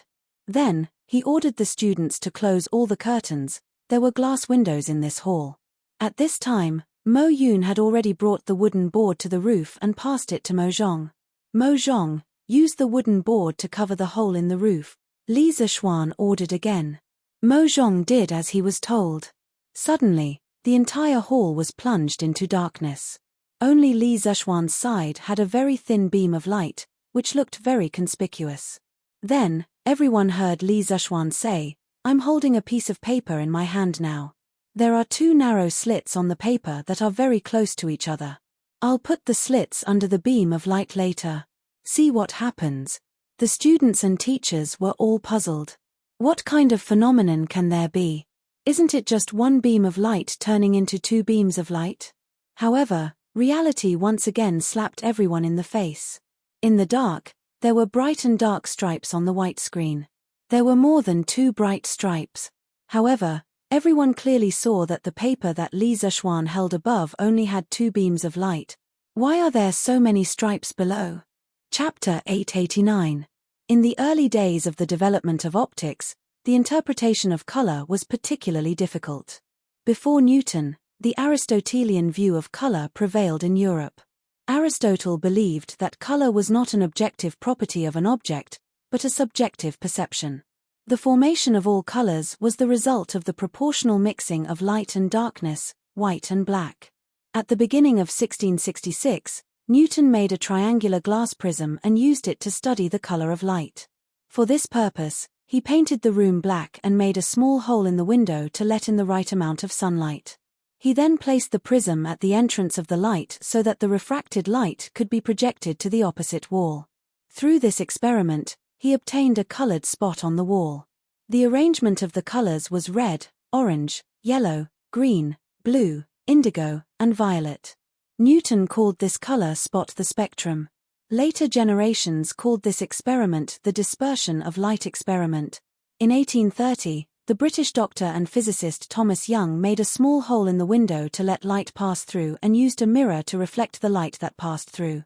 Then he used a piece of paper about 130 inches thick to split the light into 2 beams. The result was that he saw the intersecting light and shadow. This was the famous Young's double-slit experiment, which showed that 2 beams of light could interfere with each other like waves. This experiment also played a crucial role in the creation of quantum science a century later. Li Zhuan moved these two experiments to the Tang dynasty to let the students of the academy understand that the sunlight they saw every day was not as simple as it seemed. Light was a very mysterious substance. Understanding its inner workings would give rise to many amazing things. At this moment, the curtains in the auditorium were drawn, but most people were still in a daze. They could not understand why there were only two beams of light, but it seemed like there were many beams of light shining on the paper. How did Li Zhuan do it? Yamacho, how did that just? A student could not help but stand up to ask the truth, but halfway through, he stopped because he felt that Li Zhuan would definitely beat around the bush like before. Sure enough, Li Zhuan waved his hand and said, "Let's put this aside first, I'll take you, let's play a little game." Before the last few words could be said, all the teachers and students in the audience had already helped Li Zhuan say it in unison. Moreover, their voices were so loud and so angry that Li Zhuan, who was on the podium, could only feel a strong sense of resentment rushing towards her. Ahem. So you all knew. Li Zhuan's forehead sweated and said awkwardly. Then he took out two iron boxes and shouted to the side, "Mo Zhong, Mo Yun, you two come here." The two brothers had already come down from the roof, but when they heard that Li Zhuan had something to do again. "Both of you carry one box each. Pay attention to the string in the middle. Don't be too far away from each other. Otherwise, I won't forgive you if you break the string." "Yes, yes, yes, Yamacho." The two brothers quickly agreed and each took a box. "Now, you two stand over there." Li Zhuan pointed to the last corner of the auditorium and said. The two brothers did as they were told. Everyone was confused, but there were two exceptions, Li Tai and Cheng Chumo. Not only had they seen this thing before, but they had also played with it before. Li Zhuan took out two more iron boxes, one contained a voltaic battery, and the other contained a telegraph. After the wires were connected, he looked up and said, "The next little game is going to be even more interesting. Have you ever thought that one day, two people thousands of miles apart will be able to send messages to each other? Sun Zifan, send a letter. Wang Meng, you can also send a letter by pigeon." Li Zhuan shook his head and said, "How long would it take to send a letter and a pigeon over a distance of 1,000 miles? The two things you see today will be able to instantly send messages across 1,000 miles in the future." Wow! How is this possible? Instantly sending messages across 1,000 miles? Isn't this the work of an immortal? The audience was in an uproar again. Speaking of which, the number of times they were shocked today was more than the previous days combined. Li Zhuan was always full of surprises. Due to the limited space, let's first do a message transmission experiment with a distance of 10 feet. Next, whatever sound my box makes, Mo Zhong's box will make the same sound. Li Zhuan opened the iron box and started to send the telegraph. Beep, beep, beep tilde, beep tilde, beep tilde. 2 short sounds and 3 long sound. Almost at the same time, Mo Zhong's iron box also made beeps. Beep, beep, beep tilde, beep tilde, beep tilde. 2 short sounds and 3 long sounds. Although the students and teachers felt that it was very magical, most of them could not understand it. "Yamacho, how do we send messages with these beeps?" A student stood up and asked. "Haha, good question. Student, think carefully about the sounds you heard just now. Are there long and short sounds?" That student frowned and thought for a moment before replying, "Yes, Yamacho." "Then think about it again. If I combine these long and short sounds with each other, and each combination corresponds to a word. For example, the 2 short and 3 long sounds correspond to the word Li. Then, can I send a message through this?" As soon as he finished speaking, exclamations of surprise rang out everywhere. "Wow, why didn't I think of that? Yamacho's idea is really amazing. I just don't know how far this thing can be transmitted." Li Zhuan said again, "According to my current preliminary tests, this thing can transmit messages within a distance of 15 kilometers. If it's improved in the future, it won't be a dream to transmit messages across 1,000 miles. Wow, more than 15 kilometers? That's amazing. Amazing. Too amazing. An iron box can transmit messages across 1,000 miles. The auditorium was once again in an uproar. The older generation of teachers from the academy looked at each other in shock. At this moment, they really felt that they were old and could not keep up with the times. Okay, let's put this aside for now. There's more to come. Mo Zhong, Mo Yun, please tidy up these things. Li Zishuan once again revealed a mysterious smile and ordered. It was impossible for him to explain the principle of the telegraph machine in detail now. The students all had an as-expected expression on their faces.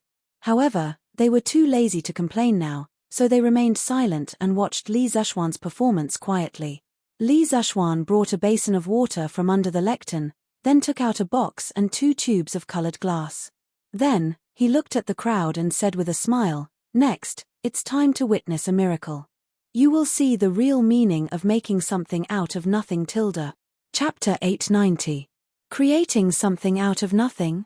Why does it sound like a magic trick? But then again, everything that Li Zishuan said in class today made the students feel like he was performing a magic trick. The casting of needles, the splitting of sunlight, the double slit turning into stripes, and the iron box message just now made them feel like they were dreaming. It was very unreal. At this moment, Li Zishuan put the wire from the iron box into the basin. This basin was not made of wood, but of glass, then filled the 2 thin glass tubes with water, pressed the mouth of the tubes, and put them into the basin upside down. Then, Li Zishuan inserted the 2 enameled wires into the 2 glass tubes. Everyone, look carefully, there will be some interesting phenomena in a while. Li Zishuan raised his head and smiled. Then he called Mo Zhong over and whispered a few words in his ear. Mo Zhong obeyed and went out. Li Zishuan pressed a button on the iron box next to him. Suddenly, the students in the auditorium found that the enameled wires in the glass tubes began to bubble. Hey! Is Yamacho performing bubble blowing for us? Cheng Chumo was happy when he saw this and whispered in the audience. The ancients also knew how to blow bubbles. Soak the honey locust in water and cut a thin piece of bamboo, and you can play with bubbles.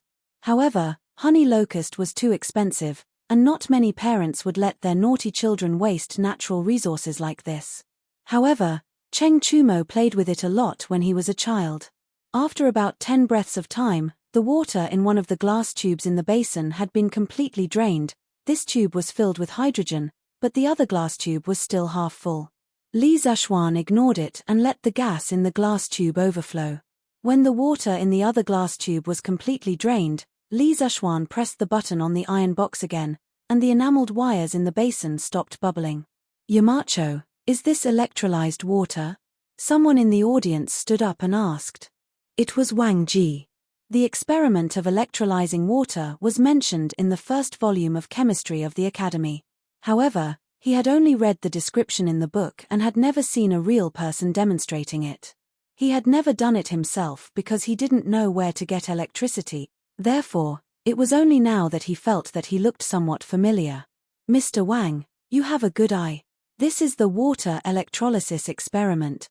Li Zishuan praised, and then said to the students, the gas in the 2 glass tubes in my hand was formed by the water I just used. It's different from the air you breathe every day. TSK, what's the difference? The students shook their heads in disbelief. In their eyes, the 2 glass tubes in Li Zishuan's hands were colorless. Weren't they just filled with air? What was so strange about it? Li Zishuan didn't make any more excuses. At this time, Mo Zhong came in with a brazier. Wherever he went, the students all avoided him because it was hot. Li Zishuan didn't mind the heat. He went forward and wrapped his left hand with a wet cloth. He pulled out a red thin iron wire from the brazier, and then put his right hand into the brazier. He held the glass tube filled with gas with his thumb and took it out. He said, now it's time to witness a miracle. Hearing this, the students all widened their eyes and stared at him. They saw Li Zishuan's right hand releasing his thumb from the glass tube, and his left hand quickly put the red-hot iron wire into it. TSK, TSK tilde. The red iron wire suddenly burned in the glass tube and emitted a bright fire. Damn, iron can also burn. Am I seeing things? Cheng Chumo shouted. The other students were also shocked and felt that it was incredible. After the fire went out, Li Zishuan smiled a little mischievously, and then took out the other glass tube. His left hand took the small burning wooden stick from Mojang. The students didn't know what was going on, but the teachers of the academy's chemistry department all buried their heads and covered their ears. Boom! The students saw Li Zishuan place the wooden stick with a flame at the mouth of the glass tube. Then, they heard an explosion that wasn't particularly loud, but definitely not soft either. Damn! Except for the teachers of the chemistry department who were already prepared, everyone in the auditorium was shocked. Li Zishuan put down the test tube, clapped his hands, and waited for the crowd to quiet down. He said, "Now do you believe that I turned water into two different kinds of gas?" The students were speechless. They thought to themselves, "How could we believe you? Why didn't you tell us in advance before playing with the explosion?" So the electrolysis experiment recorded in the teaching materials is actually real? This old man is convinced. Yamacho is really a genius, Wang Ji said with emotion. Li Zishuan smiled and said, "Mr. Wang, you flatter me." Then he gave Mojang a look, and the latter quickly nodded and turned to go out. A moment later, Mojang moved in something half the height of a person, covered with a red cloth. Mojang moved this big treasure to the podium and left. Li Zishuan stood on the podium and said to the audience, "Well, that's all for today's games. Next, I'll show you something good." After that, he lifted the red cloth, and a big blue ball, supported by a bracket, stood on the podium and suddenly appeared in front of everyone's eyes. "What is this? It's 2 times bigger than a football." "Boy, you only know about football."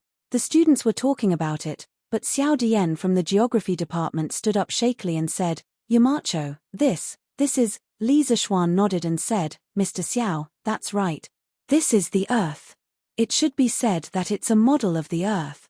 I call it a globe." After that, he looked at the students and said loudly, "Students, the Earth under our feet is not flat. The saying that the sky is round and the Earth is round is nonsense. We all live on a big ball like this. As for the details, your teacher will tell you later. From now on, I will put this globe in front of Guanghua Building. Every time you pass by, you must take a good look at it and see the world we live in. This is definitely a new world that you have never known before. Also, the little games that I played with you earlier had a deep meaning. Don't ask me about the specific principles. I hope that by the time you graduate from the Yanghuang Academy, you will be able to fully understand these questions. Then, the painstaking efforts that I and the teachers of the Academy have put in for you will not be in vain." "Okay, class dismissed. Go and rest. Today's class is over. Clap, clap, clap, clap tilde." At this moment, all the teachers and students couldn't help but stand up and applaud Li Zishuan. Today's class was destined to go down in history. Moreover, this class had given them too much shock. It made them feel extremely lucky that they chose Yanghuang College in the first place. Otherwise, where would they go to learn such advanced knowledge? Chapter 891. This was the students' first class after entering Yanghuang College, and it would be the class that would leave the deepest impression in their lives. Li Zishuan chose some of the more classic experiments from mathematics, physics, chemistry, and geography. These experiments opened the door to a new world for these students who had been influenced by Confucianism for many years. The charm of engineering was displayed incisively and vividly. At the same time, Li Zishuan's teaching style had given all the teachers in the academy a great inspiration. They realized that when Li Zishuan was teaching, all the students' attention was focused on Li Zishuan.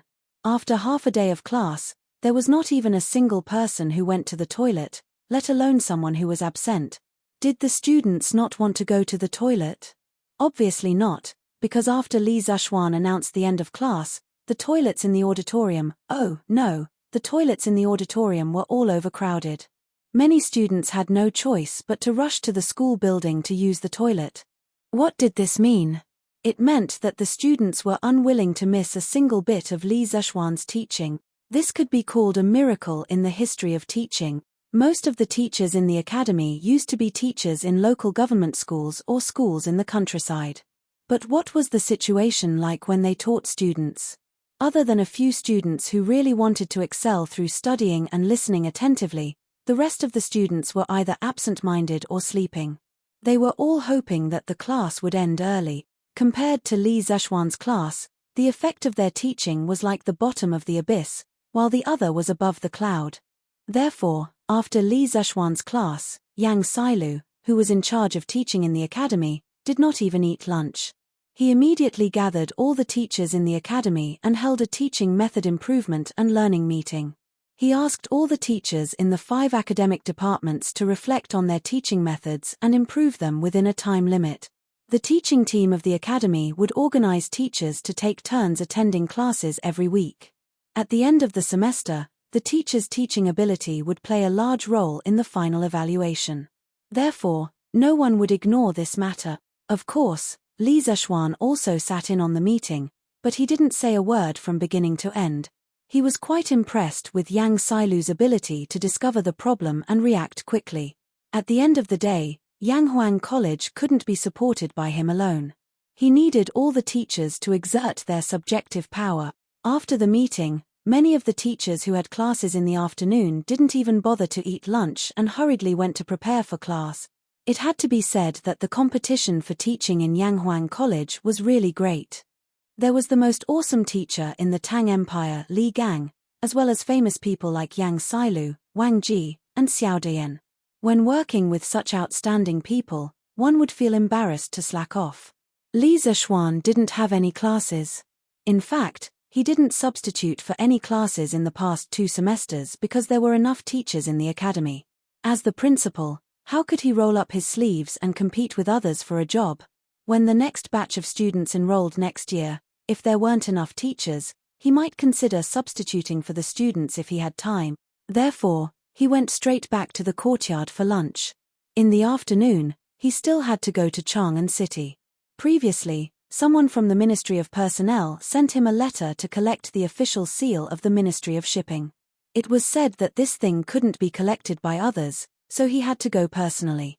After lunch, Li Zexuan brought Pang Feiji and 2 other bodyguards. The 4 of them rode down from the Cloud Mountain and headed straight for Chang'an. It was now late autumn, and the weather wasn't as hot as before. He didn't like to take a carriage when he went out. Although Don't Touch Me was comfortable, he still liked the carefree feeling of riding on a horse. Higher. Make way. The people in front, please make way. The 4 of them quickly arrived at Chang'an City and entered the city from the east side of Yenxing Gate. Li Zexuan could gallop on his horse outside the city, but he deliberately slowed down the moment he entered the city. The 4 of them walked on the main road between Xinchang Square and Shengdao Square. Not long after, they heard the rumbling sound of carriages and horses behind them, and a man's request. Li Zexuan heard that the man behind them sounded polite, so he brought Pang Feiji and the rest to the side of the road. Then, he narrowed his eyes and looked at the huge group of carriages that rolled past them. There were about 40 to 50 people in the group, all dressed in black armor. They were all tall and strong, and their hair was disheveled. They looked ferocious.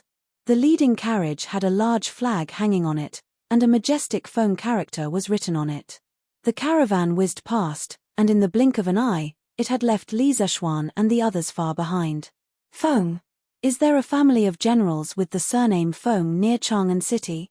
Li Zexuan looked in the direction where the carriages disappeared and asked softly. Pang Feiji thought for a moment and answered, Marquis, although there are generals with the surname Feng in the family of generals, I have seen most of them before. From the way they are dressed, they don't seem to be from around Chang'an City, and they are not even from the Central Plains. Li Zexuan raised his eyebrows. Not from the Central Plains? Then why was there such a big group of people traveling? Since he was not in a hurry to go to the Ministry of Personnel, he ordered, Feiji, go to the city gate and ask around. Find out where these people are from. Yes. Pang Feiji accepted the order and rode his horse towards Yenxing Gate, which they had just passed by. After about the time it took to brew a cup of tea, he turned around and returned. Marquis, I have just asked the general at the city gate. The group of people just now came from Lingnan. It is said that Duke Geng of Lingnan sent his second son to meet His Majesty. The person in the leading carriage should be Duke Geng's second son, Feng Zhidai. Pang Feiji cupped his fists and answered. Duke Geng? Who is Duke Geng? Li Zexuan frowned and asked. He had heard of the few dukes in Tang dynasty, but he had never heard of one called Duke Gang. Pang Feiji was sweating. He looked around and explained to Li Zishuan softly, "Marquis, Duke Geng is the chief of Lingnan, Feng Ang." "Feng Ang, chief of Lingnan," Li Zishuan muttered and suddenly realized. His expression changed slightly and he asked softly, "Do you know why Feng Ang sent his son to Chang'an?" Although Pang Feiji was no longer working in the Wu government, he still frequently looked for his former colleagues to drink. Thus, he was still relatively well informed. He looked around, then went to Li Zishuan's side and whispered, "Marquis, in April this year, the provincial governors of Lingnan accused the chief of Gaozhou, Feng Ang, of gathering troops to rebel. Duke Geng must be sending his son to the court to show his loyalty to His Majesty." Chapter 892. At the beginning of the new year, Feng Ang was fighting with Tan Dian and hadn't entered the court for a long time. The various prefectures reported Feng Ang's rebellion more than 10 times.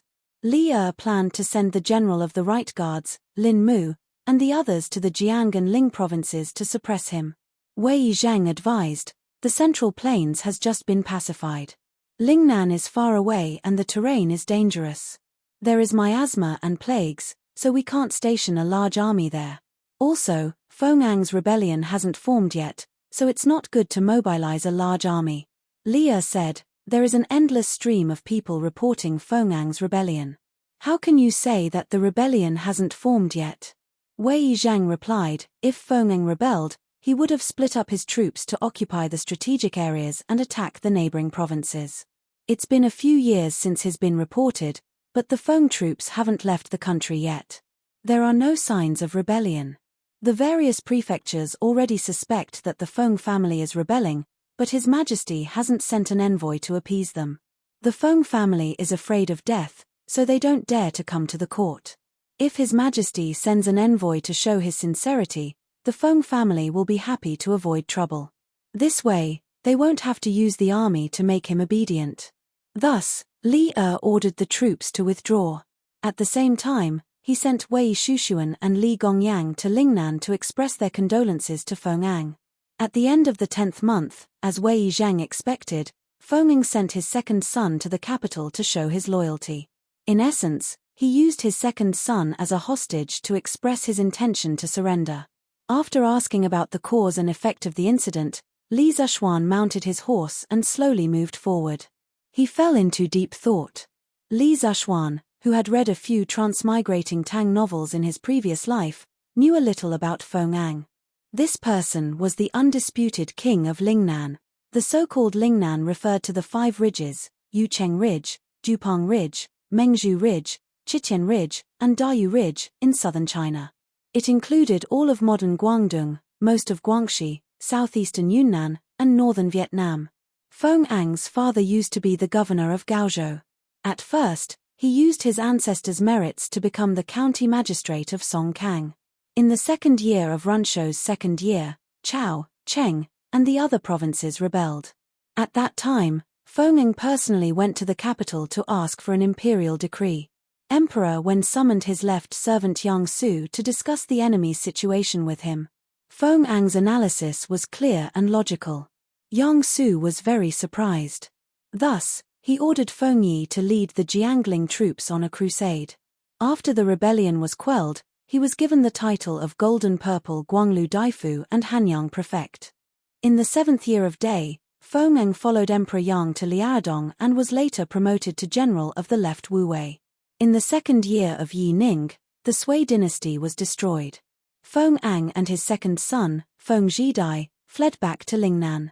They gathered the chiefs of the various tribes and had 50,000 soldiers to guard the land and prevent chaos. Not long after, Feng Ang used Kanghua, Gaoliang, Zhuya, and Panyu regions to rely on Lin Shihong, who had set up a separatist regime in Lingnan. In the 3rd year of Tang Wuda's reign, Jiao Faqing and Xian Baoche of Panyu and Xinju rose up and killed the officials of the imperial court.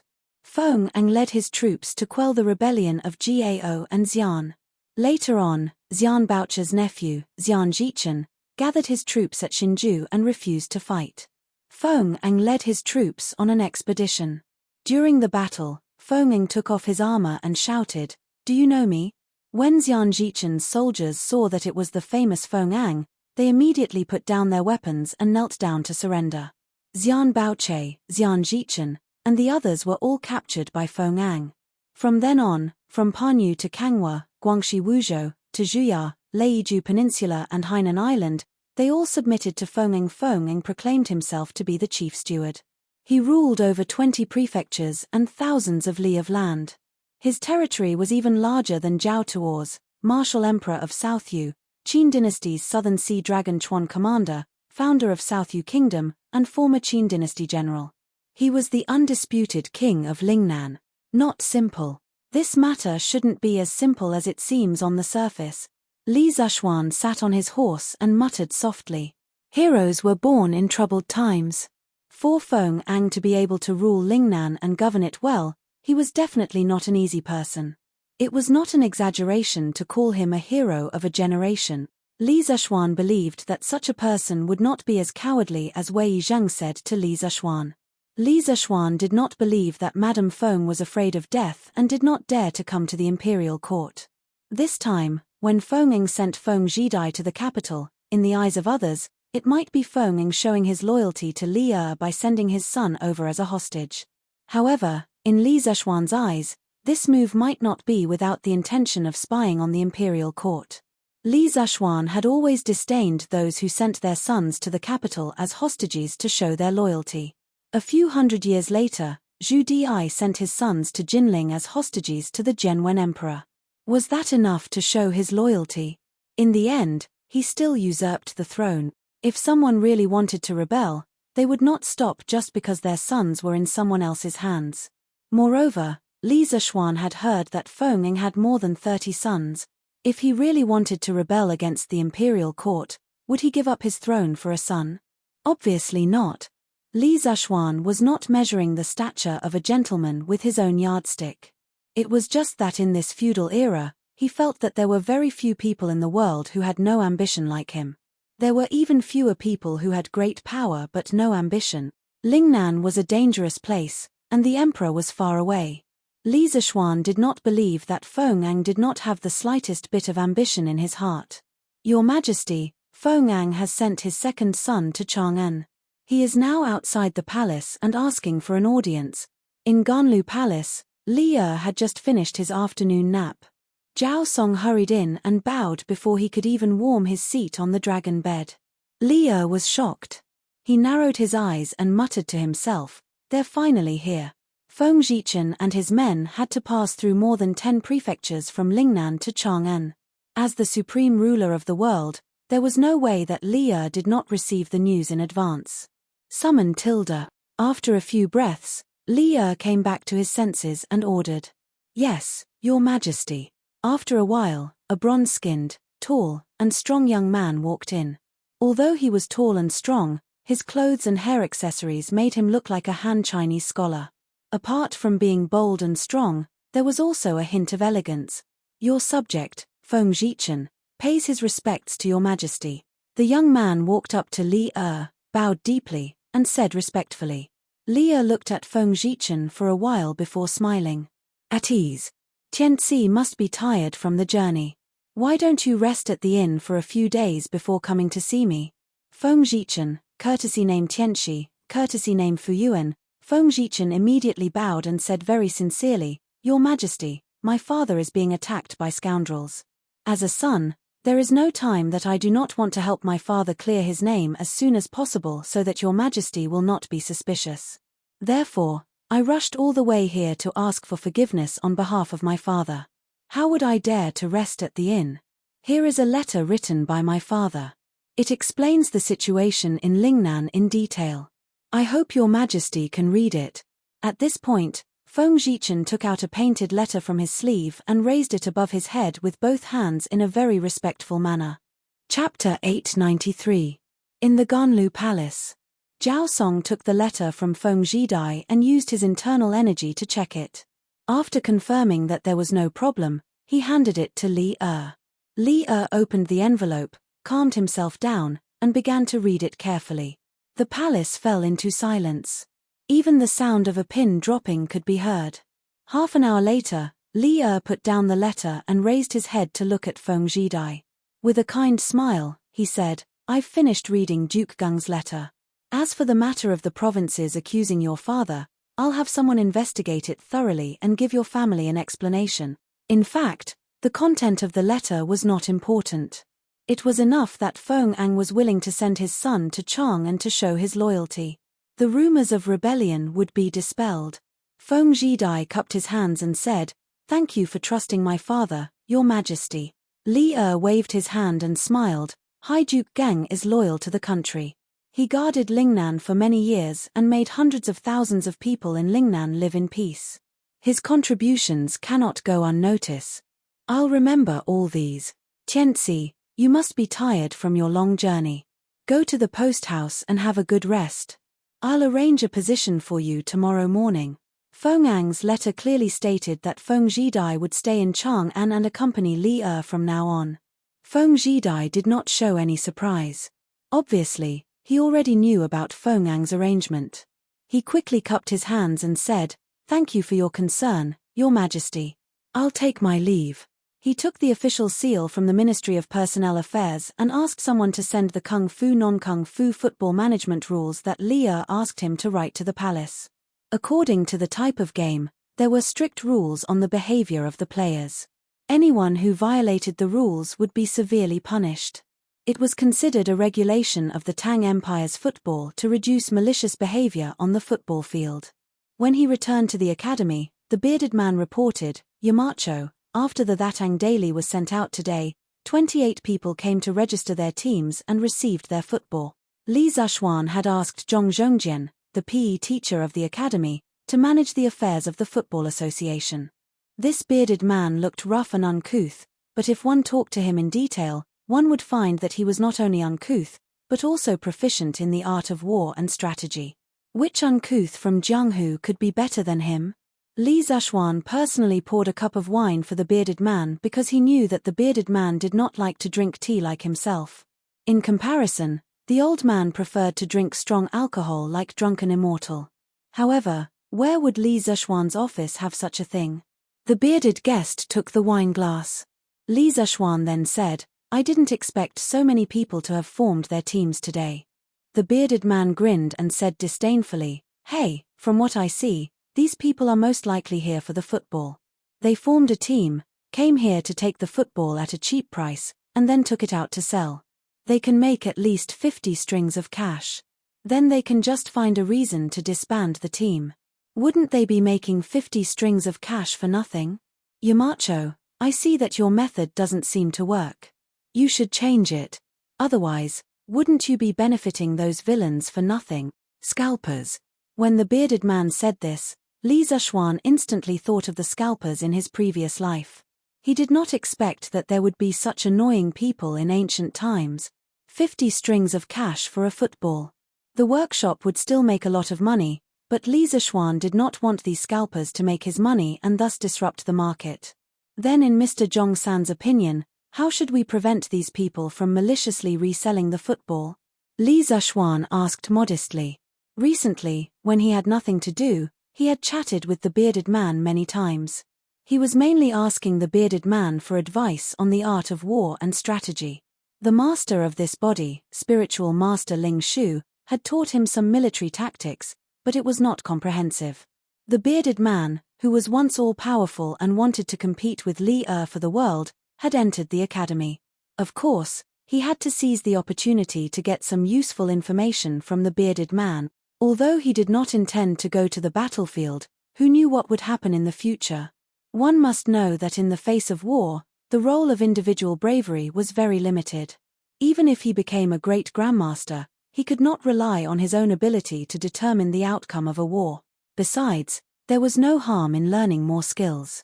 There was no harm in learning more skills. Of course, it was not only him who learned from the bearded man. As a person of two lives, spiritual master Ling Shu had also taught him some military tactics in this life. Sometimes, the bearded man felt that his views had benefited a lot.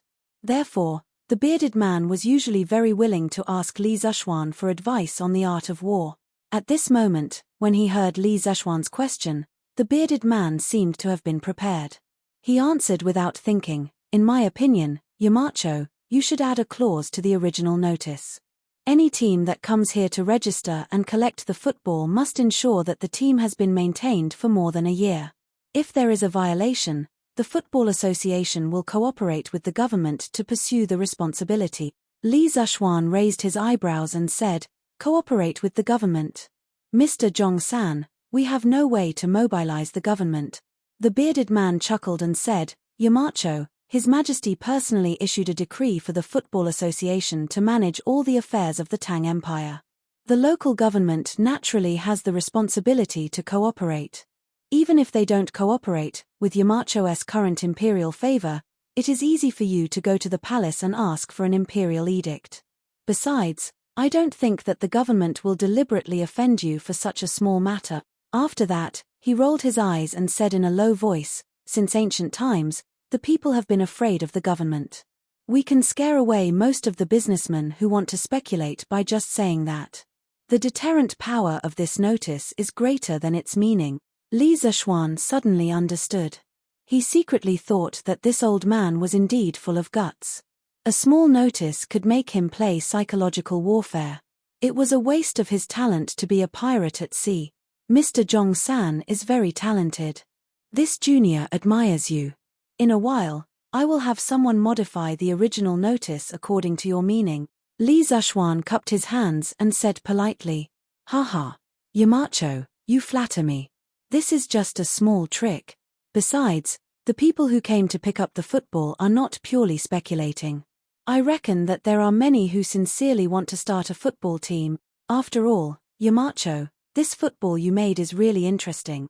A few of my little bastards came to me today to ask for a football to play with, but I kicked them away." The bearded man stroked his beard and laughed. "Mr. Zhong-san, you don't have to be like this. If your brothers want to play football, you can just give them a few. It's not worth much." Li Zishuan persuaded. The bearded man waved his hand and said resentfully, "I can't give it to you, I can't give it to you. When these little bastards heard that I was going to be a teacher at the academy, they almost wanted to slit their own throats. They felt that I had embarrassed them, and now they want to ask me for a football? No way." Chapter 894. Back then, the bearded man had agreed to Li Zishuan's request to stay in the academy as a private individual, so he was the only one who stayed in the academy. Most of his subordinates were still at sea helping him manage his family business, while a small number followed him to Chang'an, wanting to stay behind to take care of him. It was impossible to say that all of these people agreed to let the bearded man stay at the academy as a guard for a year. There would definitely be voices of opposition. However, the bearded man had been at sea for so many years and had long been infamous. Even if they didn't agree in their hearts, they didn't dare to say it out loud. However, later on, these pirates heard that the bearded man had become a teacher at the academy. Moreover, they had stayed in Chang'an for so long and had heard a lot about Yanghuang College. As a result, they weren't so opposed to their boss staying at Yanghuang College. Moreover, the bearded man had told them that as long as they stayed at the academy for a year, they would be able to obtain detailed sea maps of all the seas. At that time, the world was so big that they could go anywhere. Recently, they heard about the new sport of football. Moreover, the bearded man was a manager of the Football Association, so they thought of coming over to ask for a football to play with. After all, they were new here and were unfamiliar with the place. Even if they were to line up at the Strange Interest Pavilion, they reckoned that they wouldn't be able to find the right door. Even if they found the right door, they wouldn't be able to line up faster than those rich young masters with membership card. However, they never expected that after their boss found out about the situation, he actually chased them out without saying a word. The affairs of the world were truly unpredictable. Hihi, then I wonder how Mr. Zhong-san feels about his life at the academy? Li Zishuan asked tentatively. The bearded man looked deeply at Li Zishuan and then laughed loudly. Haha. Yamacho, don't try to test me. Since I, Zhong Zhongjian, have agreed to stay at the academy for a year, then I will definitely fulfill my responsibilities within this year. Yamacho, if you want me to go east, I definitely won't go west. Besides, I have good wine to drink and fresh meat to eat in the academy. My days here can be considered carefree and happy. If it weren't for the fact that I still want to wander the sea for a few more years, I'd rather retire on the Cloud Mountain. Li Zexuan's expression did not change when his thoughts were seen through. He smiled and said, "Well, when Mr. Zhong-san is tired of life at sea, the academy will always welcome you back." "Haha. Then I would like to thank Yamacho." The bearded man's eyes flashed. He raised his wine cup and saluted Li Zexuan from afar. Then, he laughed loudly. He wasn't kidding when he said that he wanted to retire at Yanghuang College. He had long known that Li Zexuan was an extraordinary person. Yanghuang College would one day become the holy land of learning in Tang Empire. He would have no regrets if he could retire at such a place. "Your Majesty, is there something on your mind?" At midnight, in the west court of the Imperial Palace, the Empress bedroom. Empress Zhong-sun, who had rested for more than 2 hours, inadvertently woke up. She found that Li Er, who was lying beside her, was still awake. His dark eyes reflected the light of the fire outside the bedroom, looking particularly bright. She was moved and asked aloud, "Oh, Maid Guanyin, why are you awake now? Is it because I—" "No, Your Majesty. I woke up by myself." Empress Zhong-sun hurriedly explained without waiting for Li Er to finish. "Oh." Li Er leaned against the headboard and sighed faintly. After a while, he said, "Today, Feng sent his son to the capital. I met his son in the afternoon. Like father, like son." Empress Zhong-sun was also a quick-witted person. She thought about it and understood what Li Er was worried about, so she said, "Your Majesty, are you worried about Lingnan?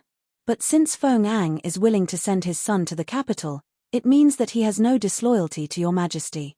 Why are you still worried?" Li Er shook his head and said in a dull voice, "Feng would rather send his most valued son to Chang'an as a hostage than to personally come to Chang'an to see me. I feel uneasy. Just because he is a hostage doesn't mean that he has no ambition." In the past, Qin Shi Huang's father Qin Zhuangxiang, Qin Shi Huang's great-grandfather Qin Zhaoxiang, and Yang Crown Prince Dan of the Warring States period were all hostages. But what happened later proved that all of them were ambitious people. It's really hard to guess what Feng is thinking. Empress Zhong-sun was silent for a while and then comforted, "Your Majesty, why are you so worried? At present, my great Tang's treasury is abundant, and we have produced many talented people. We also have no shortage of brave and skilled generals. Even if Feng is disloyal and decides to take the risk, this servant is confident that he is no match for the imperial court. Your Highness should relax and rest early." Li Er nodded and praised, "Maid Guanyin is right. I only hope that Feng can understand the current situation. Otherwise, the Tang Empire will fall into serious internal friction." The next day, a piece of news in that Tang daily once again caused an uproar in Chang'an. It was Ma Ju who sorted out the content of Li Zexuan's class yesterday morning. After Li Zexuan approved it, it was published on the front page of that Tang daily. The title was Engineering, New World. What? How could a small needle-throwing game calculate the approximate value of the ancestral rate? How is that possible? That's right. That's the ancestral rate. How can it be calculated so easily? The newspaper must be bragging. Yes, it's bragging. Hey, that's not right, is it? If you don't believe it, you can follow what the newspaper said and do it yourself. You didn't even do it yourself. What right do you have to say that the newspaper is bragging? That's right. If you don't believe it, you can find a few hundred people to do an experiment. Me. Let's do it. When I return to the Imperial College, I will gather my classmates to do a needle game for you to see." After saying that, this person left with his companions. TSK, so it's from the Imperial College. When the Duke of Yong'an was teaching at the Imperial College, it was really lively there. What a pity. Now, our Hongwen Library is still using the blackboard chalk invented by the Duke of Yong'an. Sigh, we still use the Dictionary of Tang Dynasty compiled by the Duke of Yong'an. Many people reminisced about the time when Li Zexuan was teaching at the Imperial College. Hey, look, this news isn't over yet. The Duke of Yong'an can create rainbows. There's even a metal box to send messages. The Duke of Yong'an said that this thing can allow two people thousands of miles apart to communicate. Hiss. That's too magical. The Duke of Yong'an can even turn water into two types of gas. One can make iron burn, and the other can explode upon contact with fire. This is like magic. This piece of news, engineering, a new world, really brought everyone into a new world. The influence of engineering once again spread. Chapter 895. When the news from the Tang Daily reached the Imperial College, it caused another uproar, especially in the School of Mathematics, which caused an unprecedented shock. Li Zishuan had resigned in anger. Not only did he take all the students from the School of Mathematics, but he also poached the original teacher, Xu Hongji. The School of Mathematics was once in an awkward situation where there were no teachers or students. Left with no choice, Kong Yingda personally came forward and invited the retired professor of mathematics, Liu Hongyuan, Xu Hongji's mentor, to come out of seclusion once again. He also selected a group of students from the various prefectures to fill in the gaps. After all, the majority of students were still willing to go to the Imperial College these days. Although Yanghuang Academy was very famous now, its reputation among the people was still not as good as the Imperial College, the #1 official school of the Tang Empire. It was worth mentioning that the enrollment scale of the School of Mathematics this time was about 2 times larger than before. A total of 71 students were recruited. It was as if they wanted to compete with Yanghuang College in the field of mathematics. Other than the increase in students, Kong Yingda also hired 3 teaching assistants to help Liu Hongyuan teach the School of Mathematics.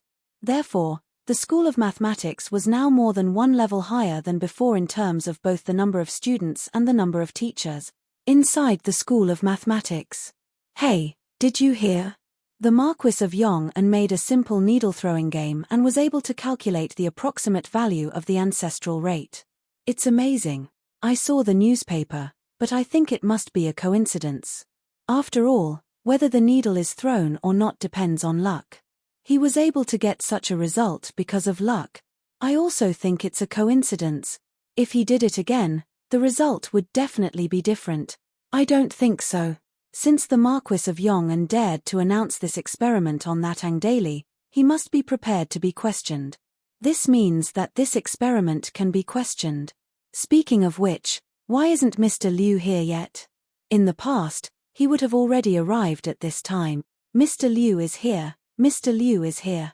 Just as the students were discussing, an old man in white clothes made of rough cloth came in. Together with his white hair, he looked inexplicably weathered. There were 3 middle-aged scholars following behind the old man. They all deliberately stayed half a step behind the old man to show their respect. The classroom, which had been noisy just now, suddenly became quiet. Haha. This old man heard you all talking about the needle experiment in the newspaper just now. Presumably, you all want to know whether the results in the newspaper are a coincidence or not, right? The old man stood on the podium and chuckled as he looked at the students below. This old man was Liu Hongyuan. He had already reached the age where he could enjoy the rest of his life, but he was invited back. He had stayed in the Imperial College for more than 10 years, so he was still reluctant to leave this place. No students responded. After being in the Imperial College for so long, they all knew that the majority of the teachers in the Imperial College did not like students discussing matters related to Li Zishuan. This was already an unspoken fact. Although they couldn't make a sound, the students' eyes were all shining as they looked at Liu Hongyuan. Liu Hongyuan did not have any prejudice against Li Zishuan. On the contrary, he had bought a copy of Li Zishuan's new mathematics textbook and studied it. Seeing that the students wanted to speak but did not dare to, he smiled and said, "Actually, it's not just you all who want to know. This old man also wants to know whether the results obtained by the Marquis of Yong'an are a coincidence." Before class, this old man prepared a piece of paper with lines drawn on it and a bag of thin needles. The distance between the lines and the length of the needles are exactly as described in the newspaper. Thus, today, our Imperial College will also conduct a needle experiment to see if the results in the newspaper are a coincidence. As Liu Hongyuan spoke, he took a grey cloth bag from an assistant teacher. Inside was a piece of paper with lines drawn on it and a bag of thin needles. The reason why he was late for class today was to prepare these 2 things. When the students heard this, they could not help but whisper among themselves. Wow! We are also going to conduct a needle experiment. Mr. Liu is really open-minded. Hey! If we can prove that the results in the newspaper are a coincidence, won't our Imperial College become famous this time? Haha. In my opinion, it is most likely a coincidence. Haha, I don't think so. Liu Hongyuan patted the table and signaled for the students to be quiet. Then, he said, there are a total of 71 students in the Imperial College of Mathematics. The number is still a little small. In order to match the total number of needles in the newspaper, you will all come up in order to cast the needles. Each of you will cast 10 times. Be careful not to use too much force and throw the thin needles out of the paper. The 3 teachers and I will help you count the number of times you cast the thin needles. Yarrow Yuanhe, come up. We will start with you Tilda. Then, Liu Hongyuan spread out the paper and instructed a student sitting at the door. Yes, Mr. Liu. The student responded and ran up excitedly. The other 3 assistant teachers took a pen and paper and stood behind Liu Hongyuan, ready to take notes. The verification experiment of the needle-throwing experiment was officially launched in the Imperial College of Mathematics. The whole experiment lasted for more than an hour before it was announced to be over. Since it was a real-time count, the assistant teachers immediately counted the number of needles cast by the students each time they cast the thin needles. Therefore, the final results were tabulated not long after the experiment ended. Liu Hongyuan checked his own statistical results with the 3 assistant teachers. When he found that the results were the same, he turned to the students and said, "We have a total of 71 students. Each of you cast 10 times, which means that you cast 710 times in total. After the 3 teachers and I tabulated, you cast the thin needles in the center line a total of 226 times tilde." As soon as his voice fell, a student with a slightly better memory immediately exclaimed, 710, 226, the results on the newspaper are 713, 227. Our results are so close to the ones in the newspaper tilde. Wow tilde. All the students in the hall were in an uproar. The 3 assistant teachers on the podium were also stunned. This was because at this time, they also recalled the data in the newspaper. Liu Hongyuan's expression didn't change. He turned around, picked up a piece of chalk, and started calculating on the blackboard. When the students saw this, they hurriedly stopped their discussion and quietly watched Liu Hongyuan calculate. 710,226 is equal to 3.1415992. When he reached the 7th decimal place, everyone's expressions became interesting. Liu Hongyuan, who had always been calm in the face of changes, was no exception. At this moment, the old teacher was so excited that he was trembling all over. He didn't even notice that the chalk in his hand had fallen to the ground. A miracle. I actually calculated the 6th decimal place of the ancestral rate. This. Chapter 896. The results of the Institute of Mathematics and Mathematics shocked the entire Imperial College. The professors, teaching assistants, and Confucian scholars who were unhappy with Li Zishuan and mocked Li Zishuan for getting such a result were all slapped in the face by the results of the Institute of Mathematics and Mathematics. Didn't you say that Li Zishuan was lucky to get the approximate value of the ancestral rate to 3 decimal places? Then Liu Hongyuan used the same method to get the ancestral rate to 6 decimal places. What should you say? This could completely prove that Li Zishuan's calculation of the ancestral rate of the needle experiment was reasonable. Those who understood the key points were all scared silly. One of the biggest problems in the history of mathematics' ancestral rate was actually able to get the approximate value through a simple needle game. The circle cutting technique was simply too weak in front of this. Perhaps if Zhu Chongji was alive, he would be shocked speechless for a long time after hearing such a seemingly absurd method of calculating ancestral rate. It was terrifying to think about. If even a needle could be used to calculate ancestral rate, then wouldn't it be true that Li Zishuan used a glass mirror to create a rainbow, double slit to create stripes, iron box to communicate, and water to create 2 gases?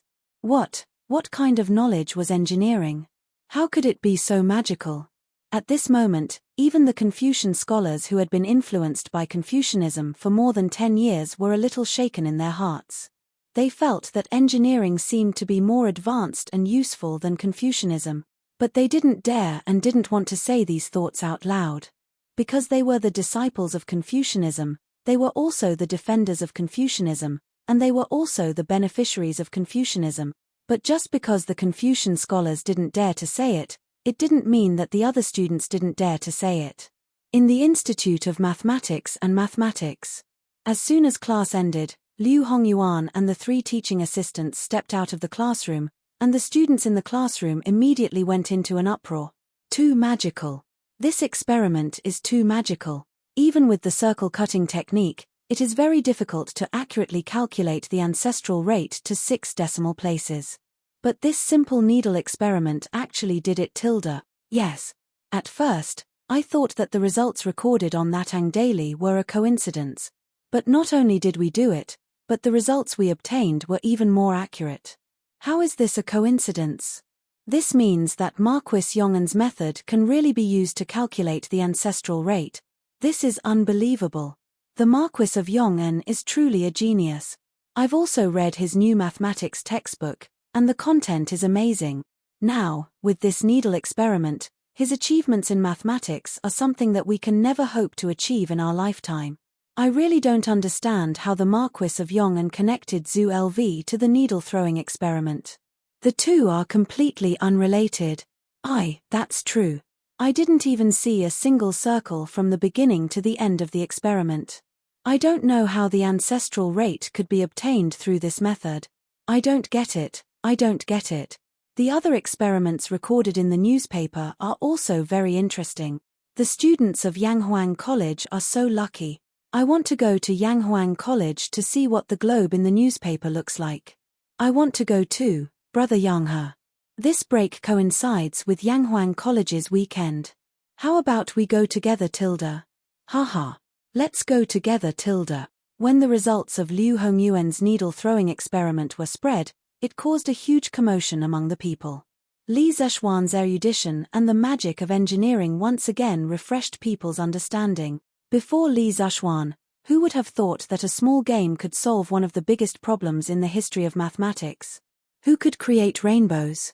Who could obtain 2 types of gases from water, one to burn iron wires and one to cause explosions? Li Zexuan, who had been quiet for more than half a month, once again created a big piece of news, pushing him, Yanghuang College, and engineering to the forefront of the storm once again. However, Li Zexuan had already expected this effect. The reason why he agreed to Ma Zhu's release of this news was because he wanted this effect. Confucianism had been developed for nearly 1,000 years and was deeply rooted in people's hearts. Wanting to shake its position was tantamount to a fool's dream. Li Zexuan also didn't want to shake the position of Confucianism in a short period of time. He wanted to let engineering appear in people's sight once in a while to make its presence known. As time passed, more and more people would naturally know about engineering. This was a process where dripping water could penetrate a stone. Li Zexuan wasn't very anxious. He was currently recruiting people for the Football Association. Until now, there were only 2 people in the Football Association, him and the bearded man. This wouldn't do. The Football Association was in charge of all the football competitions in Tang Dynasty and the rewards and punishments for players. In the future, it would be necessary to set up a Football Association branch in various places. The number of people needed was far from what he and the bearded man could handle. Moreover, the bearded man was only temporarily helping the Football Association. This old fellow would have to run away after a year. First of all, we need to recruit scholars. It doesn't matter if their articles are good or not, but they must be upright, hardworking, and not greedy. In the principal office, Li Zexuan found the bearded man and Ma Zhu and was explaining the Football Association's recruitment principles to them. Why did he call Ma Zhu over? The main reason was that Li Zexuan trusted Ma Zhu's ability to judge people. Previously, the scholars that were recruited by the editorial department of that Ang Daily were all recruited by Ma Zhu. Moreover, until now, there hadn't been any major problems. Therefore, now that the Football Association was recruiting people, Li Zexuan asked Ma Zhu to help the bearded man check. Lord Marquis, I can understand the first part, but is there a need for you to not be greedy? After listening to Li Zexuan's request, Ma Zhu was somewhat speechless. Li Zexuan answered without thinking, of course it's necessary. Brother Ma, you don't understand now, but in less than a year, you will understand why I have such a request. Now, very few people could see the huge market wealth behind football. Why was there endless corruption in football in modern society? Wasn't it because of the money that could be made from football? Ma Ju could only nod and agree. Then, he thought for a while and said, previously, when the editorial department was recruiting people, there was a group of good scholars that were not recruited because of the limited quota. Why don't I let them come over again to solve Marquis's urgent need? Li Zishuan nodded and said, sure. As long as they can pass Brother Ma's eyes, then recruit them. Otherwise, how inappropriate would it be to leave such a big football association to Mr. Zhong-san? Being trusted by Li Zishuan so much, Ma Ju suddenly felt a lot of pressure. He secretly thought to himself that he had to check again later. He couldn't let evil people sneak in and ruin Li Zishuan's big plans. The bearded man laughed and said, haha, thank you for your understanding, Yamacho. Brother Ma, get them to come over as soon as possible. I've been so busy these 2 days that I don't have time to drink with old Wang Ji. When Li Zishuan and Ma Ju heard this, they immediately laughed. Speaking of which, when these two drunkards got together, it could be said that they had met a bosom friend. Chapter 897. Brother Ma, after you recruit them, you must immediately organize them to undergo training on the rules of football and select a group of people with excellent training results to be their coaches. Let's first set up the headquarters of the Football Association, and then find a way to set up the Football Association in the various states of the Tang Empire. In the office, Li Zishuan continued. Ma Ju nodded and said, Marquis, don't worry. I understand what you mean. After that, he suddenly thought of something and smiled. Oh right, Marquis, after the content of your class yesterday was spread by that Tang daily, it caused a huge reaction in Chang'an City. Especially your needle-throwing experiment. It is said that Dr. Liu from the Imperial College of Mathematics did it himself. He threw the needle 710 times and pressed the line 226 times. When the two are divided, it is equal to 3. 1% 1. 2592, 92. It is even more accurate than the result you got last time. Li Zishuan was a little surprised. Density rate. This Dr. Liu actually got the density rate. Back then, Buffon proposed the needle-throwing experiment, and the Italian mathematician Lazzarini coincidentally used the needle-throwing experiment to get the density rate. Now, he proposed the needle-throwing experiment, and Dr. Liu got the density rate. It had to be said that history was always surprisingly similar. There were many coincidences in the unseen world. Oh, then this Dr. Liu is really lucky. Li Zishuan sighed with a calm expression. Ma Ju continued excitedly, Marquis, after Dr. Liu's result was spread, the scholars among the people were more convinced by the other content in the newspaper. Now, the reputation of our Yanghuang College will be even more prosperous. After Ma Ju finished speaking, the bearded man looked at Li Zishuan thoughtfully. No one knew what he was thinking. Marquis. At this moment, there was a knock on the door and Pang Feiji's voice. Ma Ju and the bearded man looked at each other and found an excuse to leave. They understood that Pang Feiji did not come in directly but chose to knock on the door. It meant that he had something to talk to Li Zishuan alone. Feiji, what's the matter? After the bearded guest left with Ma Ju, Pang Feiji walked in. Li Zishuan looked up at Brother Chicken and asked. Pang Feiji cupped his fists and said, Marquis, I've received news that Feng Zhidai was conferred the position of Vice Minister of Guards by His Majesty during the morning court meeting. He was also given a mansion. It seems like he's really going to stay in Chang'an for a long time. Vice Captain of the Imperial Guard? Li Zishuan searched for relevant information in his mind and said softly, it seems that he really is here to be a hostage. The guard office was one of the 9 temples. Northern Qi established the guard office, and the guard was renamed the Minister of the Guard Office or Minister of the Guard. The deputy was called the Vice Minister of the Guard. During the Sui and Tang dynasties, it became a non-official position. It was mainly in charge of the palace, ceremonies, and ceremonial ceremonies. It lasted until the Southern Song dynasty when it was incorporated into the Ministry of Works. Li gave Feng Zhidai such an easy job. Anyone with a little political brain could understand the deep meaning behind it. There's no need to pay attention to this person anymore. All we need to do is to take care of our own land. Li Zuxuan recovered from his thoughts and said to Brother Chicken. Li was definitely not a stupid person. Li Zuxuan believed that if he could think of something, Li would be able to think of it as well. Hence, he felt that there was no need to worry about it. Pang Feiji replied, "Yes, Marquis. Outside the palace." After the morning court meeting, Feng Zhidai came out of the palace. The guards who followed him to Chang'an quickly greeted him. "Second young master, are you all right?" The leader of the black-faced guards hurriedly asked. "Ha! What can happen to me? Mu, aren't you making a fuss over nothing?" Feng Zhidai chuckled disapprovingly.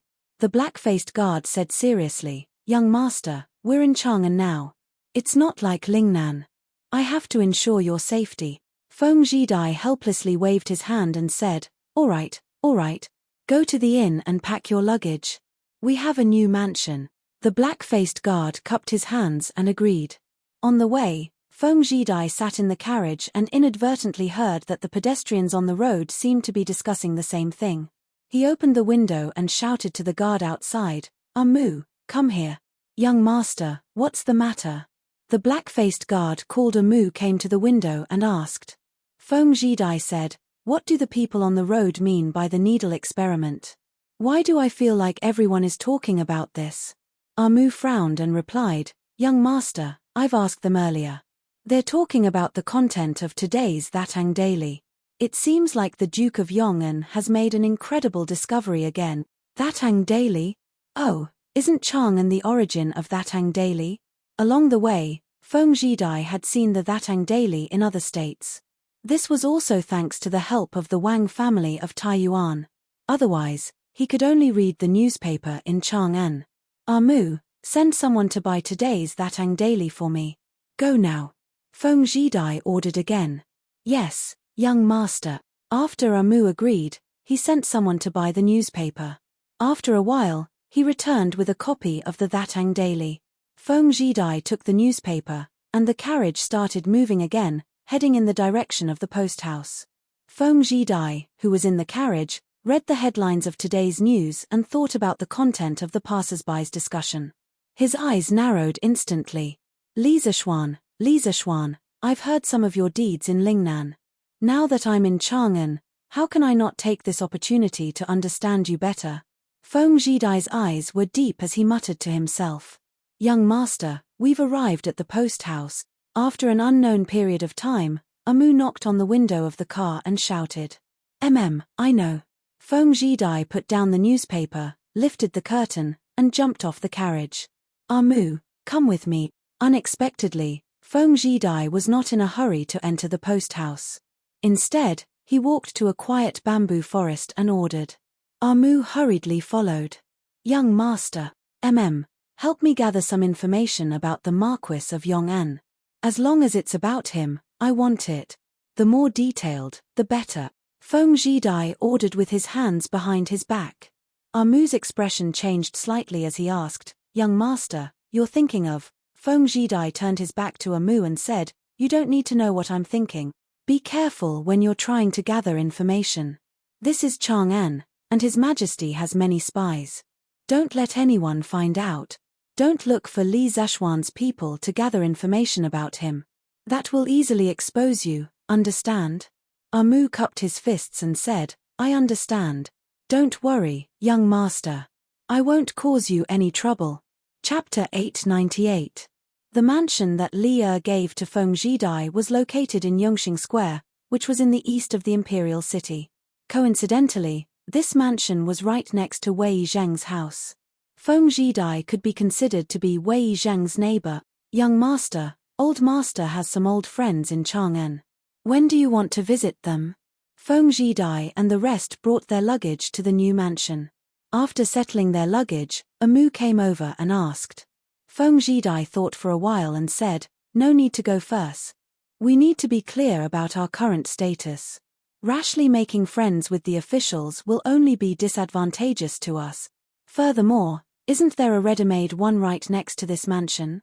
Mu, Prepare the visiting card. We will visit Minister Wei in the afternoon. His current status was a hostage. As a hostage, if he frequently visited the officials, wouldn't he be looking for trouble? Furthermore, this would also expose his father's connections in Chang'an. If Leah knew, wouldn't he be even more suspicious of his father? Young master is wise. Young master, the royal prince is here. He is waiting for you in the main hall.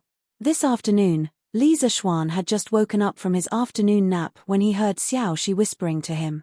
Oh, I'll be right there. Li Zishuan shook his groggy head and replied. After a while. Hehe, prince, you are here? How have you been?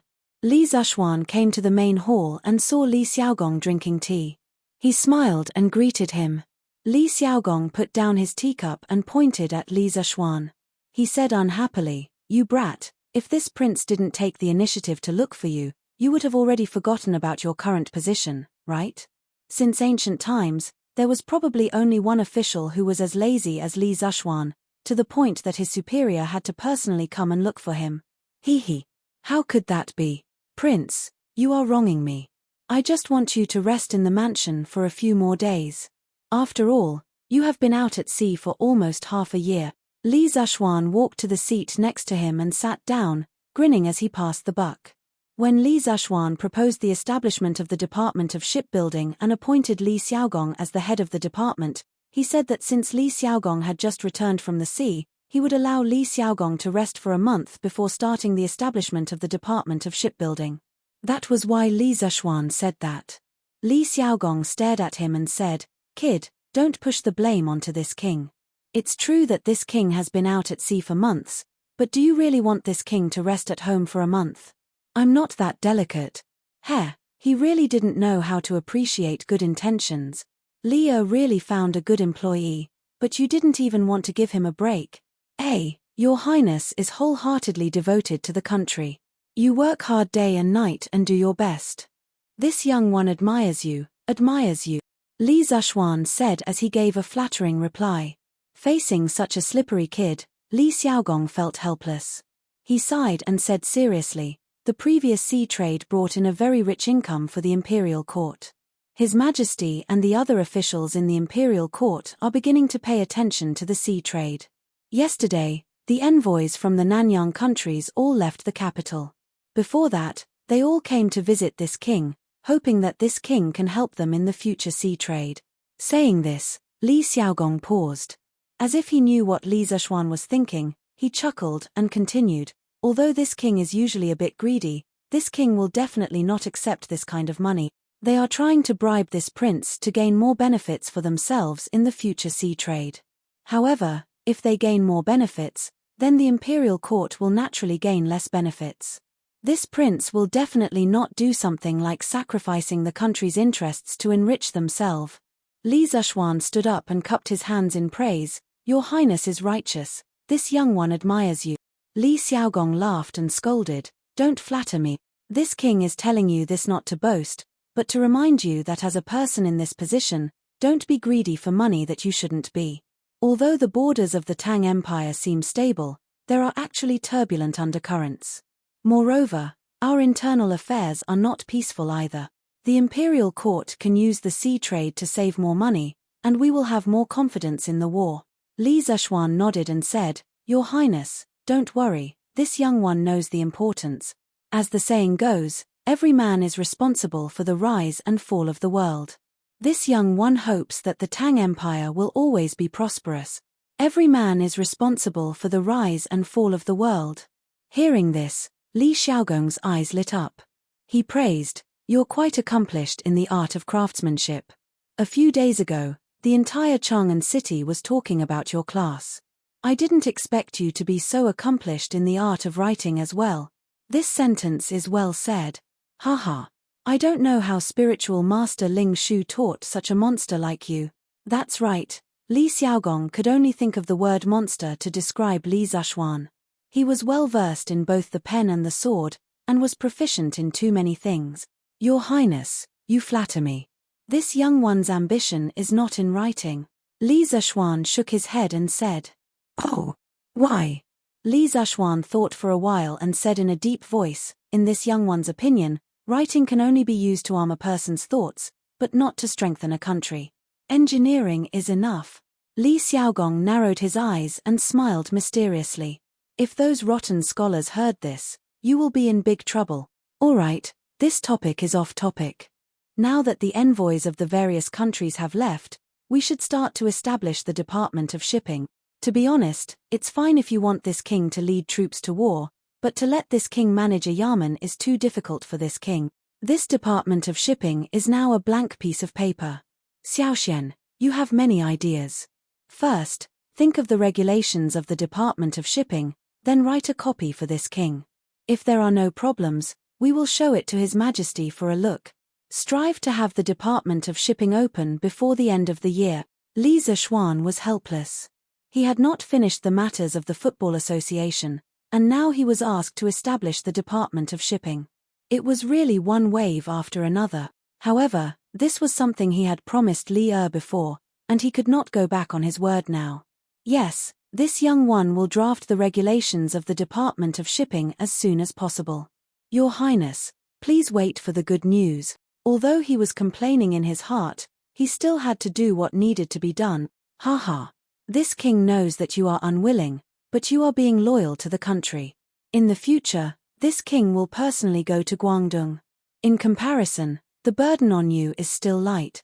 Li Xiaogong seemed to have seen through Li Zishuan's thoughts and could not help but laugh. Li Zishuan inexplicably shuddered. Li Xiaogong was right. He was only giving ideas in Chang'an, and it was far better than Li Xiaogong going to Guangdong for a long time on a business trip. To Li Zishuan, in this era where there were no trains or planes, he was not willing to go far even if he was beaten to death. Chapter 899. By the way, Xiaoxian, the football you've been working on seems to be quite interesting. I heard that His Majesty even came to Yanghuang College to play a game. If I didn't have to go south soon, I would probably form a team to play too. In the main hall of the Yunshan residence. After Li Xiaogong finished talking about business, he suddenly talked about the recent football. His face was full of regret. Obviously, he should have heard a lot about the 2 football games of the academy. Li Zishuan smiled and said, since your highness likes football, I'll give you 2. You can take them to the south to play. Besides, when everything is settled there, His Majesty will definitely summon you back. As a prince of the Tang Empire, Li would not let Li Xiaogong stay in the south for a long time. At most, he would be summoned back by Li after the business of the shipping department in Guangdong port stabilized. This was something that everyone could see clearly. Haha. Then this prince will accept your kind intentions. You don't know that my subordinates have been drooling for this football for a long time. Li Xiaogong laughed heartily. He had an expression of disrespect, which made Li Zishuan feel that he had been deceived. When Li Zishuan first started to make football, he just wanted to play with it for himself. He did not intend to mass produce and sell it because there was no stable rubber supply at that time. The rubber in his hands was used up little by little. Later, after reaching a trade agreement with Junla and PRO, Li Zishuan had rubber supply. In addition, Li Zishuan also intended to promote football. Li then established the Football Association and decided to mass produce football and promote it to the whole Tang Empire. Therefore, football now was not as precious as it was in the beginning. Li Tai had already asked for football from him.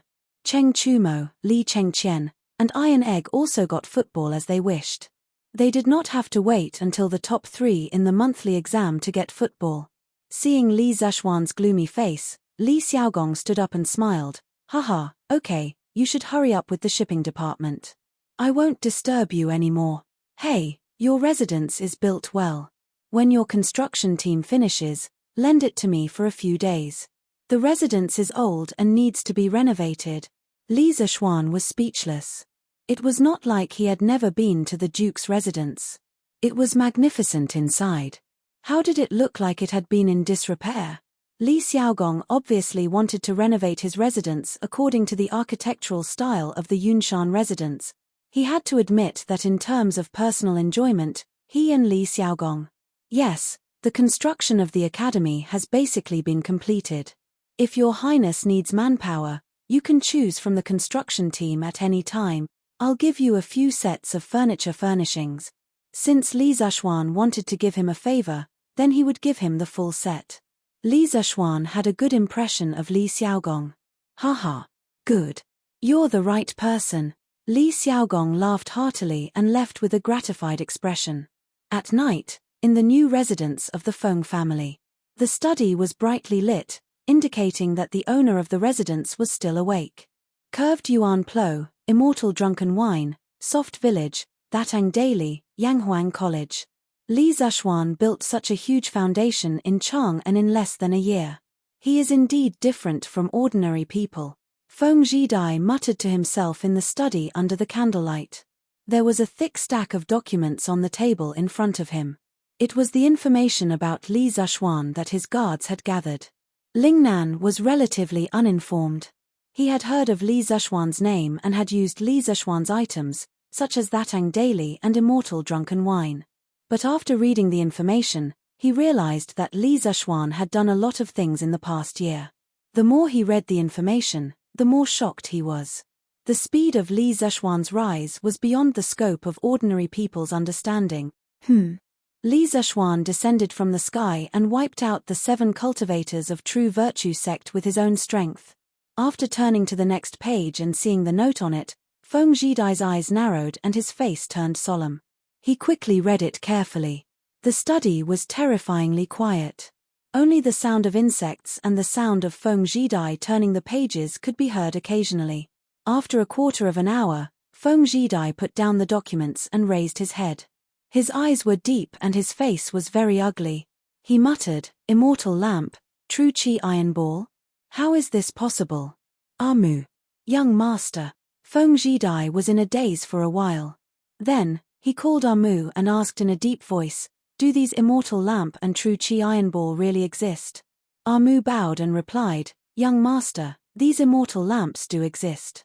During the Mid-Autumn Festival, the Marquis of Yong'an brought his wife and sat on the immortal lamp to tour around Chang'an City. Countless people saw it. As for the true chi iron ball, it was only passed down from the imperial court.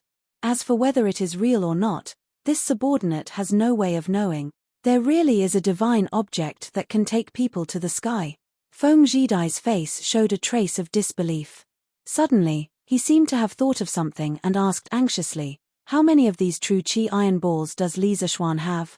Amu was stunned and then replied, "According to the Marquis of Yong'an, there is only one true chi iron ball. His master, spiritual master Ling Shu, poured all his strength into it before he passed away." Feng Zhidai's face turned ugly. Nonsense. This young master has never heard of true chi that can be stored for a long time. Li Zishuan must be lying. Seeing that Feng Zhidai didn't believe him, Amu added, "Young master, this subordinate heard that on the night the 7 cultivators sect was destroyed, many people saw flames soaring to the sky from the northeast of Chang'an City. There was also a loud sound of thunder. A few days later, some villagers went up the mountain to check and found that the entire mountain peak had turned into ashes. If the Marquis of Yong'an didn't use the true chi iron ball, this subordinate really can't think of any weapon that could have such terrifying power." Hearing this, Feng Zhidai couldn't help but become absent-minded. Flames. Thunder. How could such a divine method be in the hands of a mortal? After a while, he came back to his senses and ordered, "Amu, find an opportunity to send a message to my father. Tell him not to move. He can't be defeated." After saying this, a trace of loneliness suddenly appeared on his face. "Young master, why? No matter how powerful the Marquis of Yong'an is, he is only one person. The terrain of Lingnan is dangerous and we have thousands of warriors. What is there to be afraid of?" Amu glared at him, somewhat unconvinced. Feng Zhidai angrily said, "Shut up. Do as I say." Seeing that the usually gentle Feng Zhidai was angry, Amu didn't dare to say anything else. He quickly cupped his fists and replied, "Yes, young master." Chapter 900. The reason why the imperial court isn't willing to easily send troops to Lingnan is because of the steep terrain and dense forests. As long as our men hide in the forest, they can rely on their familiarity with the terrain to make it impossible for others to find them. If the imperial court insists on sending troops to Lingnan, it will definitely consume a lot of money and soldiers. At that time, the northern Turks won't let go of the Great Tang. This is also the main reason why the imperial court has always ignored the conflicts between the various tribal chiefs of Lingnan. But now, the imperial court is in control of the immortal lamp, as well as weapons of mass destruction similar to the true Qi iron balls in Li Zexuan's hands. The imperial court can send an army to destroy any place in Lingnan from the air at any time. If we dare to make any moves, we will very likely become the next 7 cultivators of true virtue and be annihilated overnight. Thus, Lingnan can't be touched and the imperial court can't be an enemy. Inform father to end the conflict with Prince Tan as soon as possible and stop testing the imperial court's patience. The Great Tang's current strength is not something a trifling Lingnan can provoke. In the study of the Feng residents, Feng Zhidai was silent for a while before speaking. The Prince Tan he spoke of was a tribal chief in the western part of Guangdong during the Sui and Tang dynasties. He was active in the northwestern part of Gaozhou and the northeastern part of Huazhu. He was a tribal chief on the same level as Feng Ang in Gaoliang. In the first year of Zhongguan, due to the issue of territory in the northern part of Gaozhou, the Lingnan tribal chief Feng Ang and Prince Tan repeatedly attacked each other and did not enter the imperial court for a long time. The various prefectures reported that Feng Ang was plotting rebellion dozens of times. Only then did Li become suspicious and decide to send troops. In the study, after hearing Feng Zhidai's analysis, Mu's face was full of shock. The fate of the 7 cultivators sect was right before his eyes, so he had to believe that what Feng Zhidai said was very likely to happen. At that time, the imperial court would send a group of divine soldiers to descend from the sky on the back of the celestial lamp and throw some of them down. Li Zexuan was able to destroy the 7 cultivators sect with 2 Grandmaster realm experts by himself. If the imperial court's army could imitate Li Zexuan's method of attack, it would be too terrifying. Thinking of this, Mu's back couldn't help but be covered in a layer of cold sweat. Young master's foresight is truly admirable. Mu bowed and cupped his fists. Feng Zhidai nodded. After a long while, he sighed softly and said, "Go. Based on the current strength of the imperial court, we are definitely not their match, so we cannot act rashly. Find a chance to pass the news to my father as soon as possible. The situation in Lingnan must be stabilized as soon as possible." Yes, Tilda. In the blink of an eye, 3 days had passed.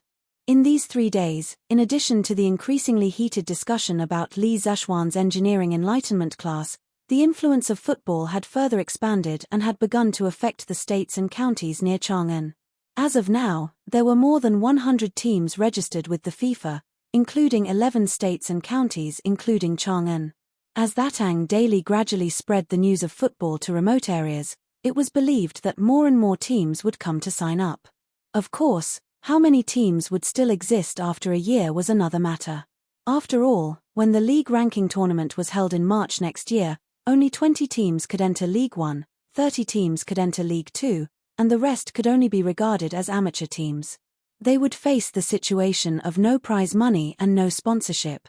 It was worth mentioning that Cheng Chumo also formed a team, but his team was mostly playful because the players were all second-generation Chang and rich second-generation like Yuqi Baolin, Wang Meng, Sun Zifan, Zhong Sun Chong, and even Li Tai.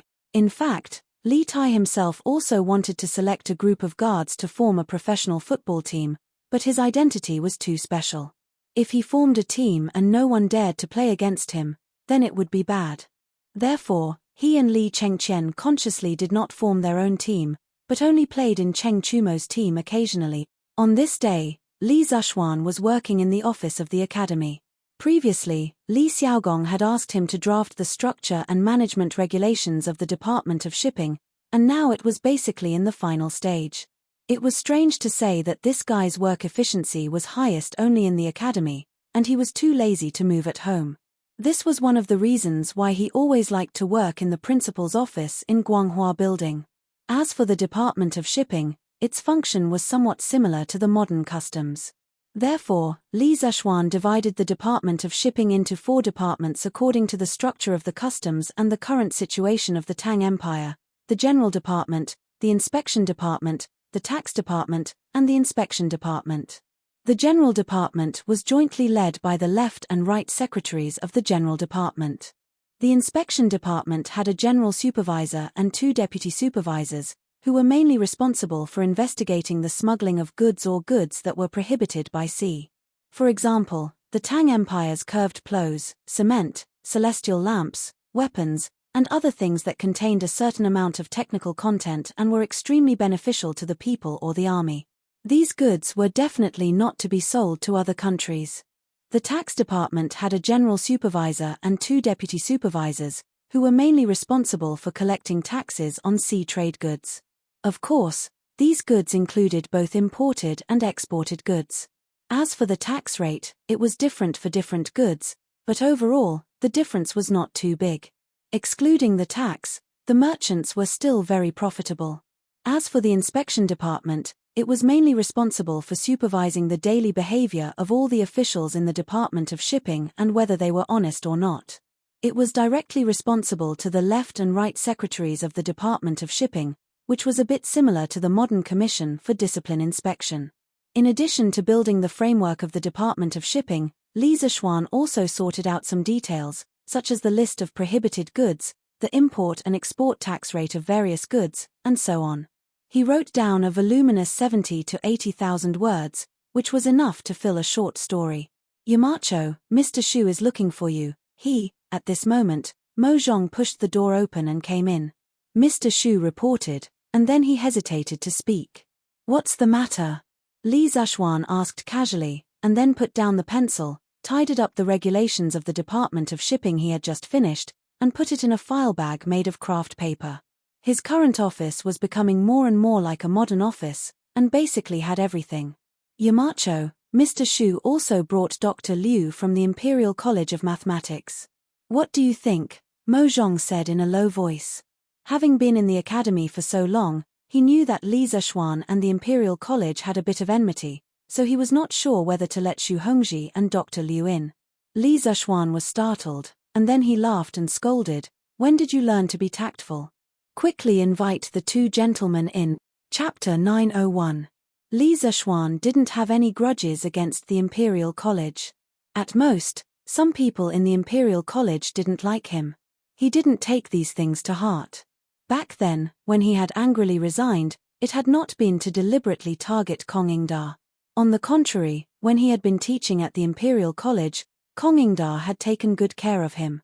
In the end, he had just been a little dissatisfied with the Imperial College, where Confucianism was prevalent. Besides, it had been so long. He only wanted to do well at Yanghuang College. How could he have the time to care about these small grudges? Haha, Mr. Shu, Mr. Liu, come in and have a seat. Mo Zhong, serve the tea. Mo Zhong welcomed Xu Hongji and Liu Hongyuan in. Li Zishuan hurriedly stood up and greeted them warmly. Xu Hongji cupped his hands and said sincerely, "Yamacho, this is my teacher. He has something to ask you. I hope you won't mind." "Hey, Mr. Shu, you're too serious. This is the first time I've met Dr. Liu. There's no such thing as past grudges. Come in and have a seat." "Dr. Liu, please." Li Zishuan interrupted Xu Hongji without waiting for him to finish. Liu Hongyuan looked at Li Zishuan appreciatively and followed Li Zishuan inside. He smiled and said, "Marquis Yong'an is so young, but you have such a big heart. No wonder you can build up such a big business in just a few months." They sat down one after another. Li Zishuan smiled and said, "Dr. Liu, you're too kind. You've been working hard at the Imperial College for decades, teaching and educating people. You're the role model of my generation." Li Zishuan knew that Liu Hongyuan was Xu Hongji's teacher. He also investigated Liu Hongyuan's past deeds. He was a respectable teacher of the people. Seeing Li Zishuan's kind face without any displeasure, Xu Hongji, who was still worried, was relieved. Liu Hongyuan said, "Haha, forget it, forget it. That's all in the past. Don't mention it again. Today, this old man has come to find the Marquis of Yong'an because I have a request." The old man had been teaching for his entire life, but he did not put on any airs at all. His attitude was also quite humble. He was completely different from those rotten scholars. Li Zhuan admired him in his heart, but he quickly said, "Old mister, you're too kind.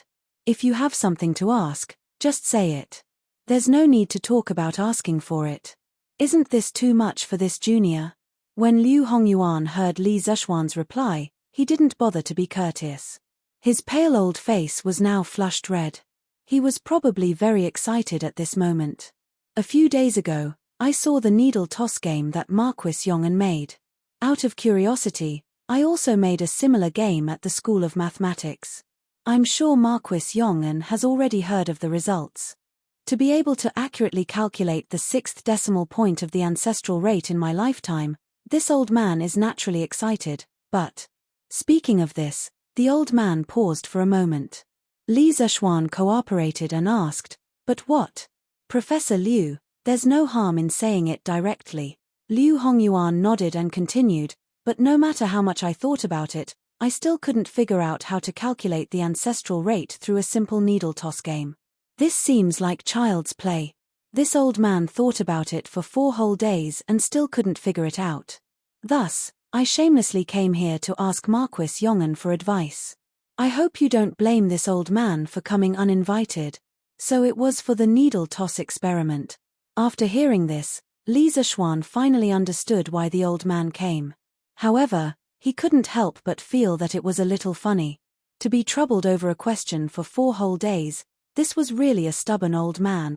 Actually, regarding the theory behind the needle toss experiment, many teachers from Yanghuang College, including Xu Hongji, had come to ask him. However, he didn't say anything. He wanted to let the teachers from the college slowly find the answer themselves. Now that the old man came all the way here just for this, Li Zhuan couldn't continue to keep him in suspense. Since Professor Liu wants to know the theory behind this game, then this junior will explain it today. If there are any mistakes, I hope the two of you can point them out. Li Zhuan said politely. Then, he took out a pencil from the pencil box on his desk and a piece of white paper. He began to explain as he drew. "Let's assume that there is an iron wire bent into a circle. Its diameter is exactly the distance between the parallel lines that I drew on the paper when I was doing the needle toss game. We will use d to represent this distance. It can be imagined that for such a circle, no matter how it is thrown, there will be 2 points of intersection with the parallel lines. Thus, if the circle is thrown en times, then the total number of intersection points must be 2n. Cough cough. The people of Tang dynasty didn't understand English, let alone the pronunciation of the English alphabet. Thus, when Li Zhuan set the unknown variables, he used Hanyu pinyin to read it so that others wouldn't understand. To make it easier to read, there will be no additional labels for the letters. Liu Hongyuan and Xu Hongji both nodded thoughtfully.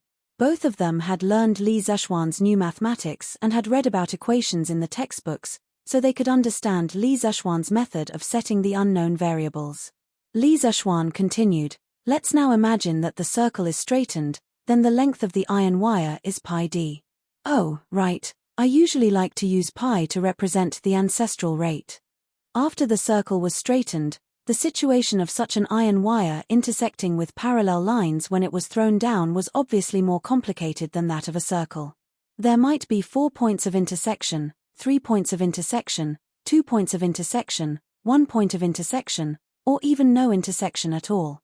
Since the length of a circle and a straight line are both pi d, according to the principle of equal opportunity, when they are thrown a large number of times and are equal, the total number of intersection points between the two and a set of parallel lines is approximately the same. That is to say, when a wire of length pi d is thrown n times, the total number of intersection points between the wire and a set of parallel lines should be approximately 2n. Now let's talk about the case of the iron wire length L. When the number of throws n increases, the total number of intersection points of the iron wire with the parallel lines, m, should be proportional to the length L, thus, m equals kl, where k is the coefficient of proportionality. In order to find k, we only need to note that for the special case of L equals pi d, we have m equals 2n. Thus, we get k equals 2n pi d. Substituting the former formula, we get m almost equal to 2ln pi d, and thus pi almost equal to 2ln dm. When the length of the line is half the distance between the parallel lines, the above formula can be written as pi almost equal to nm. These are the two needle throwing games we did before. There were some beyond the scope of the knowledge, so Li Zhuan forgot to explain. He didn't care whether they could understand or not, he just said it all. Sure enough, Liu Hongyuan and Xu Hongji both frowned. The two silently digested the information. After a while, Liu Hongyuan asked, I have something I don't understand. What is the principle of equal opportunity? Chapter 902. In the office. When Li Zhuan heard Liu Hongyuan ask about the principle of equal opportunity, he couldn't help but rub his eyebrows. This problem was too complicated to explain.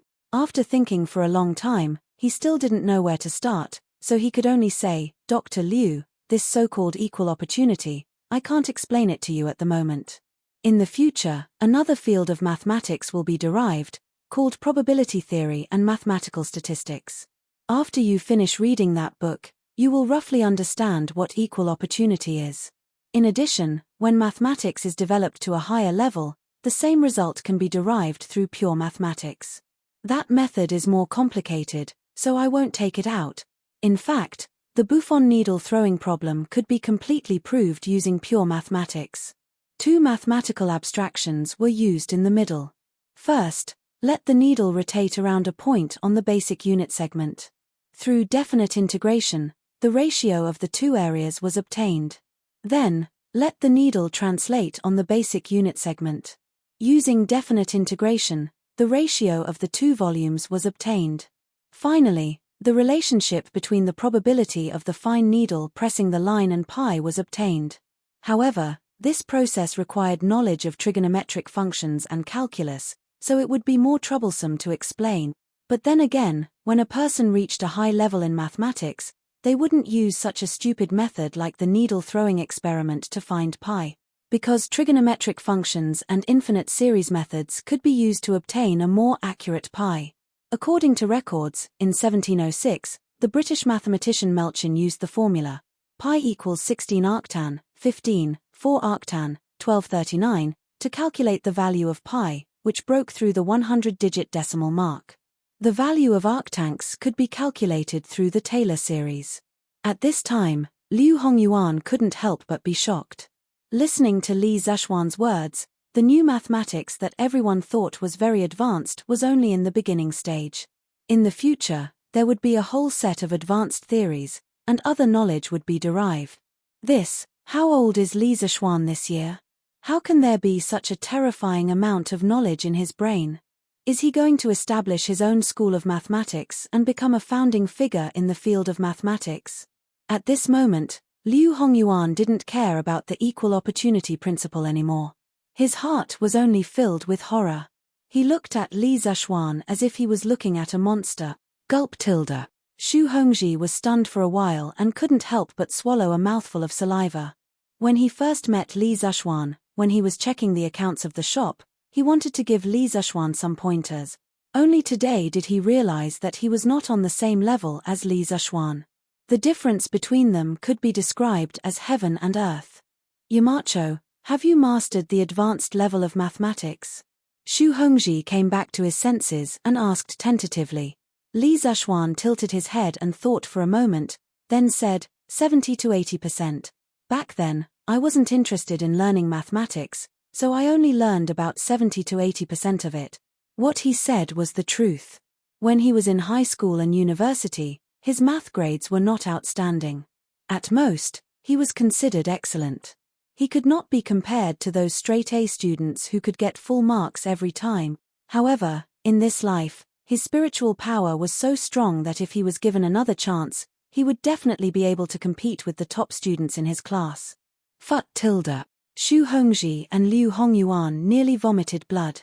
Firstly, they were depressed. Depressed that Li Zhuan had only learned 70 to 80%, yet he was still able to hang and beat the two of them. Secondly, they were angry. Angry that Li Zhuan had the conditions to learn such knowledge, yet he didn't study it properly. What a waste. Then, with Duke Yong'an's current proficiency in mathematics, can you calculate the ancestral rate to more than 7 decimal places? After struggling for a long time,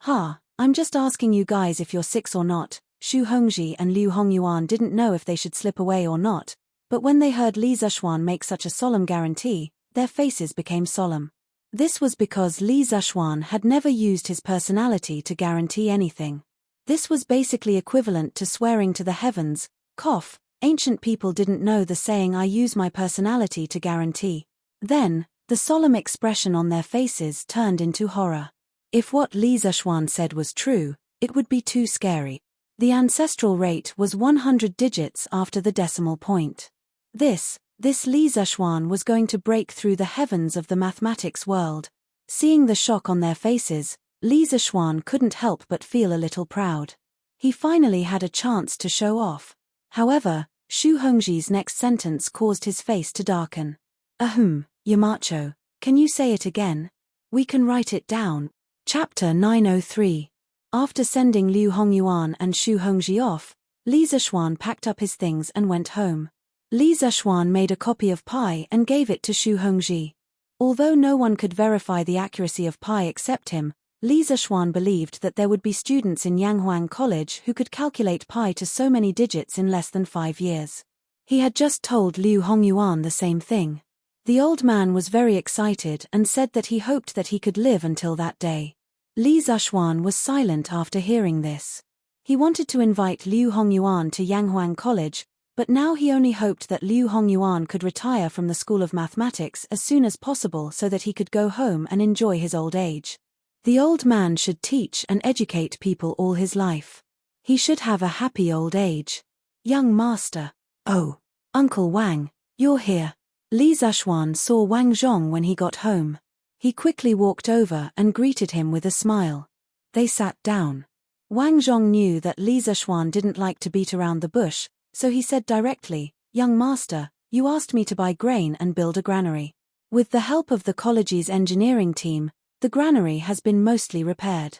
It's at the foot of Yunshan Mountain. The granary door is locked with a special lock made by Mr. Mo. This is the key, please keep it well." Then he handed over a key. Li Zishuan took it and smiled gently. "Haha, Uncle Wang, thank you for your hard work." "Not at all, not at all." Wang Zhong replied and said, "Young master, with the help of the Chamber of Commerce, we have bought nearly 400,000 dans of grain. The granary is full, and this amount is more than enough. We can't buy any more. Besides, it's said that the imperial court has started to buy the surplus grain on the market. They bought more than we did. Because of this, the price of grain, which had dropped to 2 coins a bushel, is now going to rise again. If we buy more, I'm afraid that it will cause the price of grain in Chang'an to skyrocket. It'll be bad if the emperor blames us." 400,000 dans. Hearing this number, Li Zishuan couldn't help but be shocked. It was true that he had asked Wang Zhong to buy a large amount of food, but he didn't expect Wang Zhong to be able to buy so much food. This was a bit beyond his expectations. It was mainly because he underestimated the ability of the members of the Flaming Yellow Chamber of Commerce. "Uncle Wang, give a batch of grain to the winery to make wine. First, increase the production of Drunken Immortal, and second, let them produce a batch of alcohol reserves. We will need it in the near future."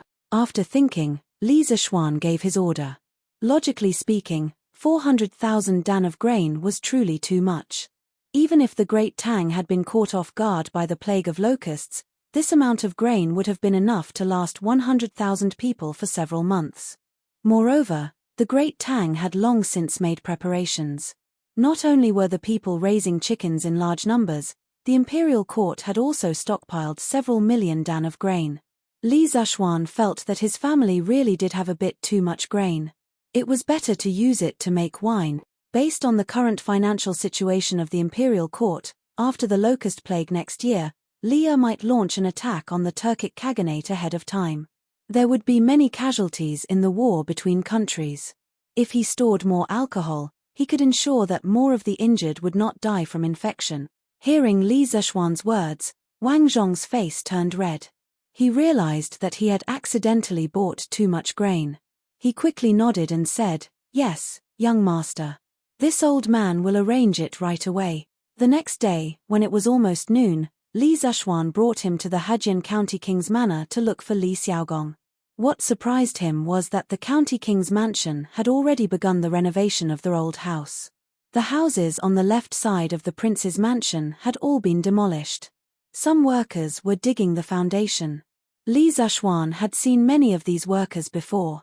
Well, they were all from the academy's construction team. From the looks of it, Li Xiaogong wanted to imitate the style of the Cloud Mountain courtyard and build a similar courtyard in his prince's mansion. This was because he had already asked Li Zhuan for the Cloud Mountain courtyard's blueprints and a lot of cement. This old man really did not know how to make himself suffer. Once he had something good, he would immediately bring it to his house. Your Highness, about the regulations of the shipping department, I have already drafted them. Would you like to take a look? The butler brought Li Xiaogong to the back room. Li Xiaogong was drinking tea in the room. It seemed that he had just finished the morning assembly and had not even taken off his court robes. Hey, you brat. If I had known that you were done, I would have brought you to the morning assembly. Now I have to make another trip. Someone, prepare the carriage. Li Xiaogong said helplessly as he beat his legs. The servant beside him quickly agreed and then went to prepare a horse for Li Xiaogong. Li Zhuan was stunned and asked, Your Highness, don't you want to take a look first? Li Xiaogong waved his hand and said, No need. What is there for me to be worried about? At most, I will take a look from the carriage. He had always been self-aware. He knew that in terms of overall planning, Li Zhuan's ideas were definitely better than his. Yanghuang College was a good example. He had never casually interfered in areas that he was not good at. Just like when he brought Li Jing to destroy Xiaoxian, he had never interfered in the military deployment and command. He had left it all to Li Jing. You could say that he was leeching, but since ancient times, there had been many superiors who liked to give orders to their subordinates in areas that they were not good at. In the end, it led to the situation becoming worse and worse. Sometimes, leeching was also an advantage. The two of them arrived at the palace in a carriage. After reporting, they were brought to Ganlu Hall. Li was there working hard to read the memorials. Your Majesty, Li Zhuan has already drafted the regulations for the Department of Shipping. Please take a look. After greeting each other, Li Xiaogong stepped forward and cupped his hands. This was his second advantage. He had never fought with his subordinates for credit, unlike some leaders in modern times. They were clearly not the ones who did it, but they insisted on putting gold on their faces. Oh, so fast. Zhao Song, quickly present it. Li Er's expression lit up as he hurriedly said. Zhao Song took the thick stack of documents from Li Xiaogong and handed it to Li Er. Li Er opened it and saw that it was organized and structured. It looked very comfortable. He could not help but secretly praise Li Zhuan. Once he was serious about something, there was nothing to say. Putting away these complicated thoughts, Li Er calmed down and began to study seriously. As the ruler of a country, he could not think of things as simply as Li Xiaogong. He had to think of a comprehensive plan. After about half an hour, Li Zhuan's legs were a little sore from standing. Li Er finally raised his head and said, Not bad, not bad. This regulation is well written. Especially this Department of Inspection, it is very necessary. But why are there curved plows and cement in the list of prohibited goods? Li Zhuan stepped forward and explained, Your Majesty, what I am thinking is that in the future, all the advanced farming tools and tools of Tang Empire must be prohibited from being exported to the outside world. We must sell flashy things like colored glass and divine mirror. Only in this way can Tang Empire always remain advanced and strong. Otherwise, once the technology is leaked, we may nurture an opponent that can threaten us. Chapter 904. Li Zhuan was instilling the concept of technology protection into Li Er. There was no other way around it. The ancient people were deeply influenced by Confucianism and were extremely generous to the people of other countries. They couldn't wait to share the best things in their country with others. This could be seen from the generous gifts that neighboring countries gave to the great Tang dynasty. More importantly, with the development of Yanghuang College in the future, there would be more and more academic results.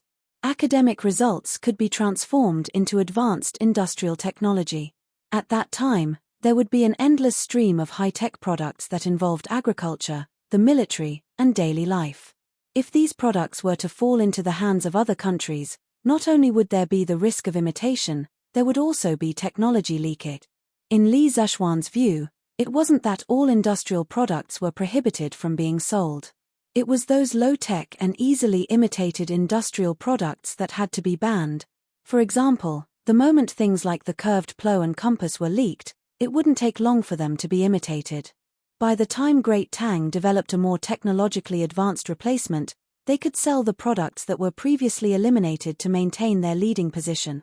For example, they could create a tractor in the future to replace the curved plough and sell the surplus curved plough in the country. If there was a better replacement in the future, they could also sell the tractor because it wouldn't be easy for others to imitate it. What kind of person was Li Zexuan? He instantly understood what Li Zexuan meant. After pondering for a moment, he said, "What you said makes sense. We can sell ordinary products, but we can't sell anything that harms the interests of Great Tang. This constitution isn't bad. We'll follow the constitution of the Bureau of Shipping." After which, he looked at Li Xiaogong and instructed, "Xiaogong, you should quickly establish the Bureau of Shipping. You can choose the officials from the hundreds of officials in the imperial court. After that, you will bring them south to Lingnan and set up the Bureau of Shipping in Guangzhou. You will set up branch offices in Cheongzhou, Chaozhou, Quanzhou, and Fuzhou. You will open these 5 ports to the public. In the future, the goods traded by the various countries in Nanyang will have to pass through these 5 ports. Otherwise, it will be considered smuggling. All smugglers, regardless of their identity, will be severely punished. When the time comes, the local officials will cooperate with you. Furthermore, I will instruct Feng Ang and Tan Dian to not cause you any trouble." In the 2nd month of the 1st year of Zhengguan, Li issued an imperial decree that the country was divided into 10 provinces and counties, namely Guanay Dao, Henan Dao, Hudong Dao, Hebei Dao, Shannan Dao, Longyu Dao, Huainan Dao, Jiangnan Dao, Jiannan Dao, and Lingnan Dao. The counties were abolished and replaced with provinces. Guangdong was part of the Lingnan circuit. Li Xiaogong cupped his fists and said solemnly, "This subject obeys the decree." Li Erzuang seemed to be a little worried and said, "Lingnan is not like other places. The situation is extremely complicated. I allow you to bring 3,000 elites. In an emergency, you have the right to act first and report later. You must ensure the normal operation of the Department of Shipping. At the same time, you must maintain the stability of Lingnan." The last sentence had a deeper meaning. Li Xiaogong and Li Zexuan both narrowed their eyes at the same time. They secretly thought that even though Feng Ang had sent his son to Chang'an as a hostage, Li still did not let down his guard against Lingnan. "Yes, Your Majesty. Don't worry, Your Majesty. As long as this subject is in Lingnan, the Department of Shipping will definitely operate as usual. Lingnan will definitely not fall into chaos." Li Xiaogong cupped his fists and said solemnly, I believe you. All right, you can go back to your work." Li Erzuang nodded and waved his hand. Only then did the two of them take their leave. "Your Highness, what kind of person is Feng Ang?" Leaving the palace, Li Zexuan asked Li Xiaogong as they sat on the "Don't Touch Me" of the royal prince's mansion. Li Xiaogong frowned and thought for a while before answering, "Feng Ang, he is a capable and ambitious person." Without waiting for Li Zexuan to ask, Li Xiaogong continued, "In the previous dynasty, Feng Ang started as a small county magistrate and went all the way to the right Wuwei Grand General. Although he had the support of his ancestors, his ability to lead troops and fight wars was unquestionable. After the previous dynasty was destroyed, Feng Ang led the army back to Lingnan. In just a few years, he unified hundreds of tribes and occupied thousands of li. His ability is naturally evident. Then why does Your Highness say that he is an ambitious person?"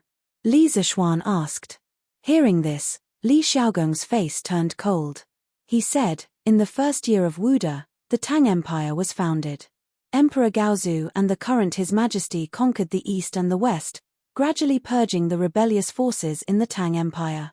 Of course, there were also many forces that chose to submit to the Tang Empire. But Feng Ang did not. It was not until the 5th year of Wuda that the Tang Empire and the Eastern Turks fought a war. The Turks retreated and the situation in the Tang Empire became clear.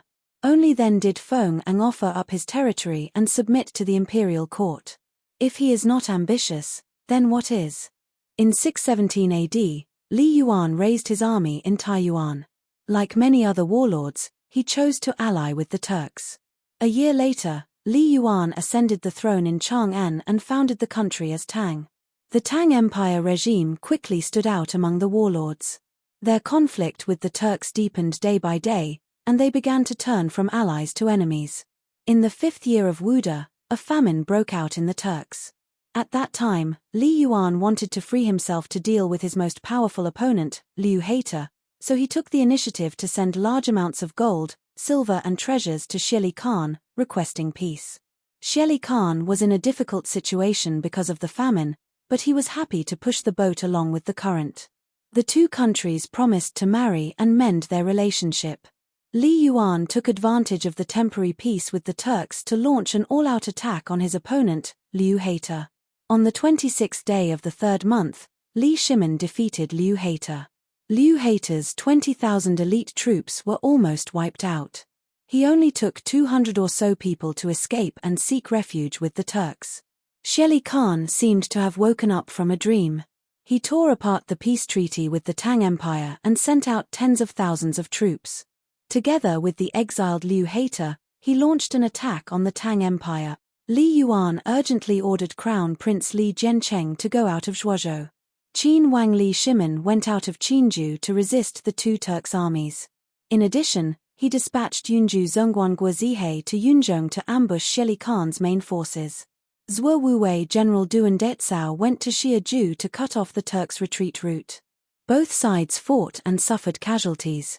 However, because at that time the Tang Empire had not completely unified China, Li Yuan tried his best to avoid large-scale conflict with the Turks, so much so that he did not hesitate to sacrifice part of his interests to restrain Shili Khan.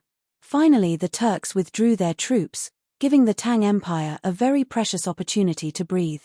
It was also in this year that Lingnan chief Feng Ang entered the imperial court and expressed his willingness to submit to the Tang Empire. Li Yuan divided his original territory into Gao, Luo, Chun, Bai, Ya, Zhai, Lin, and Zhan, 8 prefectures. He appointed Feng Ang as Shangzhu Guo, Gao Ju Zhongguan, and conferred him the title of Duke of Yu. He appointed his son Feng Zhidai as the governor of Chunju. Inside the carriage, Li Zishuan was silent for half a day. Then he cupped his fists and said, "If it is really as Wang Ye said, then Wang Ye must be careful in everything in Lingnan." Li Xiaogong laughed heartily and said, "Ha ha, don't worry, Feng Ang, won't dare to touch this prince. If he does, then the imperial court will have a reason to send troops to Lingnan." At the end of his words, a cold light appeared in his eyes. Chapter 905. Li Zishuan would not be able to help with this. The next step was for Li Xiaogong to select suitable officials to fill up this newly established department. Although he knew most of the big shots in the imperial court, it was useless if he was not familiar with them. As the saying goes, you may know a person for a long time without understanding his true nature. This kind of thing had to be left to Li Xiaogong, the old fox in the imperial court. He still had a lot of things to do. On the FIFA side, Ma Ju was also very efficient. Now, the team of the FIFA headquarters had been set up. More than 30 young scholars had just joined and were learning the football management regulations written by Li Zishuan under Ma Ju's organization. They would be assessed in a week. Li Zishuan planned to wait until this group of people had finished their training before selecting some of them to set up local FIFA branches. The Great Tang had 10 DAOs, and he was only planning to set up a FIFA branch in each one, not every province. After all, the Great Tang had more than 300 provinces. How could he find so many people? In addition, because of Li Zishuan's wonderful engineering enlightenment class, Yanghuang College had become famous. Every weekend, students from other places would come to visit. Li Zishuan did not refuse any of them. The two places that most students visited were Guanghua Building and the sports field. There was a huge globe downstairs in Guanghua Building. On it, the location of each province and county of the Tang Empire was marked in detail. The other countries were not marked in detail, but from this globe, it could be seen that the Tang Empire's territory was very small compared to the whole world. This surprised many people. Before Li Zhuan, everyone thought that the Tang Empire was the center of the world. But the reality was not like that. Of course, there were people who doubted the authenticity of the globe. But when there were doubts, there would be Yanghuang College students next to them who would take out the college's geography textbook and debate with them. After a period of time, many people accepted Li Zhuan's Earth theory. The sports department of the academy already had a batch of soccer balls for the academy students to rent for free. Therefore, there were several soccer teams formed by the students in the academy. However, there was only one field, and Li Tai and the other rich second generations could not occupy it every day. In the end, the soccer teams discussed with each other and decided that they could use whatever field they wanted on weekdays, but on weekends, they had to take turns. Therefore, there were football matches on the sports field every weekend. Most of the students who came to visit Yanghuang College liked to come here to watch the fun. Correspondingly, more and more people began to feel the charm of football. Most of these people wanted to buy a football when they went back, but when they saw the high price and the long line outside the strange interest pavilion every day, they dismissed the idea. Since I can't afford it, I'll rent it. Although it cost 100 copper coins to rent a soccer ball for a day, it was still acceptable for several people to share the cost of a dozen copper coins. Therefore, the football rental business of the Football Association became popular. The more than 300 soccer balls in the warehouse could be rented out every day, and they could earn dozens of copper coins in a day. Although this was a small amount of money to Li Zhuan, this small amount of money was more than the monthly profit of some restaurants and shops. It really made many people envious. Phew. The matters of the academy, the Department of Municipal Imports, and the Football Association have finally come to an end. I can finally do my own things. Li Zhuan sighed and sighed as he walked on the path of Yunshan. During this period, he was very busy for Yanghuang College, the Department of Municipal Imports, and the Football Association of Tang Empire. Now that these three departments were on the right track, he could free up his hands to do some interesting things. For example, supplying electricity to the Yunshan villa. This was something he had wanted to do for a long time. He was tired of the dim candlelight. He wanted to bring light to the dark night of the world. He digressed. He just wanted to use a light bulb in his house. It was such a simple request, but there were many difficulties in it. However, Li Zhuan was not afraid of difficulties. After all, now that he had rubber, he could use rubber-coated copper wire as an electric wire. It was more stable than the previous enameled wire. In this way, the medium and long-distance power transmission was guaranteed. Moreover, there was a small waterfall at the top of the west side of Yunshan Mountain. When the time came, he could put a hydroelectric generator under the waterfall and connect a wire back. Then, he could find a way to make a light bulb. Wouldn't he be able to achieve electric lighting? Although he did not have the metal tungsten needed to make the filament of the electric lamp, who said that only tungsten could be used to make the filament? Other conductive materials could be used to make it, but the lifespan was shorter. Li Zhuan couldn't help but feel excited at the thought of having the opportunity to use the electric lamp in Tang Empire. When this guy returned home, he went straight to his study and ignored the outside world. He was only focused on electricity research. Your Majesty, bad news, bad news. Night fell, Ganlu Palace. A young eunuch suddenly ran in a panic, and said as he ran. Zhao Song, who was standing not far away from Li glared at the young eunuch. He thought to himself that this guy really didn't know how to speak. What did he mean by Your Majesty, bad news? Wasn't he cursing Li? Why are you in such a panic? Tell me quickly. Li didn't think much of it. He only frowned slightly and asked. The young eunuch hurriedly said, Your Majesty, His Highness King of Wei, His Highness King of Wei is seriously ill and can't get up. What? Qing Qiu is ill? Li stared and suddenly stood up. He shouted at the young eunuch, Why is Qing Qiu ill? Wasn't he fine in the morning? Why is he suddenly so ill and can't get up? Imperial physician? Where's the imperial physician? Why aren't you calling for the imperial physician? The young eunuch said with a sobbing tone, Your Majesty, "We have already called for the imperial physician." But the imperial physician said, clang. At this moment, the sound of a porcelain plate falling to the ground came from the entrance of the palace. Li Er, who was upset, thought that some servant had accidentally broken the flower pot or something. He wanted to reprimand, but when he looked up, he was stunned and swallowed the words that were about to come out of his mouth. Li Er quickly walked down and greeted the person at the entrance of the palace. He said, "Maid Guanyin, what's wrong with Qing Qiu? Tell me what's wrong with Qing Qiu." The person who came was Empress Zhongsun.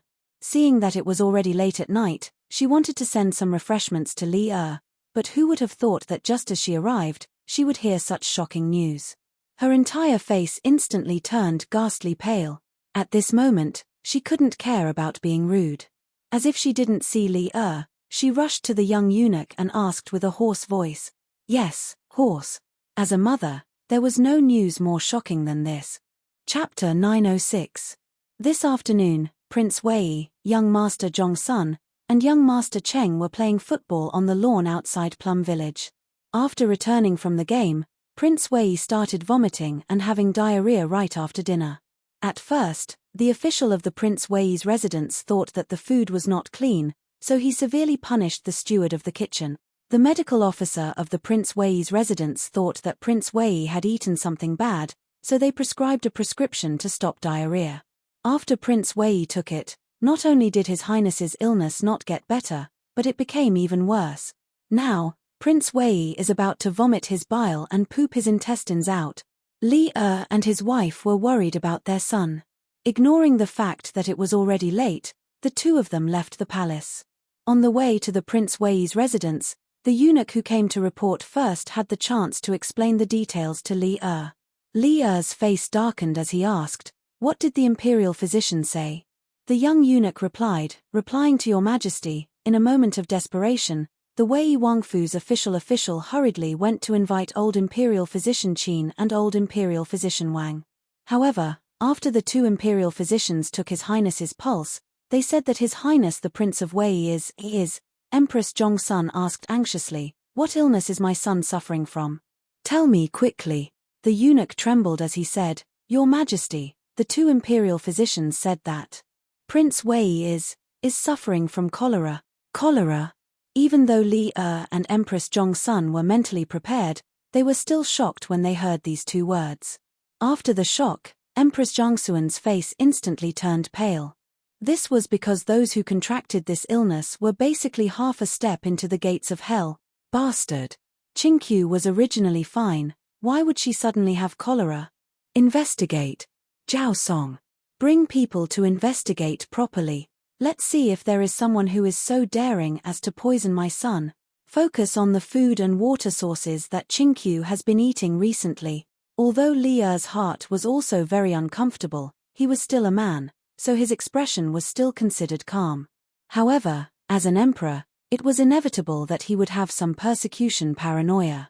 He felt that there were always unruly people who wanted to harm his son. Therefore, he ordered with a gloomy face and a cold voice. "Yes, sir." At this juncture, Zhao Song did not dare to be careless. He responded and went to make the arrangements. "Dugu Xin, this general is here. Immediately send someone to invite all the imperial physicians in the Imperial Physician Bureau, regardless of whether they are asleep or not, to the Prince of Wei's mansion.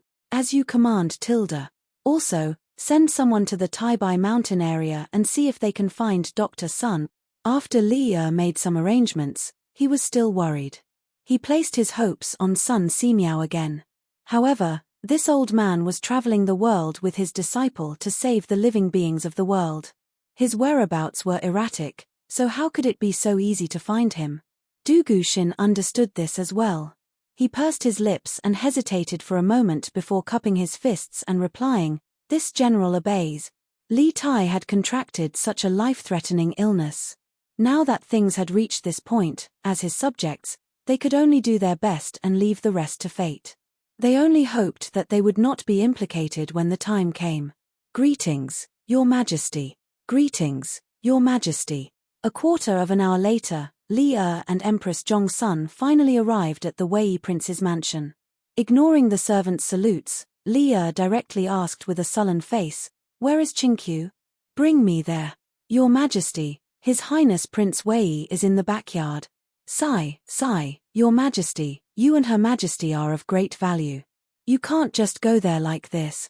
Officer Wu of the Wei Prince's mansion was halfway through his words when he saw that Li Er and Empress Zhongsun were about to enter. He quickly stopped them. "Bastard! Get out of my way." Li Er was furious. Although cholera was contagious, it was only transmitted through food and water. Officer Wu was making a big fuss over nothing. Besides, even if there was a risk of him being infected, he had to go there at this time. The young man inside was his son. Therefore, at this moment, he did not care about the harmony between the monarch and his subjects. He directly pushed Officer Wu far away with one hand and then quickly walked to the backyard with Empress Zhongsun. A large group of people behind hurriedly followed behind. When they arrived at the backyard, they saw that a side room was brightly lit. Without needing to ask, Li Er directly walked to that room. As soon as he got close to that room, he smelled a disgusting stench that almost suffocated him to death. But at this moment, his son was still on the verge of death. How could he have the time to complain about the stench? Empress Zhongsun did not even frown as the husband and wife pushed the door and entered just like that. Since the two of them were already like this, how could the large group of people behind dare to complain about the stench and not enter? Therefore, one by one, they resisted the urge to vomit and all went in. Qingqiu, how are you?" The first thing she saw was Li Tai lying on the bed with a pale face. Beside the bed was a wooden basin and a toilet bowl. The stench in the room came from these two things. Empress Zhongsun saw that her son was weak and on the verge of death. She staggered 2 steps and walked over. She touched Li Tai's cheek and said sorrowfully. Hearing Empress Zhongsun's voice, Li Tai opened his eyes with difficulty and said weakly, "Imperial Mother. Imperial Mother is here. You go out quickly. It stinks here. I'll be fine after resting for 2 days. Don't worry, Tilda." Hearing him say that, Empress Zhongsun, a strong woman of a generation, also felt grief from the bottom of her heart. She could no longer hold back the tears in her eyes and immediately burst out. "Silly child, Imperial Mother is not afraid of the stench. Qingqiu, quickly tell Imperial Mother, how are you feeling now?" Li Tai forced a smile on his face, but it was a smile that was uglier than crying. Your son is fine. Mother Empress, you should leave quickly. Tilda, quickly bring the wooden basin over." Seeing this, Elder Wu hurriedly roared at the maidservants beside the bed. The maidservants hurriedly picked up the wooden basin and brought it to Li Tai's side. Tilda. Li Tai hugged the wooden basin and began vomiting with heart-wrenching pain. However, Empress Zhongsun could clearly see that Li Tai was vomiting no food at all, only yellow water. He must have already vomited everything in his stomach earlier. Seeing this scene, Empress Zhongsun couldn't help but be heartbroken. Li Er also saw it, and his face was now darker than the bottom of a pot. He said gloomily, "Dugushin, where are the imperial physicians? Why aren't the imperial physicians here yet? Send someone to invite them again. Those who don't come, prepare to be sent to the borders." Dugushin had no choice but to quickly cup his fists and say, "Yes, Your Majesty Tilda." Coincidentally, at this moment, a group of soldiers entered the backyard. It was the Imperial Guards under Dugushin's command. Among the Imperial Guards, there were many people mixed in, and all of them were disheveled. They must have been caught directly from their beds. "Your Majesty, all the Imperial physicians from the Imperial Physician Bureau have been brought here." A deputy general jogged over and cupped his fists. Li Er nodded and walked around the general. He walked to the front of the Imperial physicians and said sternly, "Qingqiu is sick. You all go in immediately for a consultation. Those who can cure Qingqiu's illness will be heavily rewarded. If none of you can cure her." Chapter 907. In the Prince of Wei's residence. Li Er's cold snort was filled with murderous intent. At this moment, he was willing to become a tyrant for his beloved son. The imperial physicians were dragged out of their beds. They were still full of resentment, but Li Er's words made everyone shudder. They quickly perked up and went in to see the doctor. Your Majesty. At this moment, Zhao Song appeared out of nowhere. He went to Li Er's side and called out softly. Li Er nodded, and the two of them went to another side room. Have you found out? Was there anyone who poisoned him? Li Er put his hands behind his back and asked with murderous intent. Zhao Song bowed and said, Your Majesty, before you came, this old servant, along with Imperial Physician Wang and Imperial Physician Qin, inspected the food that Prince of Wei had for dinner. We did not find any abnormalities. We also checked the water source of the Prince of Wei's residence. We did not find any abnormalities. Li Er frowned and said unhappily, Why would the green sparrow suddenly have cholera when it was perfectly fine? Zhao Song continued, Your Majesty, I heard from the servant who went out with Prince of Wei that Prince of Wei, Zhongsun Chong, Cheng Chumo, Yuchi Baolin, and the rest felt thirsty after playing football outside Plum Village. They drank from the Ba River beside Plum Village. I think the problem should be there. Li Er said in disbelief, Then why was Qing Q the only one? Knock, knock, knock. At this moment, there was a knock on the door, followed by Dugu Shin's hurried voice. Your Majesty, I have something to report. Li Er could only wave his sleeves and say, Come in. With a creak, Dugu Shin squeezed in from outside the door. Without waiting for Li Er to ask, Dugu Shin cupped his fists and said anxiously, Your Majesty, this general has just received news that the young masters of the Cheng clan, Yuchi clan, Zhongsun clan, and Sun clan have all fallen seriously ill. Their illnesses are very similar to Prince Wei's. Now, the state dukes and Sun Shaoqing are all looking for imperial physicians to treat their young masters. Li Er's expression changed. What he said really came true. The current situation was obviously because the water in the Ba River was not clean, causing Li Tai and the rest to suffer from cholera at the same time. The situation had already escalated, and the situation had become even more severe. Li Er furrowed his brows and didn't say a word. At this time, the sound of a few people talking came from outside the room. Li Er flicked his sleeves and went out. He saw the imperial physicians standing in the courtyard, as if they were discussing something. Do the imperial physicians have a way to cure Qingqiu? Li Erlong walked over with large strides and asked straightforwardly. The imperial physicians who had been discussing among themselves immediately lowered their heads. The entire courtyard was silent. Li Er's face was getting darker and darker. He was about to explode when an old man walked out from the crowd. It was Dr. Qin from the Imperial Medical Department, who had accompanied Li Zhuan to attack Snake Spirit Mountain and tested the poison with his own body. Your Majesty, according to our joint diagnosis, His Royal Highness Duke of Wei's illness is cholera. It comes with a ferocious momentum and can empty a person's body in an extremely short period of time. According to the ancient books, there is no effective treatment method, so we are not confident that we can cure His Royal Highness Duke of Wei. All I can do is try my best to delay the onset of His Highness King Wei's illness so that His Highness King Wei can hold on for another 2 days. Please forgive me, Your Majesty. Please forgive me, Your Majesty. All the imperial physicians cast a grateful look at Dr. Qin and then bowed to Li Er. Li Er's eyes were cold and said coldly, Imperial Physician Qin, is there really no way? There are still good elixirs in the palace's warehouse. Zhen allows you to take them as you wish. As long as you can cure Qingqiu, Zhen will give you whatever you want. Dr. Qin shook his head expressionlessly and said, His Highness's illness is not something that can be cured with medicine. Forgive me for being powerless. You. Li Er was furious, and his eyes revealed a bloodthirsty light. Your Majesty, please calm down. At this critical moment, Empress Zhongsun came out of the house. In less than an hour, Zhongsun's face seemed to have aged a few years. She looked even more haggard. The tears on her face had not dried yet, and her eyes were red. God knows what kind of rough journey she had experienced during this period of time. When Li Er saw this, he couldn't help but feel pain in his heart. This woman was the devil of his life. Your Majesty, Imperial Physician Qin and the others have done their best. Please don't punish them. Empress Zhongsun took her husband's hand and said softly. Li Er didn't say a word, he just nodded his head silently. In fact, How could he not understand that the chances of Li Tai's illness being cured were very small? So, he was just angry because he couldn't do anything. He was a dignified emperor, in charge of the fate of millions of people, but in the end, he couldn't save his son.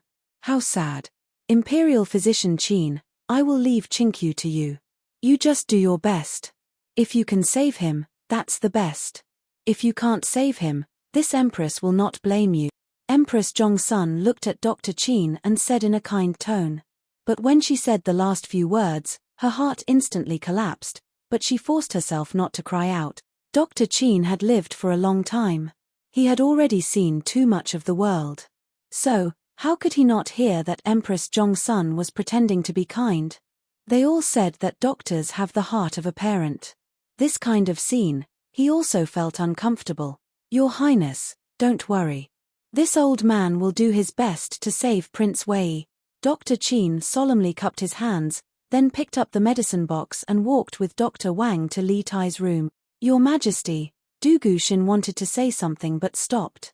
Li understood what he wanted to say and said, immediately choose 8 imperial physicians and escort them to Wuji, Jijie, Jingde, and Sun Fujia's houses. Yes, Your Majesty. Immediately order the county magistrates to send out bailiffs and prohibit the people from drinking the water of Ba River. Li added another sentence. Now that things had developed to this point, it was no longer his family's matter. As an emperor, he could occasionally be emotional, but most of the time, he had to maintain his rationality. Yes, Your Majesty. Du Guxin received the order and left. After a while, another soldier came to report, Your Majesty, His Highness the Crown Prince, Princess Changle, and His Highness the King of Han request an audience. Hearing this, Li's heart finally warmed a little. He nodded and said, let them all in. It's good to see Chinkyu. As Li expected, the current situation had rapidly deteriorated and was becoming more and more intense. The houses of the Cheng, Zhongsun, Yuqi, and Sun families were all brightly lit tonight. The madams of the 4 families shed countless tears. Chang'an City at night suddenly had a trace of solemnity. What was more serious was that outside Chang'an City, many people were suffering tonight. Unfortunately, the number of people infected with cholera was increasing. Chapter 908. Li Zishuan, who was far away from the commotion, slept very soundly that night. This guy was designing the generator in the study and had used up a lot of brain cells. He also drew a lot of blueprints. He was a little tired and fell asleep on the table. Han Yushi was afraid that it would be cold at night and Li Zishuan would get sick from the cold. In fact, even if this guy was left to sleep outside for a night, he would not get sick, so she called Xiao He and Xiao Shi, and the 3 of them carried Li Zishuan into the bedroom together. Of course, Li Zishuan was conscious during this period. The sharp senses of a martial arts grandmaster were not just for show. However, his nose twitched and he knew who was next to him, so he allowed the 3 of them to move him in. After settling Li Zishuan down, Han Yushi returned to the study and carefully put away the blueprints that Li Zishuan drew. She put them in the small drawer of the desk. After locking it, she double-checked it before returning to the room with the key and lying down beside Li Zishuan. Although she couldn't understand those blueprints, the entire Li family, except for Lan treated Li Zishuan's blueprints with the highest confidentiality standard. They were afraid that others would take advantage of it if it was leaked. Although Li Zishuan had said many times that there was no need to be so serious, the Li family's style of doing things had never changed. The night went by uneventfully. Li Zishuan, who was overworked, didn't even do any exercise in bed. He slept comfortably all the way until dawn. He was truly exhausted from yesterday. It was early in the morning, so little Zishuan was naturally in high spirits. Li Zishuan originally wanted to make up for last night's exercise, but Han Yushi had foreseen it and avoided it. Now that Li Jingmo, Madame Li, and Lan were living with them, how could she let her husband do whatever he wanted in broad daylight? Husband, quickly wash up and come down for breakfast. I've put the blueprints you drew yesterday in the drawer. The key is under the pillow. Don't be as tired as yesterday. Han Yushi finished speaking in a panic and then ran downstairs as if she was escaping. This girl seems to have gained some experience in the revolutionary struggle. Li Zishuan rubbed his nose and said shamelessly. Cloud Mountain was filled with warmth, but the situation in Chang'an City was not so good. Your Majesty, the civil and military officials are already waiting outside the Taiji Palace. What do you think about this morning court session? Inside Prince Wei's mansion, Zhao Song, with a pair of panda eyes, asked Li carefully.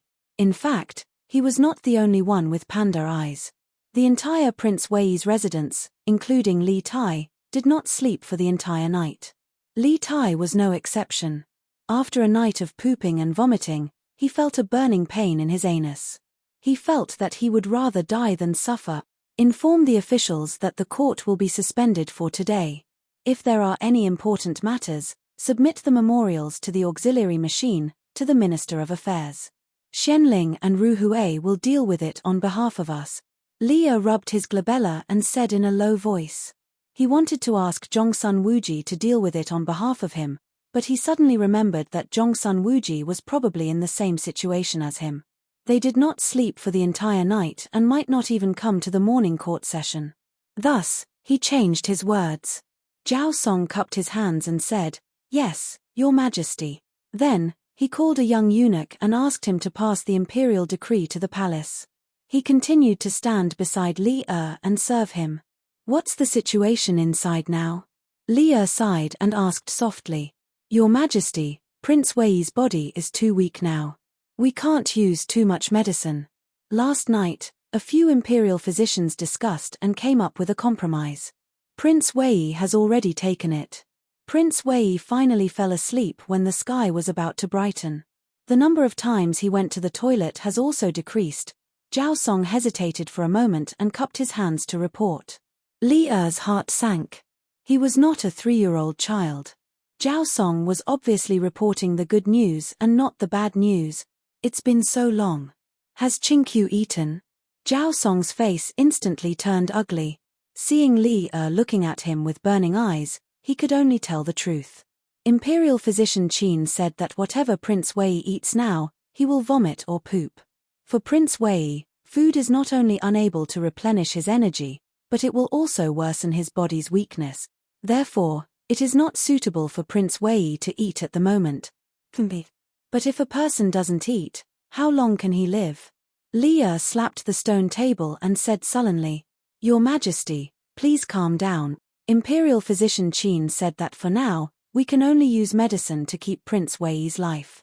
Then, we will think of another way, Zhao Song said carefully. Imperial father, as the two of them spoke, Li Chengqian, Chang'e, and Li Ku walked out of the room. The three of them had red eyes. Only then did Li put away the gloominess on his face. He turned around and nodded at his 3 children. Qingqiu is asleep. Li Chengqian nodded and replied, Yes, Imperial father. Li looked at Chang'e. The little girl's face was like a pear blossom in the rain. She must have shed a lot of tears earlier. His heart felt as if it had been stabbed by a knife. It hurt more than being stabbed on the battlefield. Chang'e, go back to the palace with your mother to rest. Don't worry, Qingqiu will get better, Li said gently. Chang'e wanted to say no, but when she met Li's bloodshot eyes, her heart hurt even more. In order not to worry Li, she could only nod silently. The moment she turned around, she could not help but ask, Imperial father, will brother Qingqiu really be fine? Ever since Li Tai became Li Zishuan's disciple, his temperament had changed a lot. He doted on his sister even more. Naturally, she respected her brother Li Tai even more. When she suddenly heard the bad news last night, she felt as if the world was falling apart. It was hard for her to accept this reality. When Li heard this, he felt as if a huge rock was pressing down on his heart. He felt indescribably uncomfortable. Don't worry, Chang'e. Qingqiu will definitely be fine. Quickly go back and rest. Chang'e nodded firmly. Yes, brother Qingqiu will definitely be fine. With that, she turned around and walked into the room. However, she muttered to herself in the air, if only brother Xiao Xian was here. He will definitely not let anything happen to brother Qingqiu. Li Zishuan. The 4 people present were all shocked, and they were all dumbfounded. The air seemed to have frozen at this moment. Zhao Song, quickly go to Yunshan and bring Li Zishuan here. Not long after, Li Er suddenly stood up and ordered Zhao Song. Although he was not sure if Li Zishuan could treat cholera, Li Zishuan had been creating miracles since the moment he entered Chang'an City this year. Someone who could cure Qin Qiong, who was covered in injuries, must have a way to deal with cholera. Moreover, Li Tai's life was hanging by a thread. As long as there was a glimmer of hope, he was willing to try. Otherwise, he would not have sent people to Taibai Mountain to look for Sun Simiao last night. Yes, Your Majesty. Chapter 909. His Majesty is not feeling well today, so he will not attend court for a day. If the officials have urgent matters, hand over the memorials to Minister Fang and Minister Du to deal with them. Outside Taiji Palace. The officials who had been waiting for a long time without seeing Li Erzhao and the others enter the palace suddenly received such a decree. They couldn't help but discuss in private. What's going on today? Duke Qi didn't come, Duke Lu didn't come, Duke Yi, Yuqi Jingde, didn't come, and now His Majesty didn't come either. In the first year of Zhongguan, Zhongsun Wuji was promoted to Minister of Appointments and was awarded the title of Duke Qi. Something big must have happened. Since His Majesty ascended the throne, he has always been diligent and loved the people. There has never been a situation where he didn't attend morning court. What big thing can happen? Besides, even if something happened, it's impossible for so many officials to not come at the same time, right? Fang Xianling saw the commotion below and couldn't help but stand up and say loudly, "Colleagues, if you have something, please hand over the memorials to me. If there is nothing, please return to your offices and do your duties." As the Prime Minister of the Empire, Fang Xianling still had a lot of prestige. As soon as his voice fell, the officials immediately quieted down. Qin Qiong's eyes flashed and he turned to leave without saying a word.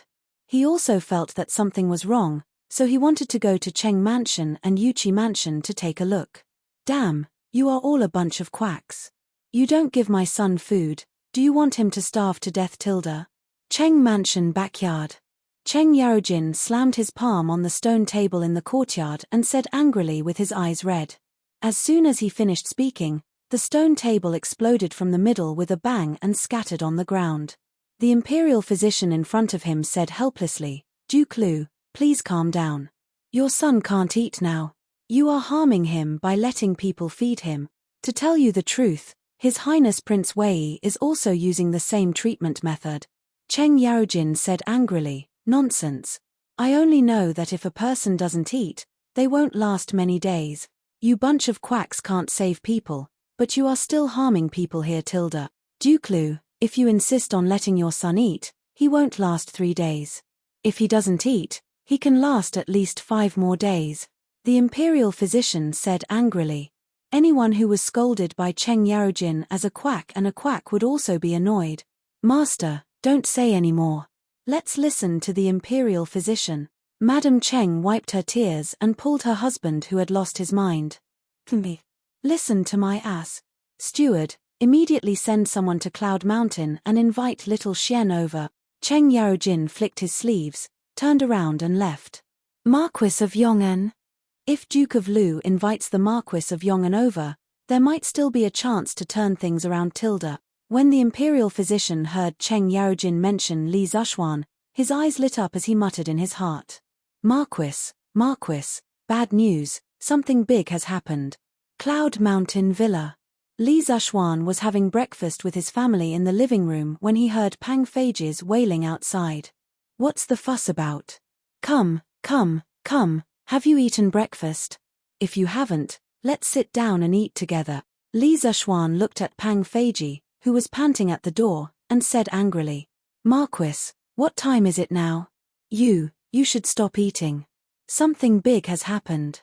Quickly follow me into the city." Pang Feiji waved his hand and complained helplessly. Li Zishuan asked curiously, "What happened? Why are you so anxious?" Pang Feiji saw that Li Zishuan didn't seem to care, so he didn't beat around the bush and said directly, "Marquis, I've received news that Prince Wei, Cheng Chumo, Yuqi Baolin, and Sun Zifan contracted cholera at the same time yesterday. Their lives are hanging by a thread, and they are in imminent danger. Marquis, quickly go and take a look." Cholera. Li Jingmo, Mrs. Li, and Han Yuxi's expressions changed drastically when they heard this. Li Zishuan was also shocked. He subconsciously thought that Pang Feiji was talking nonsense. The memory of his previous life told him that cholera was only introduced into China at the end of the Qing dynasty. How could such an acute infectious disease appear in this era? However, from the memory of this body, Li Zishuan found that there were already records of cholera in medical books from before. After carefully comparing the memories of the two lives in his mind, Li Zishuan realized that this cholera was not the same cholera. There was a substantial difference between the two.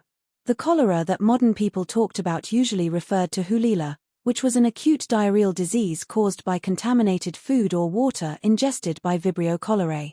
In the TV series Chuangguandong, the Japanese child Ichiro was saved by Xiao but was thrown out by her father because Ichiro might have gotten hulila.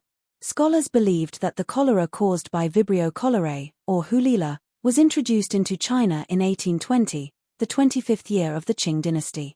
According to Song Rulin in the preface of Lin Sen's Complete Cholera Diseases, he said, in the autumn of Jiaqing Gongchen, 1820, many people vomited and had diarrhea.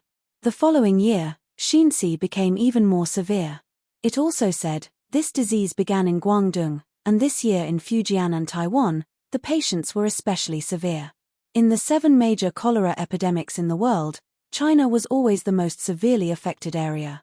During the 2 epidemics, there were many patients, and many died. During the Qing dynasty, cholera was very contagious. Sometimes, when a coffin was carried to the funeral, he died before the coffin was carried to the place. This was a situation that occurred continuously in Dandong, called Andong at that time, 20 years after the Qing dynasty. However, the cholera mentioned by the ancients did not completely correspond to hulila. It could be a simple symptom of vomiting and diarrhea, like the acute gastroenteritis that was common in summer and autumn. The so-called cholera was sudden. The so-called cholera was a sudden illness that occurred suddenly. This term existed before the Han dynasty, and was not translated from modern times. As early as in the inner canon of the Yellow Emperor, there were already records of cholera. For example, the Spiritual Pivot Times 5 Chaos chapter said, when the stomach is in chaos, it is cholera. The Suwon Times Qi communication theory said, when the earth is not old enough, the people suffer from cholera. The Suwon Times 6 Elements of the Righteous Era said, when the moon is full of cholera, it vomits. The plague that the army suffered in the process of marching was mostly cholera. When cholera occurred, the soldiers suffered heavy casualties. Before the war even began, most of them were already dead. With regards to cholera, the ancients mainly focused on prevention and treatment as a supplement. In general, there was no special treatment for this kind of Class A infectious disease. During the Taihe period of the Jin dynasty, the monks of Guangji Temple suffered from cholera. A necromancer used monkshood and dried ginger to cure them. After drinking it, they forced out a few mouthfuls of blood, and then died. Therefore, when the medical officials of the Imperial Medical Department faced Li Tai, whose life was hanging by a thread, they were collectively helpless. It was not that they were incompetent, but that the cholera was too strong. Where is the Marquis of Yong'an? His Majesty summons you to return to Chang'an immediately. At this moment, a sharp voice came from outside, waking Li Zishuan from his daze. Chapter 9-10. Just as he finished speaking, the eunuch who came to deliver the edict appeared at the door. Li Zishuan and the rest hurriedly stood up to welcome him. Seeing that there was no way he could continue eating, he said to his father, "Father, you guys continue eating. I'll go back to Chang'an to take a look." Li Jingmo said worriedly, "Little Xian, that's cholera. Are you confident?" He did not object to his son saving Li Tai, but he was worried that if he could not save him, he would be implicated. After all, the royal family was the most heartless. Li Zishuan understood what his father was worried about. He smiled and said, "Father, don't worry. I still have some confidence." Even if he did not have confidence, he should still go to Chang'an to see Li Tai. But coincidentally, he did know an ingenious method to treat cholera. "Little Xian, you have to be careful," Madame Li said worriedly. Li Zishuan said, "Mother, it's fine. I'll be back soon." After saying that, he prepared to leave with the young eunuch beside him, who was already anxious to the point of smoke coming out of his head. Who knew, at this moment? Marquis Yong'an, my master invites you to see my eldest young master, may I trouble you? An old man appeared outside the door. It was the Cheng Manor's housekeeper Liang. Li Zishuan recognized him at a glance. Housekeeper Liang was halfway through his sentence when he saw the eunuch beside Li Zishuan. He immediately shut his mouth, not knowing what to do. Obviously, he had guessed that this eunuch was here to ask Li Zishuan to treat Li Tai's illness. How could he ask for it? Was he going to snatch the person in front of everyone? But Cheng Chumo was also bedridden. Li Zishuan was his only hope. If he did not invite Li Zishuan back, what would happen to Cheng Chumo? Oh, Uncle Liang, you're here.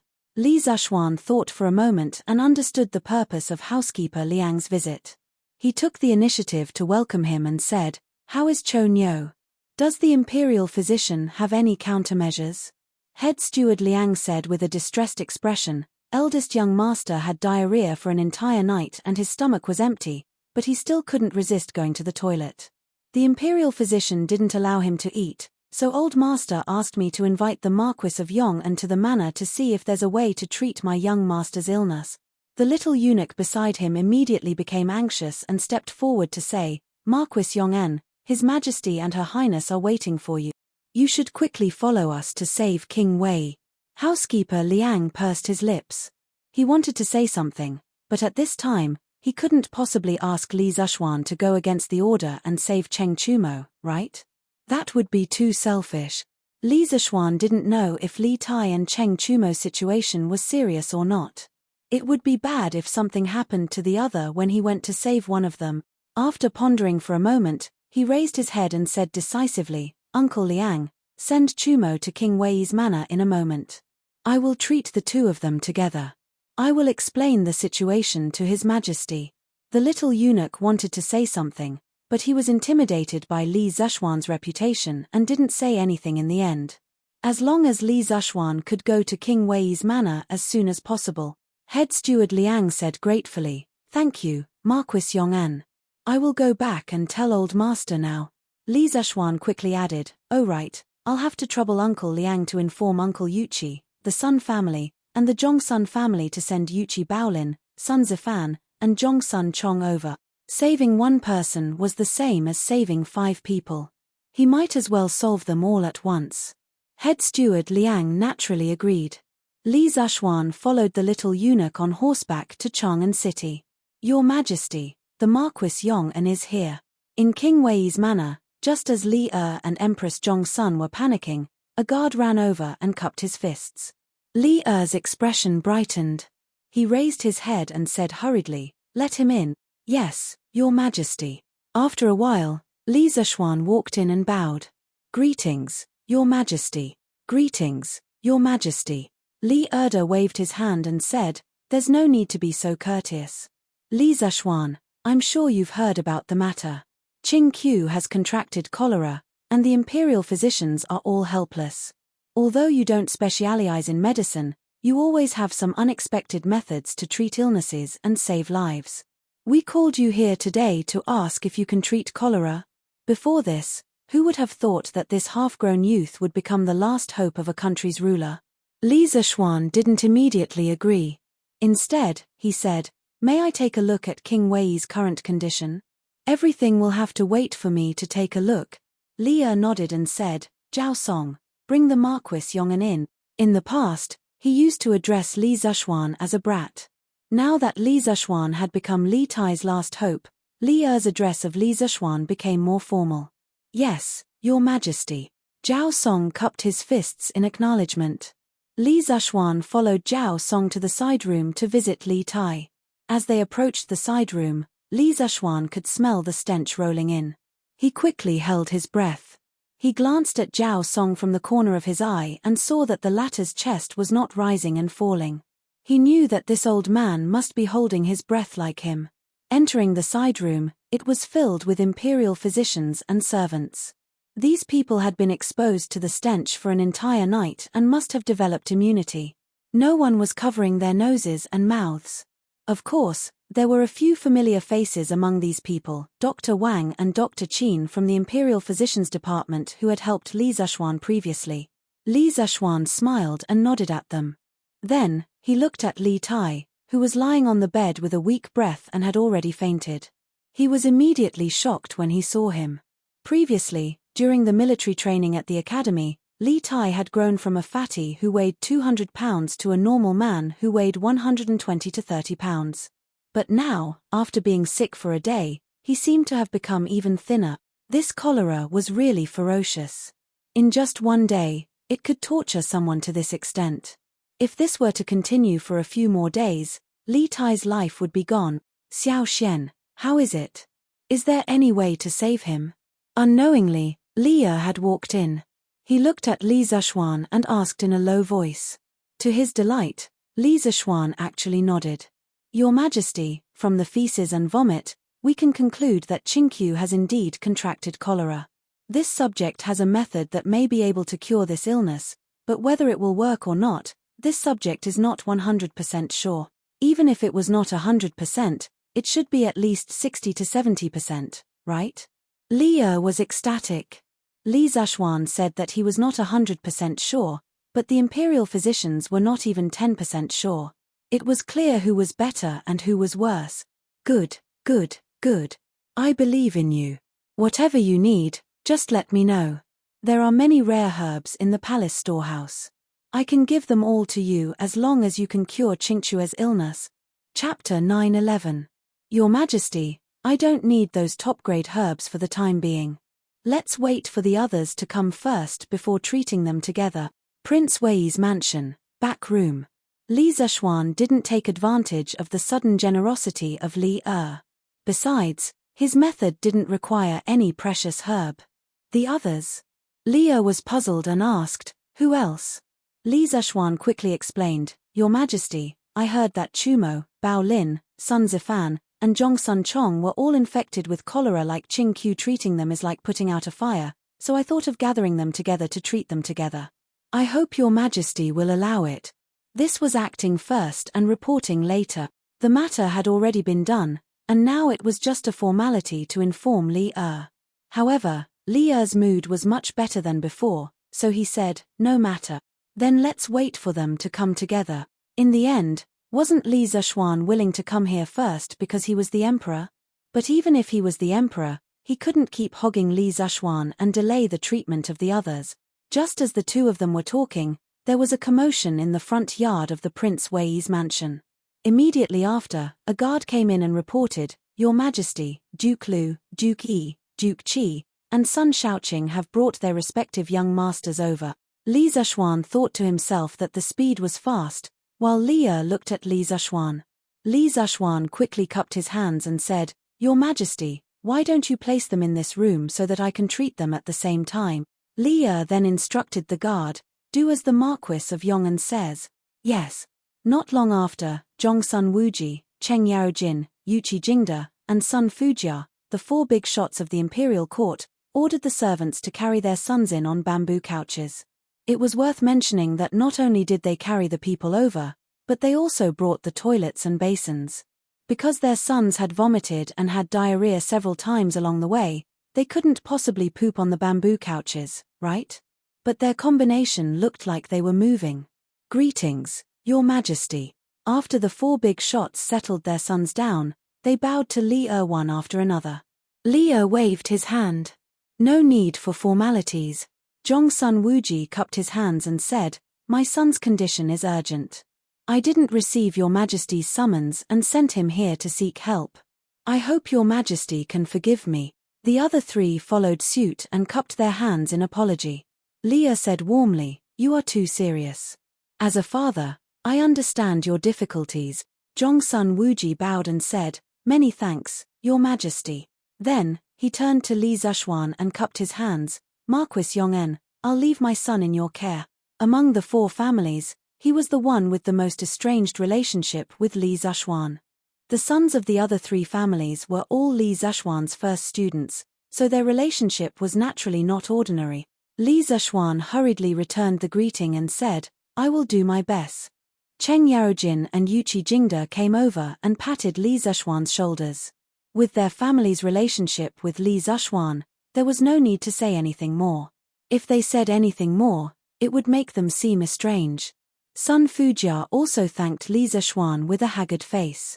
The previously lifeless room finally had some vitality at this moment. The imperial physicians, servants, the 4 big shots who just arrived, as well as Empress Zhongsun who was persuaded by Li Er to go back and rest, and Li Er himself, all placed their hopes on Li Zexuan. Li Zexuan felt an indescribable pressure. He turned around and said to Li Er, Your Majesty's treatment method is a little special. If Your Majesty raises any strange requests later, I hope Your Majesty, Her Majesty, and uncles will not question it. The final treatment effect will only be revealed at the end. Furthermore, the people here must listen to Your Majesty's instructions. This was giving an early warning. Although everyone felt that Li Zexuan's words were a little strange, no one raised any objections. Li Er also nodded and said, No problem. Use whatever methods you have. From now on, all the guards, imperial physicians, and servants in the entire estate will be under your command. After saying that, he said to Wei Wangfu's senior official Wu, Did you hear what we just said? Senior official Wu hurriedly said, Your Majesty tilde. Your Majesty will fully cooperate with the Marquis of Yong'an's treatment tilde. Li Zexuan smiled and said, Many thanks for Your Majesty's understanding. Now, this subject will begin to treat Qing Qiu and the others. Your Majesty, Your Highness, and uncles, please move to the courtyard. Otherwise, it will be inconvenient. Li Er nodded and brought Empress Zhongsun out. Li Chengqian and Li Ku glanced at Li Zexuan and also followed out. As for Chang Le, she had already been persuaded by Li Er and Zhongsun to go back and rest. Xiao Xian, the best thing my family's Chou Niu did in his life was to have a brother like you. Cheng Yarojin was the last to leave. Before he left, he patted Li Zexuan's shoulder and sighed. Li Zexuan glanced at Cheng Chumo, who was lying on the bamboo couch, and thought to himself that after a while, Cheng Chumo would definitely jump up and say that the thing he regretted the most in his life was having a brother like him, right? Hey, Xiao Xian, you have a way to treat our illness. That's great. Last night, I almost King pooped my intestines out. Now, my butt is still burning with pain, Cheng Chumo said intermittently. Among the 5 of them, he and Yuchi Baolin were in the best condition. After all, the physique of a martial artist was in charge. Li Zexuan didn't waste time talking nonsense with this guy. Instead, he directly instructed the Wei Wangfu's official Wu, This Marquis needs something. Can you help me find some? Official Wu hurriedly said, Marquis, just tell me what you need. This one will do his best to help you find it. But Li Zexuan's next sentence had the flavor of not giving up until he was shocked to death. Quickly bring some people to help this Marquis find some used toilet paper, and also bring over 4 braziers. Remember, they must be used toilet chips, not new ones tilde. Tilde. Elder Wu was dumbfounded. His brain couldn't wrap itself around it for a moment. What does treating an illness have to do with toilet chips? At this moment, he really wanted to ask Li Zexuan, Are you kidding me? What's wrong? Is there a problem? Li Zexuan saw the situation and asked. No problem. Marquis Yong'an, please wait a moment. I'll get someone to do it now. Official Wu wiped his sweat and said hurriedly. Academician Qin couldn't help but ask, Marquis Yong'an, why are you asking people to search for toilet chips? Li Zexuan smiled and said, Of course it's to treat illnesses. Academician Qin will understand in a while. Fat. Xiao Xian, you can't be thinking of using toilet chips to treat our illnesses, right? We are brothers. How can you do this? Even if you have to do this, you should at least let us use those unused toilet chip. Cheng Chumo, who was lying on the stretcher, suddenly became agitated and said to Li Zexuan intermittently. Chapter 9:12. High Energy Warning. This chapter is a little strange. Those who are misophobic or are eating, please be careful. Elder Wu, what are you carrying? In the backyard of the Prince of Wei's residence, All the parents were anxiously waiting for Li Zishuan's diagnosis and treatment results. However, they saw Senior Advisor Wu instructing people to carry 5 braziers and a basket of unknown objects into the side room. Out of curiosity, Li stopped Elder Wu and asked. Elder Wu's face turned bitter as he answered truthfully, "Your Majesty, the objects in the basket are toilet chips. The Duke of Yong asked me to find them." When Li heard this, his face turned ugly. Toilet chips? What does he need toilet chips for? I do not know. The Duke of Yong did not tell me. Elder Wu was also puzzled in his heart. He didn't know why Li Zishuan wanted him to find these disgusting things out of the blue. You may go. I will ask him later. Li had a bad premonition. However, he had already promised Li Zishuan that everyone would be under his command. How could he go back on his word now? Empress Zhongsun looked at the room with doubt in her eyes. The other big shots also looked at each other in dismay. In the room. Marquis, I've brought you the cutlery and brazier you wanted. What else do you need next? After the braziers and toilet chips were moved into the room, Elder Wu cupped his fist and asked Li Zishuan. Li Zishuan looked and nodded. I do not need them for now. Order people to throw the toilet chips into the braziers and bring the braziers to Qing Qiu and Chu Mo's beds. Let the heat dry their bodies. Leave 1 or 2 people to add the toilet chips into the braziers. The rest of you go out first. We will come back in half an hour. This was an indigenous method of treating cholera that Li Zishuan heard from the village doctor in his previous life. It was said that it had cured many people. Cough cough. Of course there was no such thing as toilet chips in the modern world. He could only use shit stirrer as a substitute. He didn't have much confidence in this kind of crude recipe, but at this moment, he wanted to try it out to see how effective it was. Moreover, he still had other tricks up his sleeve. When Elder Wu heard this, he was stunned. He finally understood why Li Zishuan wanted him to find these toilets. But why did it sound so unreliable? Marquis, there's no need to ask. Just do as I say. Li Zishuan didn't wait for Elder Wu to ask and waved his hand domineeringly. In fact, even he himself did not know that this method of using toilet cubes to treat cholera had a great background. The Compendium of Materia Medica had a record in the Medical Devices Department. Toilet preparation, attending physician, dystocia, cholera, and cold body tendons, burning hot air under the bed and spreading it to the upper body. Also, the attending physician is afflicted with evil spirit energy. This item is the smallest, but its power can be recorded, hidden artifact. Don't you think it's unbelievable? Regardless of whether this prescription had a scientific basis or not, there were even more shocking prescriptions in the Compendium of Materia Medica. For example, human urine could treat cold and heat headaches. Pig tying rope was used to treat children's cries of alarm and restless hair. Using the 12th lunar month to burn ashes and drinking a little water.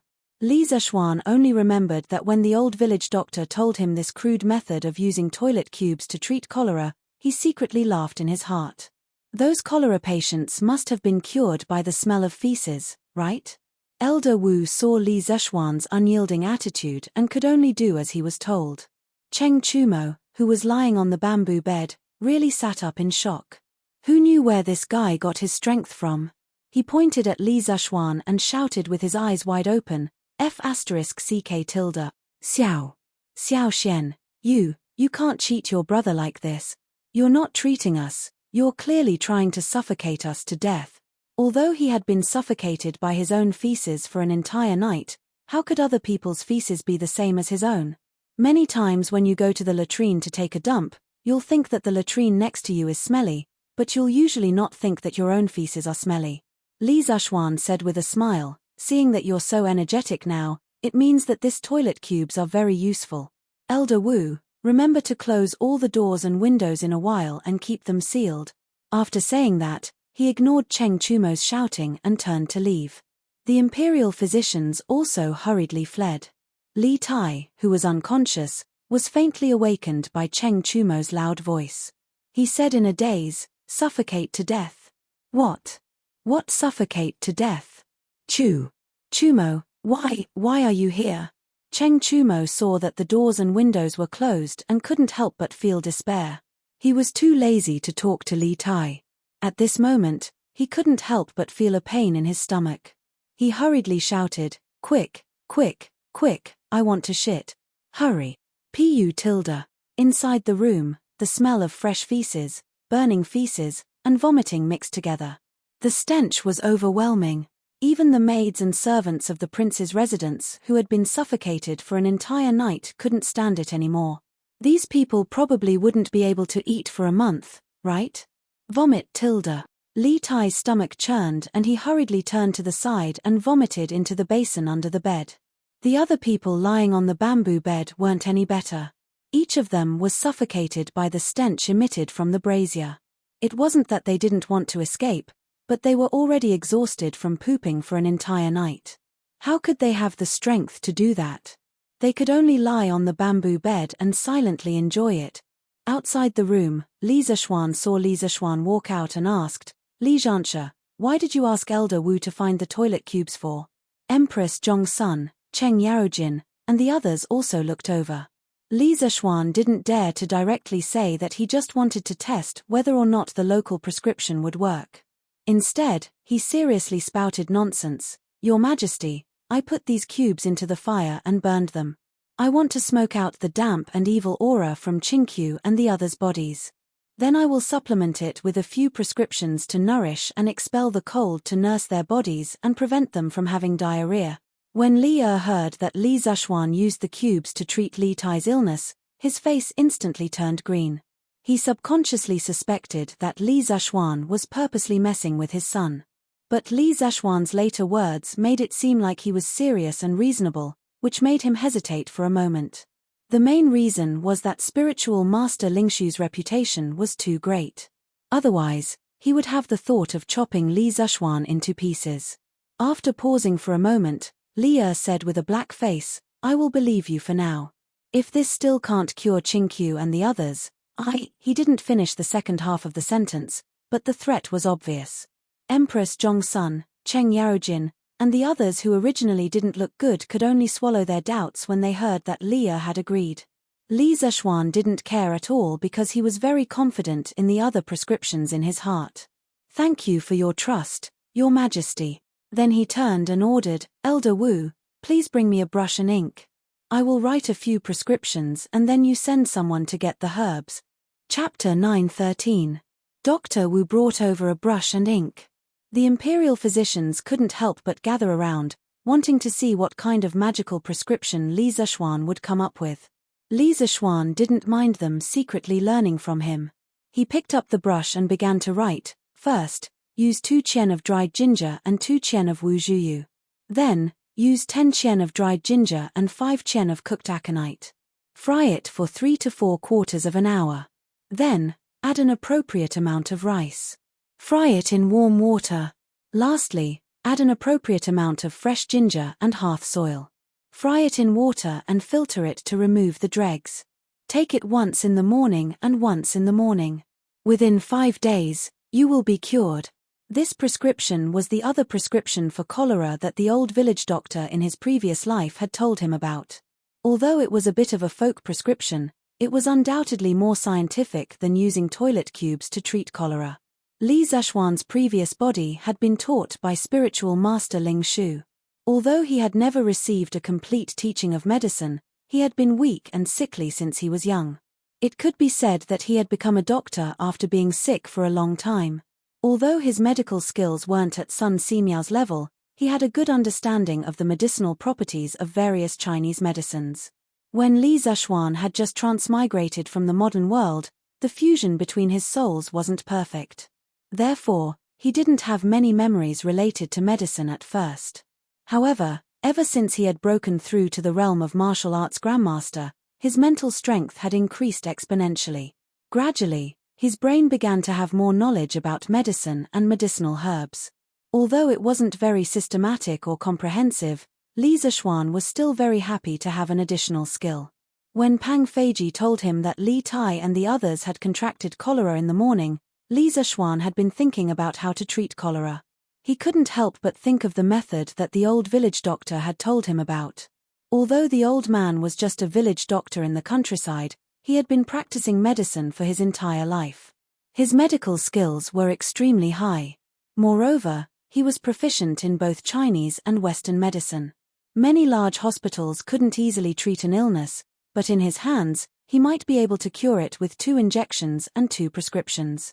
Moreover, it didn't cost much. Therefore, the old village doctor was very respected in the village. In his previous life, the old village doctor lived right next to Li Zishuan's house. Therefore, Li Zishuan had more contact with him. That was why he knew so many prescriptions. On the way there, Li Zishuan used the memory of his predecessor and began to analyze the prescriptions given by the old village doctor. The more he analyzed, the brighter his eyes became, and the more surprised he became. Only people who were well versed in pharmacology would understand the true beauty of these prescriptions. This was also the reason why he was so confident when he made the promise to Li Er. As for the toilet chips, it was just an experiment he wanted to do on the spur of the moment. It would be best if he could smoke Li Tai and the others well. It didn't matter if the smoke didn't work. He still had other tricks up his sleeve. This prescription. Brilliant, brilliant. After Li Zishuan put down the brush, Imperial Dr. Qin was the first to exclaim. However, some people didn't understand, so they asked, "Dr. Qin, how is this prescription so brilliant? It's obviously just some common herbs." Imperial Dr. Qin was embarrassed to say that the last part of the prescription was the stove soil. No matter how he looked at it, it was not reliable. Dr. Qin shook his head and said, "It's because it's just some common herbs. That's why the person who came up with this prescription is so brilliant. His medical skills have reached perfection. Everything in his hands can be used as medicine. This Qin is not as good as him. Dr. Qin, why don't you explain it to us? We can learn from it." When the doctors heard Dr. Qin's words, they couldn't help but feel itchy. Dr. Qin stroked his beard and said, "This prescription was written by Marquis Yong'an. Presumably, Marquis Yong'an is the most knowledgeable about this prescription. This old man will not show off in front of an expert." Li Zishuan smiled and said, "Dr. Qin is too modest. For the same prescription, different doctors have different opinions. Why don't you tell me your opinion first, and then this young one will use my own opinion to compare with yours. For this young one, this is also a kind of improvement." Dr. Qin looked deeply at Li Zishuan. The admiration in his eyes became more and more intense. Talented but not arrogant. If this kind of young man can't have a meteoric rise, then it's really unreasonable. Since Marquis Yong'an insists, then this old man will show his incompetence. Dr. Qin was no longer modest. He thought for a while and said, "Ginger is very hot.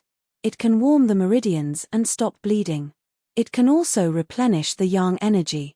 Although Fructus cordialis is a little poisonous, ginger can suppress its toxicity. Moreover, Fructus cordialis itself can strengthen yang energy and stop diarrhea. It can also expel cold and relieve pain. Marquis Yong'an's first prescription can cure Wei Wang's illness by more than 30%. It can also replenish the lost energy in his body. This is really good. After replenishing the lost energy, the second prescription is even more powerful. It has the intention of following up the victory. Ginger warms the spleen and stomach, cooked monkshood restores yang energy and relieves yang energy, and japonica rice relieves diarrhea and invigorates the spleen. This prescription combined with the first prescription can at least cure Wei Wang's cholera by more than 80%. As for the last prescription, this old man doesn't really understand the use of the hearth soil, so I won't comment on it. All the imperial physicians had a look of sudden realization. They didn't think that these ordinary things would have such a strong effect when put together. It seems like the more expensive something is, the better it is. Li Zishuan clapped his hands and laughed. Dr. Qin's grasp of the medicinal properties of these herbs is really admirable. As for the hearth soil, it is warm and heavy. It warms the stomach and relieves the vomiting. It is mainly used to treat the weak cold in the spleen and stomach, and vomiting caused by the lack of stomach qi. The main purpose of using it here is to strengthen the efficacy of the previous 2 prescriptions and completely cure Wei Wang's cholera. Dr. Qin's words just now were very correct. As long as one is well versed in medicine, anything can be used as medicine. As a doctor, one has the responsibility to treat the illness of the patient with the least cost.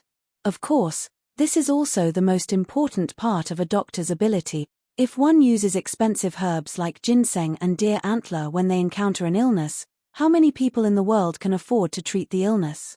Ching Qiu, Chu Mo, and the others' cholera was caused by the water of Ba River. However, Ba River stretches for hundreds of li recently. Tens of thousands of people have drunk the water of Ba River. Before long, there will definitely be hundreds and thousands of cholera patients. As long as my 3 prescriptions are effective, we can use the least cost to pacify this cholera epidemic. At this moment, Li Er didn't have time to care about his son who was suffocating in the room.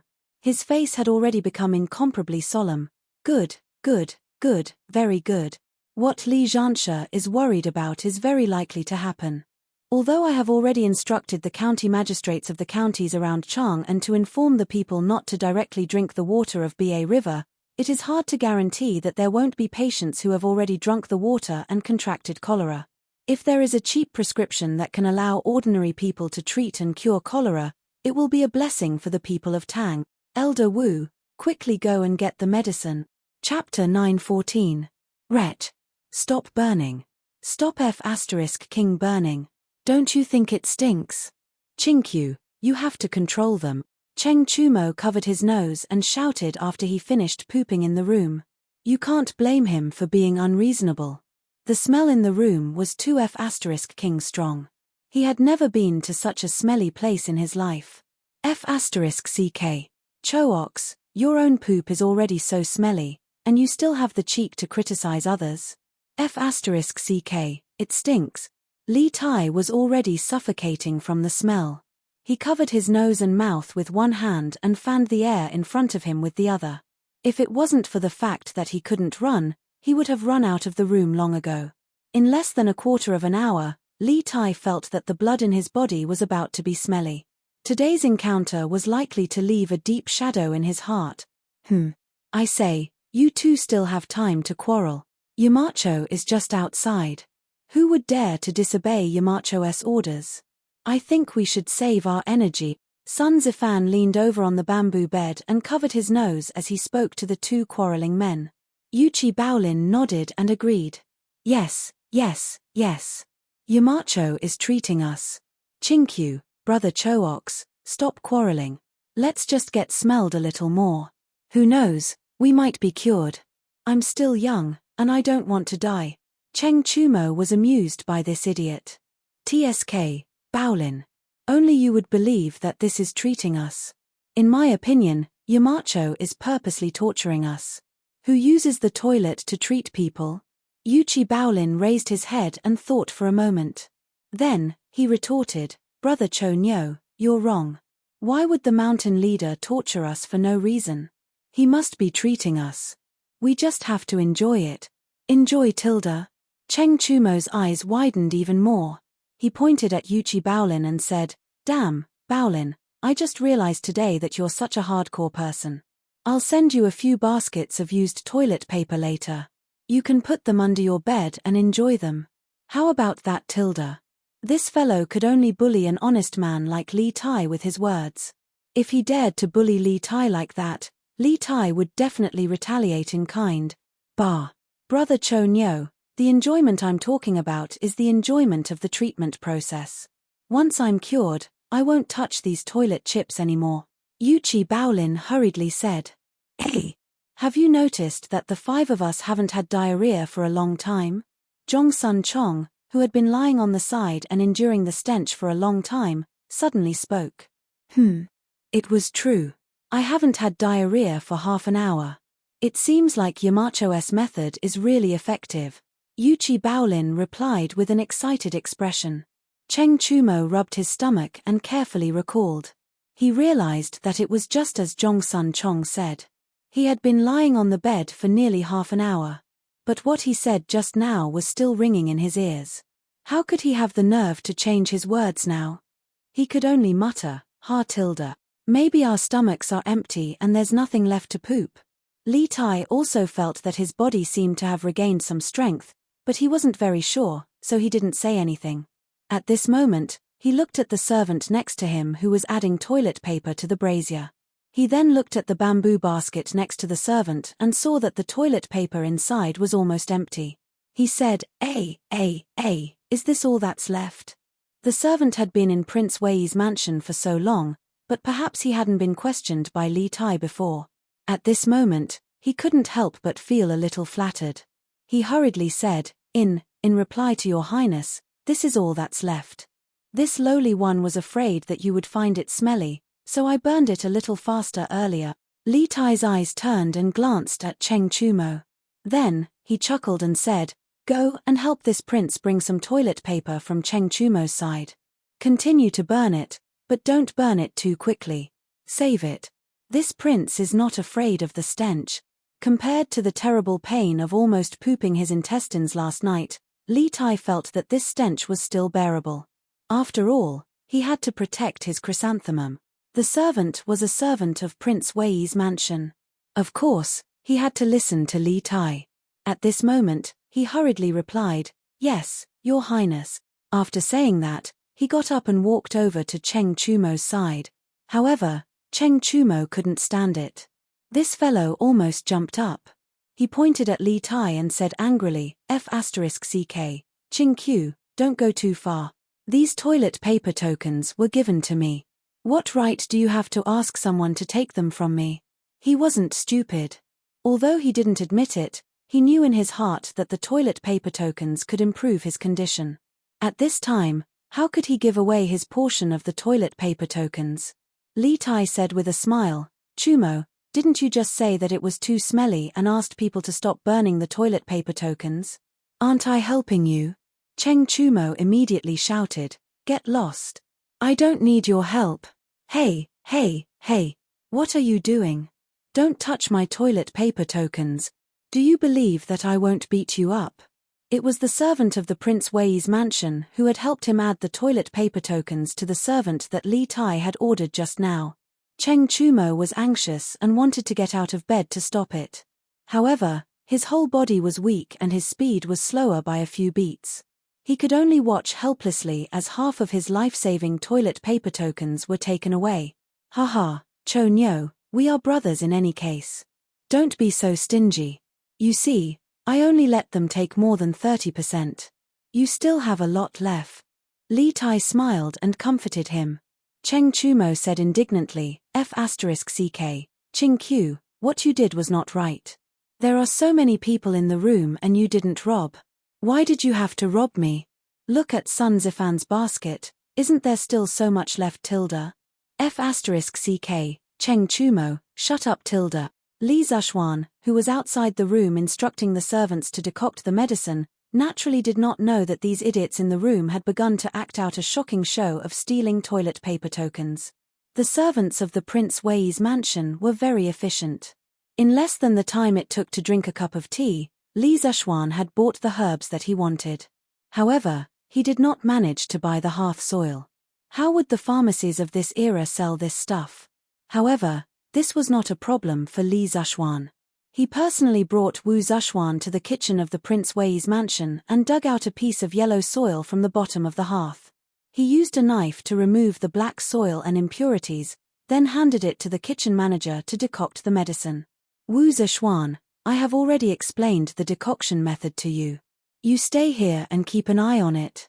I will go back to the backyard to check on Ching Q and the others tilde. Li Zuxuan was worried about Li Tai and the others who were being suffocated by feces, so he instructed. Marquis, don't worry. With me here, nothing will go wrong. Wu Zuxuan nodded and replied. Only then did Li Zuxuan turn around and leave, walking towards the rear courtyard. Chapter 9:15.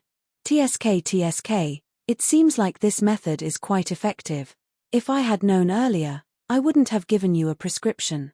I would have gotten someone to find you 2 baskets of toilet paper. Maybe you'll be fine after smoking it for 2 days. When he arrived at the room in the backyard, he could hear Li Tai and Cheng Chumo bickering through the door. Judging from their voices, it didn't seem like they were seriously ill at all. He pushed the door open and said with a smile, The two people who were in the middle of bickering were dumbfounded by Li Zishuan's words. A few moments later, Cheng Chumo reacted and angrily said to Li Zishuan, "Young master, you're the one who gave the order." F***CK. Xiao Xian, what do you mean? Are you saying that you can cure our illness with medicinal herbs? Why didn't you say so earlier? Why did you have to use such disgusting things like toilet paper? Li Tai also looked at Li Zishuan with a face full of anger. The other three children didn't have much anger on their faces, but they also cast their gazes on Li Zishuan. Li Zishuan crossed his arms in front of his chest and said calmly, "Curing a disease is like putting out a fire. You guys were already half a step into the gates of hell when you got cholera. It's already not easy to keep your lives. Cheng Chumo, you still have the time to complain about this and that. I think someone didn't suffer enough last night, right?" Cheng Chumo subconsciously covered his chrysanthemum. He didn't want to experience that feeling of collapsing again. However, he was still a little angry at Li Zishuan for tricking them. Then why didn't you use a better treatment method? Aren't you torturing us on purpose? Li Zishuan rolled his eyes and said unhappily, "Do you know how to treat illnesses, or do I know how to treat illnesses? How do you know this method isn't good? Originally, it would take at least 10 days to half a month for you to recover from this illness. However, after using this method and supplementing it with the decoction, you will be fully recovered within 5 days. Do you still think this method is not good?" Seeing Li Zishuan's reasonable and earnest look, Cheng Chumo was suddenly speechless. At this moment, Elder Wu brought a servant over with a bowl of medicine. "Marquis, the medicine is ready. Should I give it to His Highness?" Elder Wu bowed and said. Li Zishuan nodded and said, "Yes, according to the order, let them take it. This Marquis will come back later to see the result." "Yes." Elder Wu waved his hand at the servants, and Cheng Chumo and the others were forced to drink the decoction. Although the first 2 decoctions tasted bad, it was still bearable. But the last decoction, poof. Pay. Damn, how could there be dirt in the medicine? Ching Q, how do the servants in your residence brew the medicine tilde? Cheng Chumo, who had just suffered from feces, was suddenly forced to drink a mouthful of dirt. This fellow could not bear it any longer. Li Zishuan frowned and said, "If you don't want to die of illness, swallow this medicine. Otherwise, in a few days, I will have to collect your corpse tilde." Seeing that Li Zishuan did not seem to be joking, the patients in the room could not help but tremble. They quickly attacked the decoction. They had just suffered from feces and now they had to eat dirt. Speaking of which, they were really unlucky today. However, they were still considered lucky.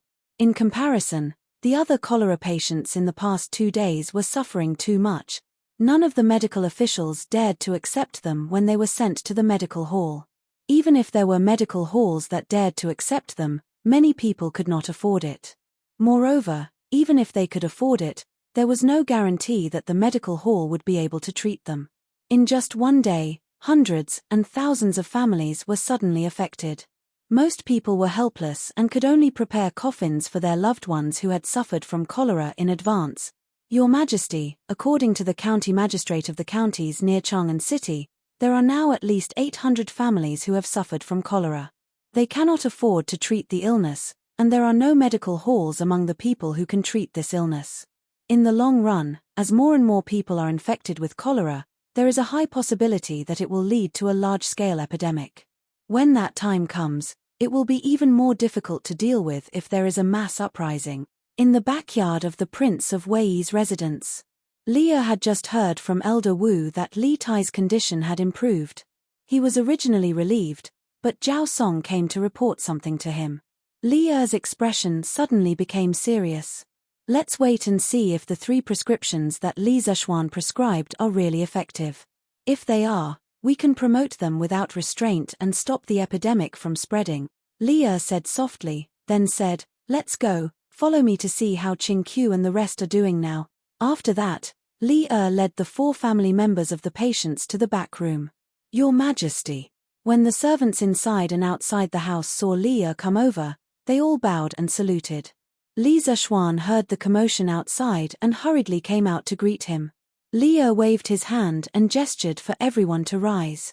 He then looked at Li Zhaxuan and asked directly, Li Zhansha, how are the effects of the decoctions? Are Qing Qiu and the rest fine now? Li Zhaxuan smiled and replied, Your Majesty, the effects of the decoctions are still being tested.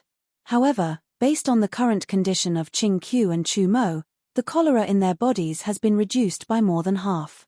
If they continue to take the decoctions for 3 more days, there is a high chance that they can be completely cured. Li Zhaxuan was satisfied. Empress Zhongsun, who was beside him, felt relieved when she heard Li Zhaxuan's assurance. After letting go of her worries, she felt a wave of sleepiness sweep over her, making it difficult for her to open her eyes. Thus, she informed Li and went back to the palace to rest. Not bad, not bad. Qing Qiu, how are you feeling now? Li came to Li Tai's bed in a happy mood and asked with concern. In fact, he didn't need to ask this question. Just by looking, he could see that Li Tai's complexion was much better than before. Wasn't this enough to explain the problem?